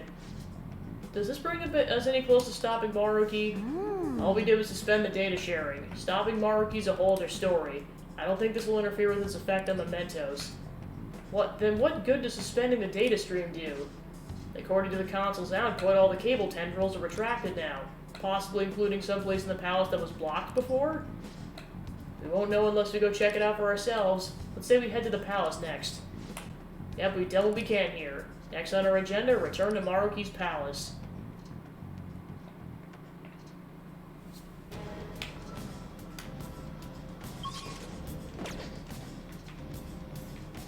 So yep, unless something else happens, this is likely the end point of Mementos now.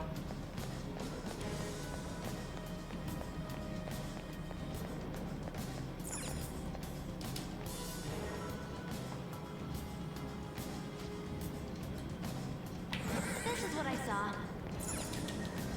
I'm just gonna check this, like, I'm gonna keep going until I get Jose to show up again now that I got enough for something I wanted to redeem. Oh, this is the whole straightaway path, jeez. I leveled up. 88, jeez. Actually, no, it might not be a bad idea. Go back to the entrance, see if I can evolve personas, and then come back here. Well, because I'm mainly checking this area because it's a good level grinding spot.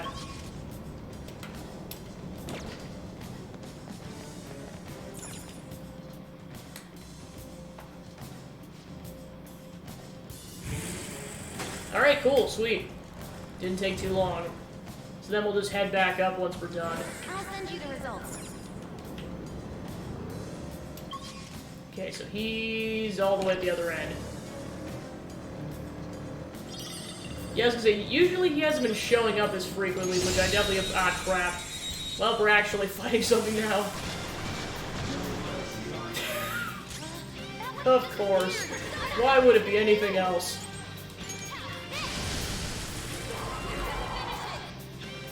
Including the other persona that looks a little phallic.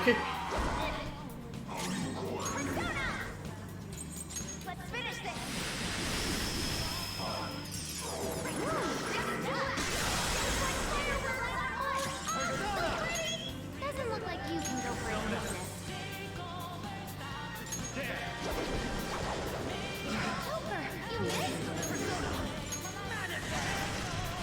The jump scare monster, oh my gosh. Yeah, and then the fact that one of its abilities is Brain Buster, like, what the heck?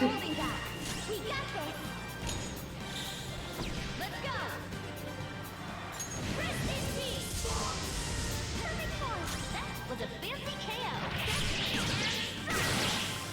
No time to waste. To quote Ryuji, damn! Okay. Good job. Let's keep going.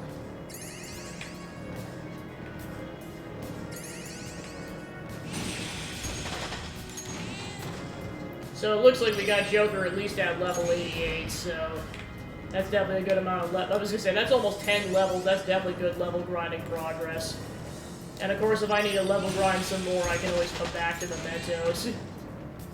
I don't know if it'll get me up to 99, but who knows. Yeah, because that's the thing, like, it even shows you, like, where the cracked walls are when Futaba, shows you the whole map. That's pretty sick. Okay, so now that we've explored the entire floor, actually... Now we've explored the entire floor. Now let's go talk to him and go redeem stuff. Oh, mister. Hey. Remember how I told you I just, well, Enlighten me. the flowers here taste sort of staticky. I don't really like it. Since these flowers are... how to phrase it like someone in the real world? Ah, right! It's the cognition of oneself, which everyone has inside themselves. When the flavor gets staticky, like with these, that means the self is uncertain of its own cognition. Can people really not know what they are? Is everyone like that? I don't get it. This is nothing like what I've been taught, but I can't quit my studies now. Well, I suppose because everyone's, like, buying into Maruki's reality.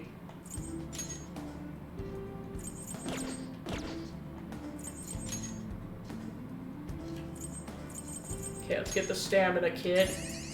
Then we got 158 to use on something else.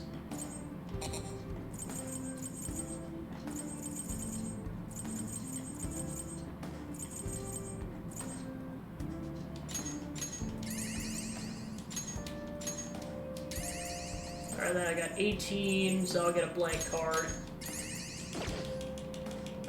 Because, I mean, we're pretty much leaving Mementos the split second I get to a warp point. Well, also once I'm done with Persona fusions.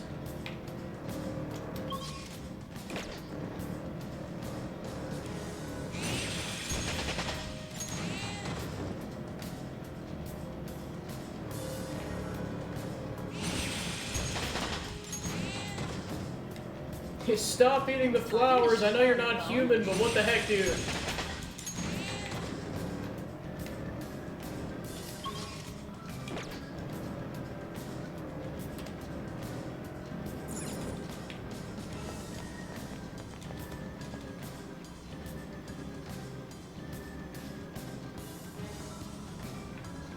Looks like we've got a...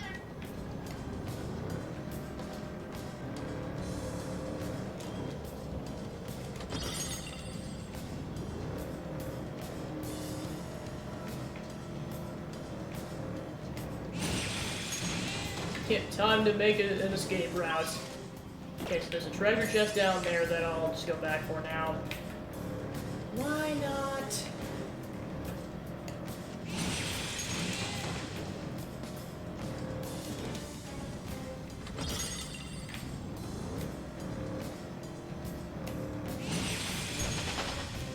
Power courses through me. The shadows here behave differently from the ones in the palaces, don't they? Yes, the palace shadows move according to the wills of their rulers. What? I would say Strikers for sure, just because it follows like the continuity of 5 at least. 3 and 4 potentially, but like there's other projects I want to pursue first. I'd probably be more inclined to do Strikers earlier, or at least like on the channel at the very least.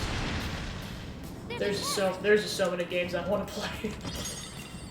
Well, but I got almost an infinite amount of content, which never gonna run out of stuff to do. And that's just counting if I only play a game once. It's not even counting if I do multiple playthroughs of something or speed runs or whatever. Okay, I gotta go back. Yeah, and exactly, because like that's one thing I've been doing for charity incentives is like for if you donate a certain amount of money, you can suggest a game, or if you accumulate a certain amount of channel points, you also get to suggest a game, and it's like one of those guaranteed it will be played kind of situations, like there's just no question. The one exception is if I played it like recently, then I'll just be like, pick something else at that point. But I doubt that's gonna happen for a while.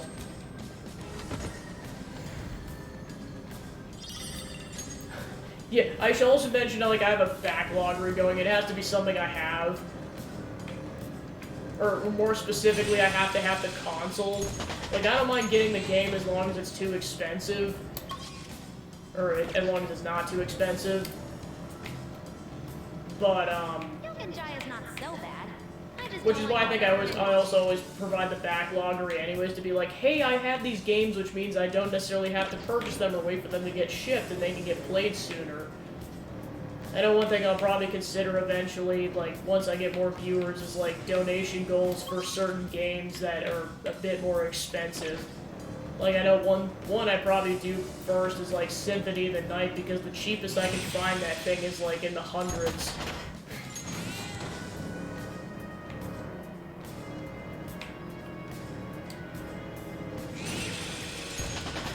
Oh gosh. Well, because that's the thing, if someone wanted me to, like, do ET, they'd have to, like, we'd have to raise enough for me to get a console, and then the game. So it would be a pretty hefty donation goal for, well, of course, that would be, like, for me, that's not for charity.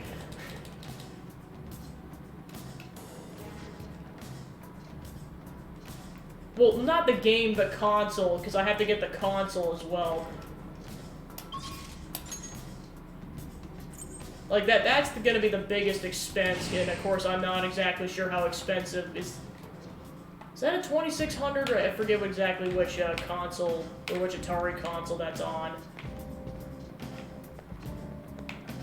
I'll just at this.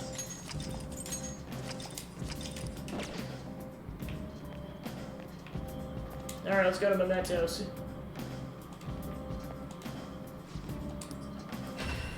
Yeah, because I'm curious.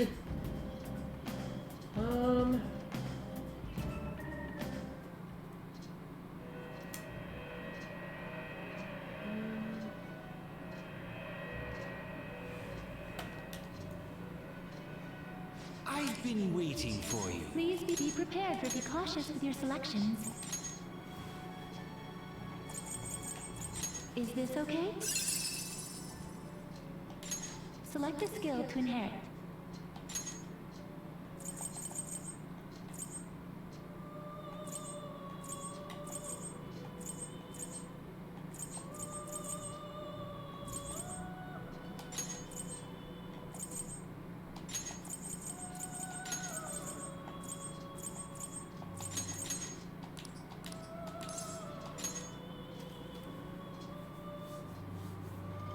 Yeah, I was gonna say, like, that's why I try to encourage games that are, like, you know, actually good.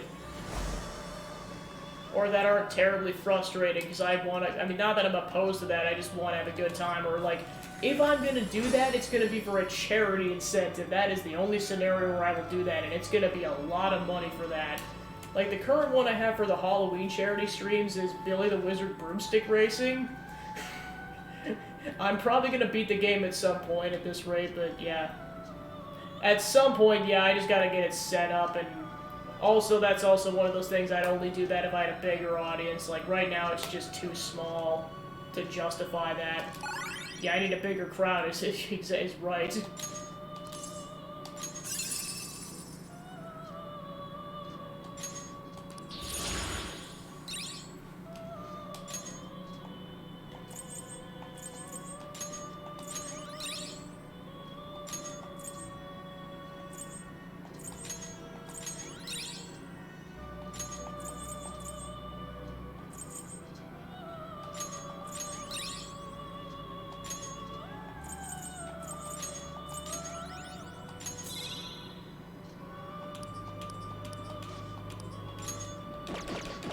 How was the alarm?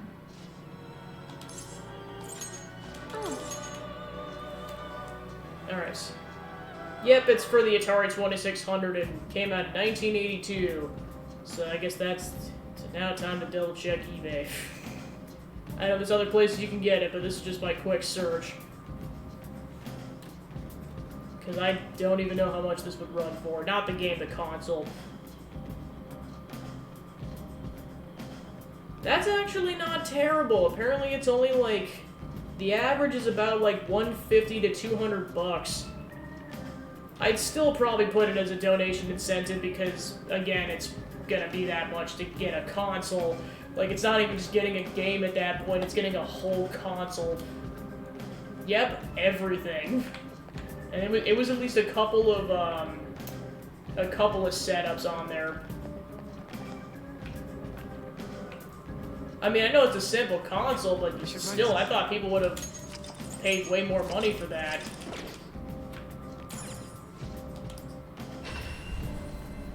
Not to say it's not going to drive up in price at some point because of the gaming market, but I'm shocked.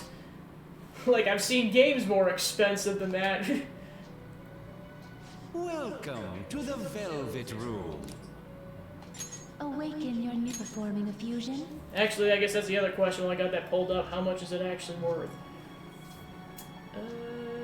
eBay. Like, I'm curious how much it actually run. Okay, that's not terrible. So, pre-owned for $12. Full set with the box for $50. So yeah, it looks like on average the cartridge runs for like $10. So yeah, the big expense would be just, you know, getting an Atari 2600.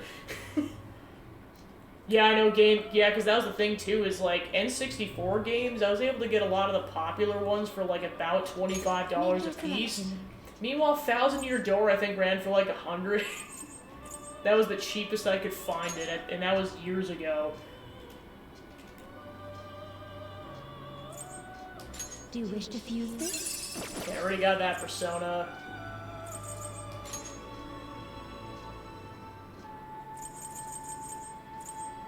That's a weaker persona. Do you wish to fuse this? Ooh. Choose which skill to inherit. Alright, let's see what I want to upgrade. Okay, so I got 3 slots.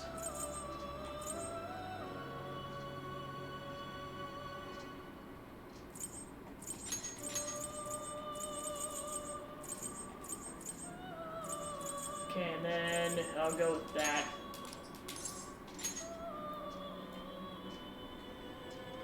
Wow, jeez.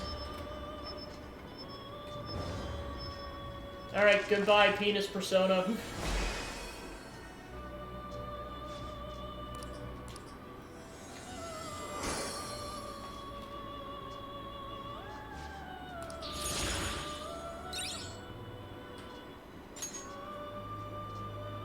We hardly knew you. Okay, so let's see what else I want to make. Definitely not that. Yeah. Do you wish to fuse this? Choose which skill to inherit. Doubles counter damage. Okay, well, let's see if it's worth it, to be fair, because I know I got 3 slots. Well, I got Quetzalcoatl, so I could avoid just getting that. Or just go with that.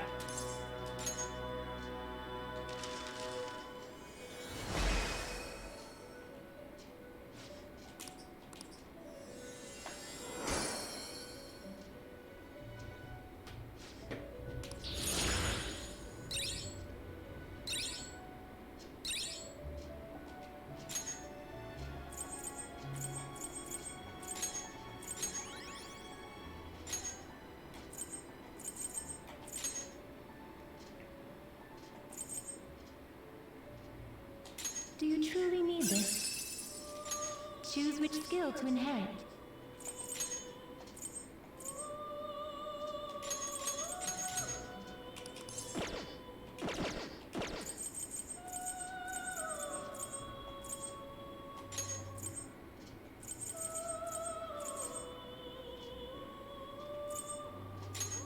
Yeah, definitely a nice ability.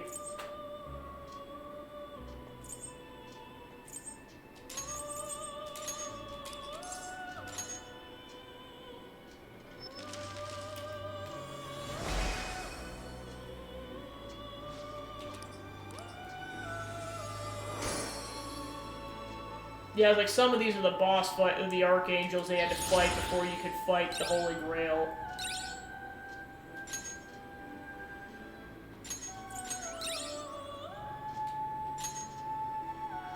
Increases critical rate when surrounded.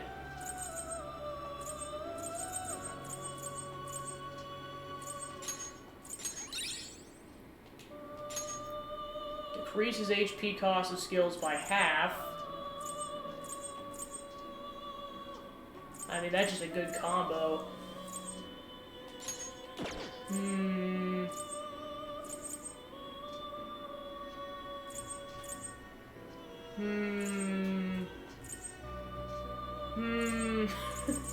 They're all good. I mean, I already got a fire persona, so I'll get rid of the fire ability. Okay, so then, what else do I want to do?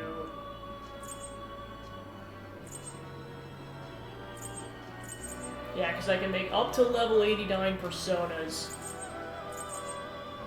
That makes a 67, that makes a 76, that makes an 84. Do you wish to fuse this? So I can make this. Choose which skill to inherit. Whether or not I want to is the other question.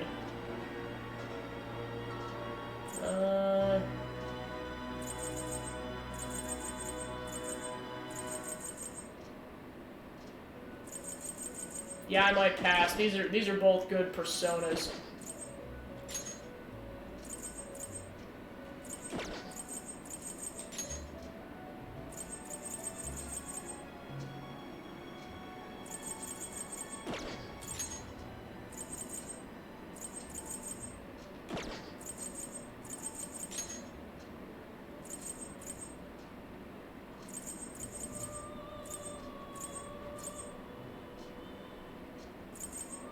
Yeah, I'll probably go with that then.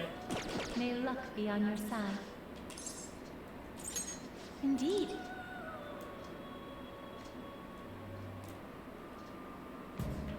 I'll just add this. Alright, let's go ahead and leave mementos. What do you want to do?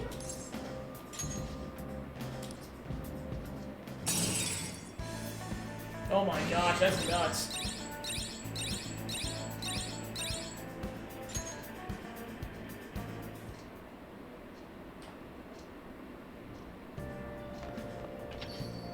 Yeah.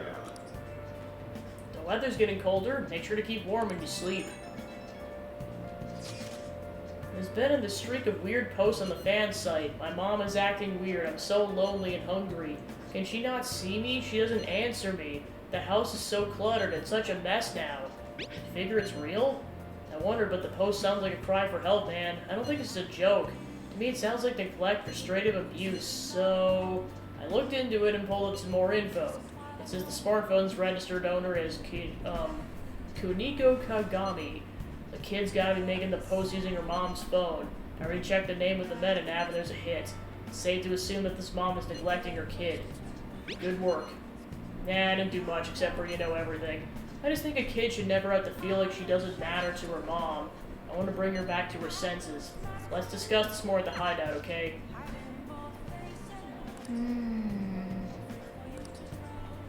Oh, man.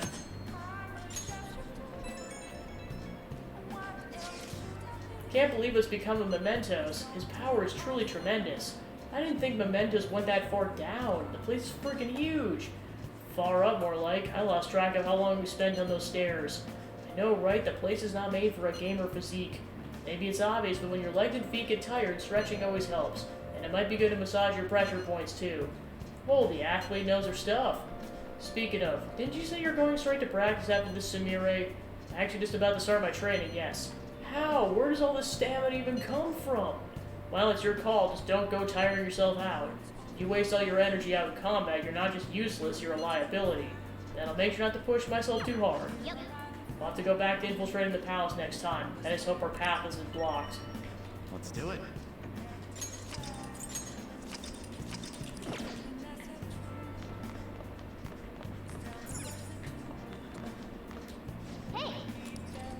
Alright, let's go ahead and finish this book. Make sure your clothes up. Or attempt to. A heart that never backs down is the secret to Bushido. Learning about the spirit of the samurai seems useful, but this book looks difficult. Hey, hey! Oh, I didn't realize how long you've been reading. So how far'd you get? Seems you have some pages left. You should continue some other time.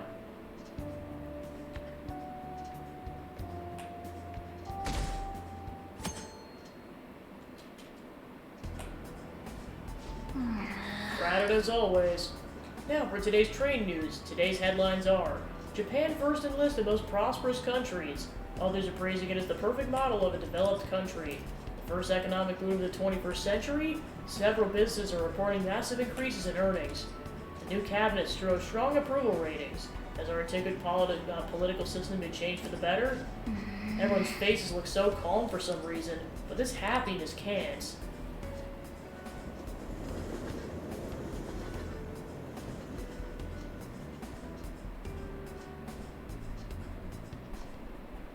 You know, I was cleaning my room the other day and found a collection of stories that I bought when I was a student. You all heard of the Restaurant of Many Orders by Kenji Miyazawa, right? It was aimed at children, but even when you read it now, it really pulls you in. Speaking of, one of Kenji Miyazawa's strengths is a sense of naming fictional lands in his stories. Iatop is the most famous among them. This place is loosely named after the author's hometown. Okay, now Lord Kuhn. Answer this question. What do you think fictional land is modeled after?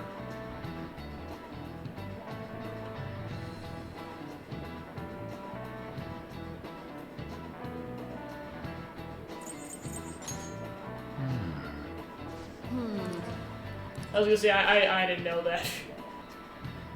His fantasy world is Utopia. No, I was gonna say, I thought you were saying that's what the answer was. I was just like, I don't know, man. Utopia is an ideal world separate from our own world. Darn it. That's why I shouldn't look at chat when I'm trying to do this stuff. Your little paradise, huh? Be amazing if it actually existed. All the booze and meat you want. But then I'd be fat and perpetually hungover. You know what? Maybe things aren't as bad as they are. Kawakami's pretty realistic.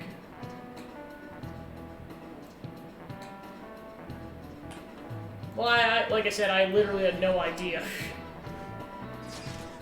About the actualization. Did something happen? One of my fellow artists no longer works in the medium. You mean they gave up painting? To be precise, their entire history and existence as a painter is no more. For real? Actualization sure is spooky, some spooky stuff. But doesn't that mean Maruki just killed their dream? No, in this reality, they've apparently always been in archery. And quite skilled as well from what I gathered. Seriously, but why archery? I don't know the exact reasoning, but it was most likely Maruki's judgment call. He pried into your associate cognition and concluded archery to be the best fit for them. So that's what Dr. Maruki considers salvation. He probably concluded that the arts were just generating suffering for them. I suppose he thought this world would be a superior path? Or this would? Now that you mention it, they did say before they were stuck in a terrible slump. But doesn't that mean all the effort up until now was just wasted? Protecting people from their pain must matter more than their lost efforts. From his point of view, of course. What a hellhole. I couldn't put it better myself. It's so pretentious, it's nauseating. Throwing away your past to live in blissful ignorance. Yeah, I could never live like that either.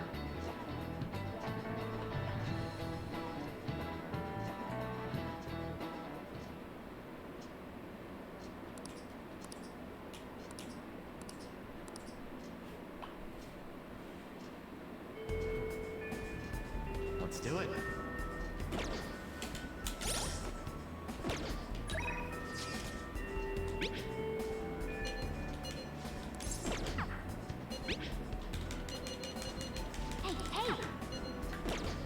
Let's do it.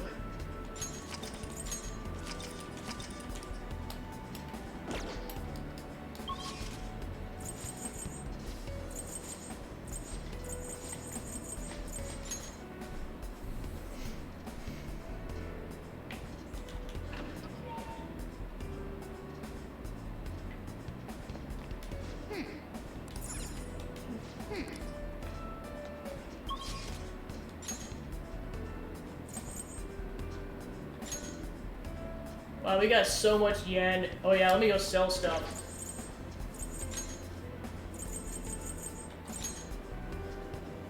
Because we probably just got a bunch of stuff from Mementos.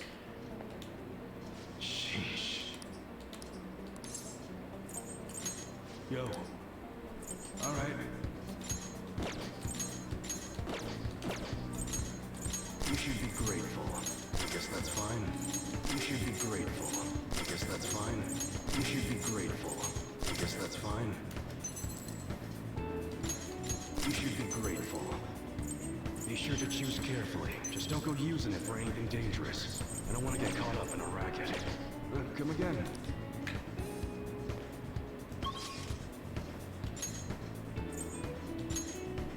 Okay. Alright, because yeah, I mean obviously not until the next session, but I'm just going to go straight into the palace. Going to the palace today, right? Since we're able to move forward now. Nope, just a maybe. Can't be absolutely certain yet. I hope we can get there safely, but what if something happens? Whatever the case may be, we should go and check. The atmosphere of the real world is beginning to change. We cannot afford to wait much longer. Yes. I agree, but the decision's ultimately up to Pancake. I should write something.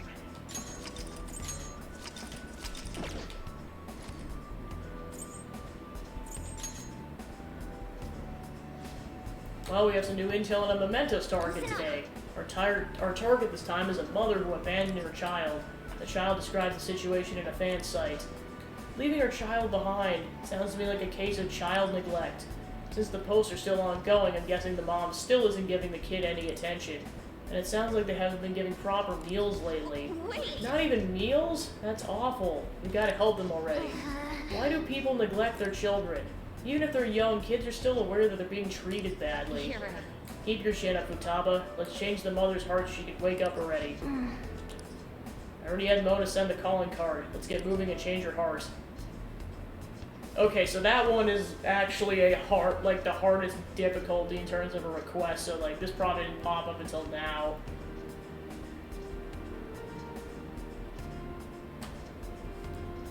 So yeah, well, like, basically I'm gonna go to the palace, and then at some point between that and the boss fight with Maruki, we'll go back to Mementos.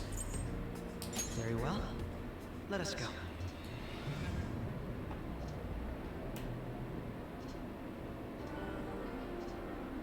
Well, especially in case more requests pop up as it gets closer to the date.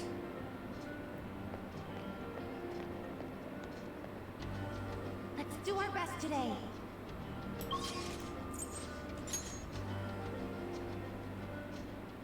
Movement complete. I'll just add this. Alright, then I'll just go briefly check out that area now that the path is cleared, and then go from there.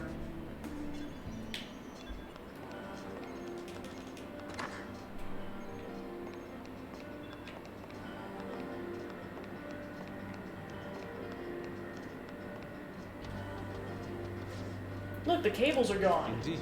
Rather fortuitous that we tried out the console we found in Mementos. Now we can proceed. Let's move out. Yes. Okay, let's go, Senpai.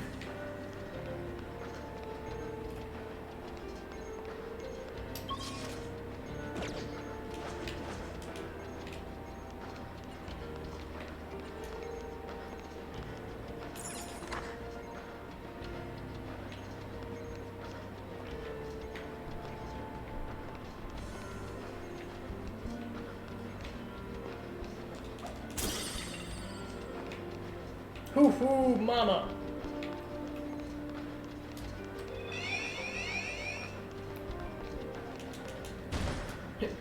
I just like how he kicks it when we're approving. Oh shit. Ah!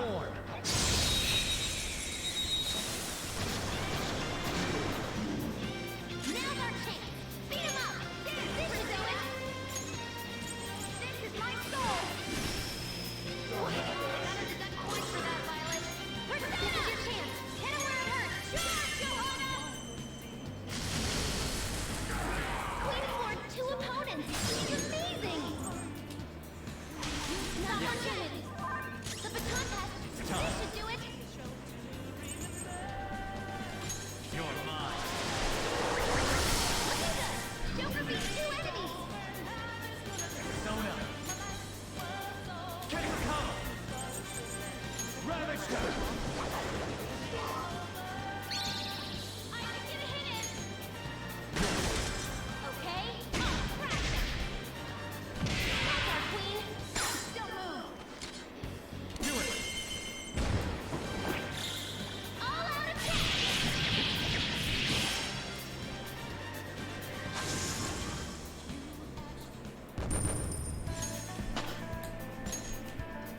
All right.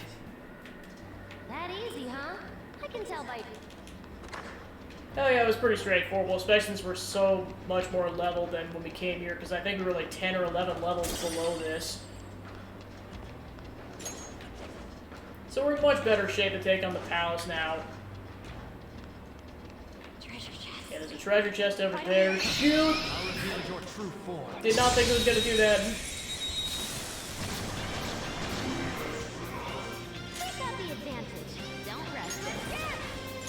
This is my soul. I can do better. Persona! Charge, Johanna! Queen floored 2 opponents. She's amazing. This power has a shot at it. Persona. You're mine. Joker took one out.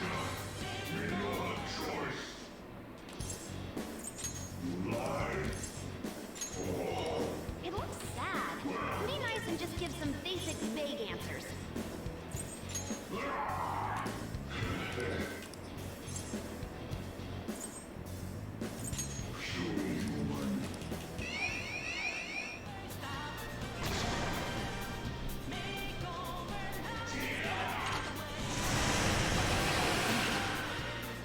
Three enemies remaining. Pursue it. Do it.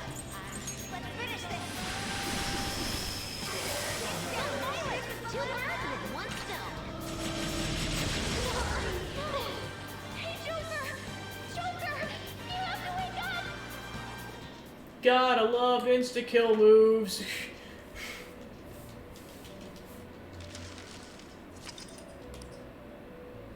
Yeah, because I was gonna say, like, for people coming in that, like, aren't aware of, like, some of the nuances of how this game works, if Joker dies, it doesn't matter if anyone else dies. If Joker dies, it's an instant game over. Let us depart. Like, you cannot rebuttal, like, you can't bring him back to life with the other players, nothing. If he dies, game over. So that's why you want to prioritize keeping him alive at all costs. But like I said, that was an insta-kill move, so there's nothing I could have done about that. Indeed. Alright, I gotta fast forward through this. Alright, so I think on that note, I'm gonna go back and save and then just continue the next session.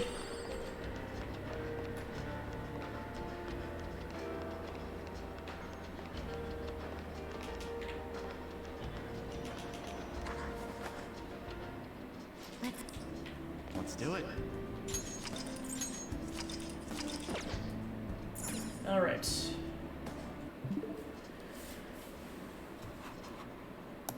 Alright, so thanks for tuning into the stream. We got a decent bit of that arc done, and then, like I said, we'll continue that next week. So then, yeah, like I said, just basic announcements that the stream time is now going Wednesday to Saturday, 1 a.m. to 6 a.m. Play this twice next week, and then continue Pikmin, and then start up Super Mario 3D World, so that'll be kind of the gist. And I think that wraps it up, so let's see what's up for raid stuff, because this will likely be the last time I can raid somebody, because no one's going to be awake. Ooh, Jeppy Man's live, let's go. Alright, we're raiding Josh Jepson.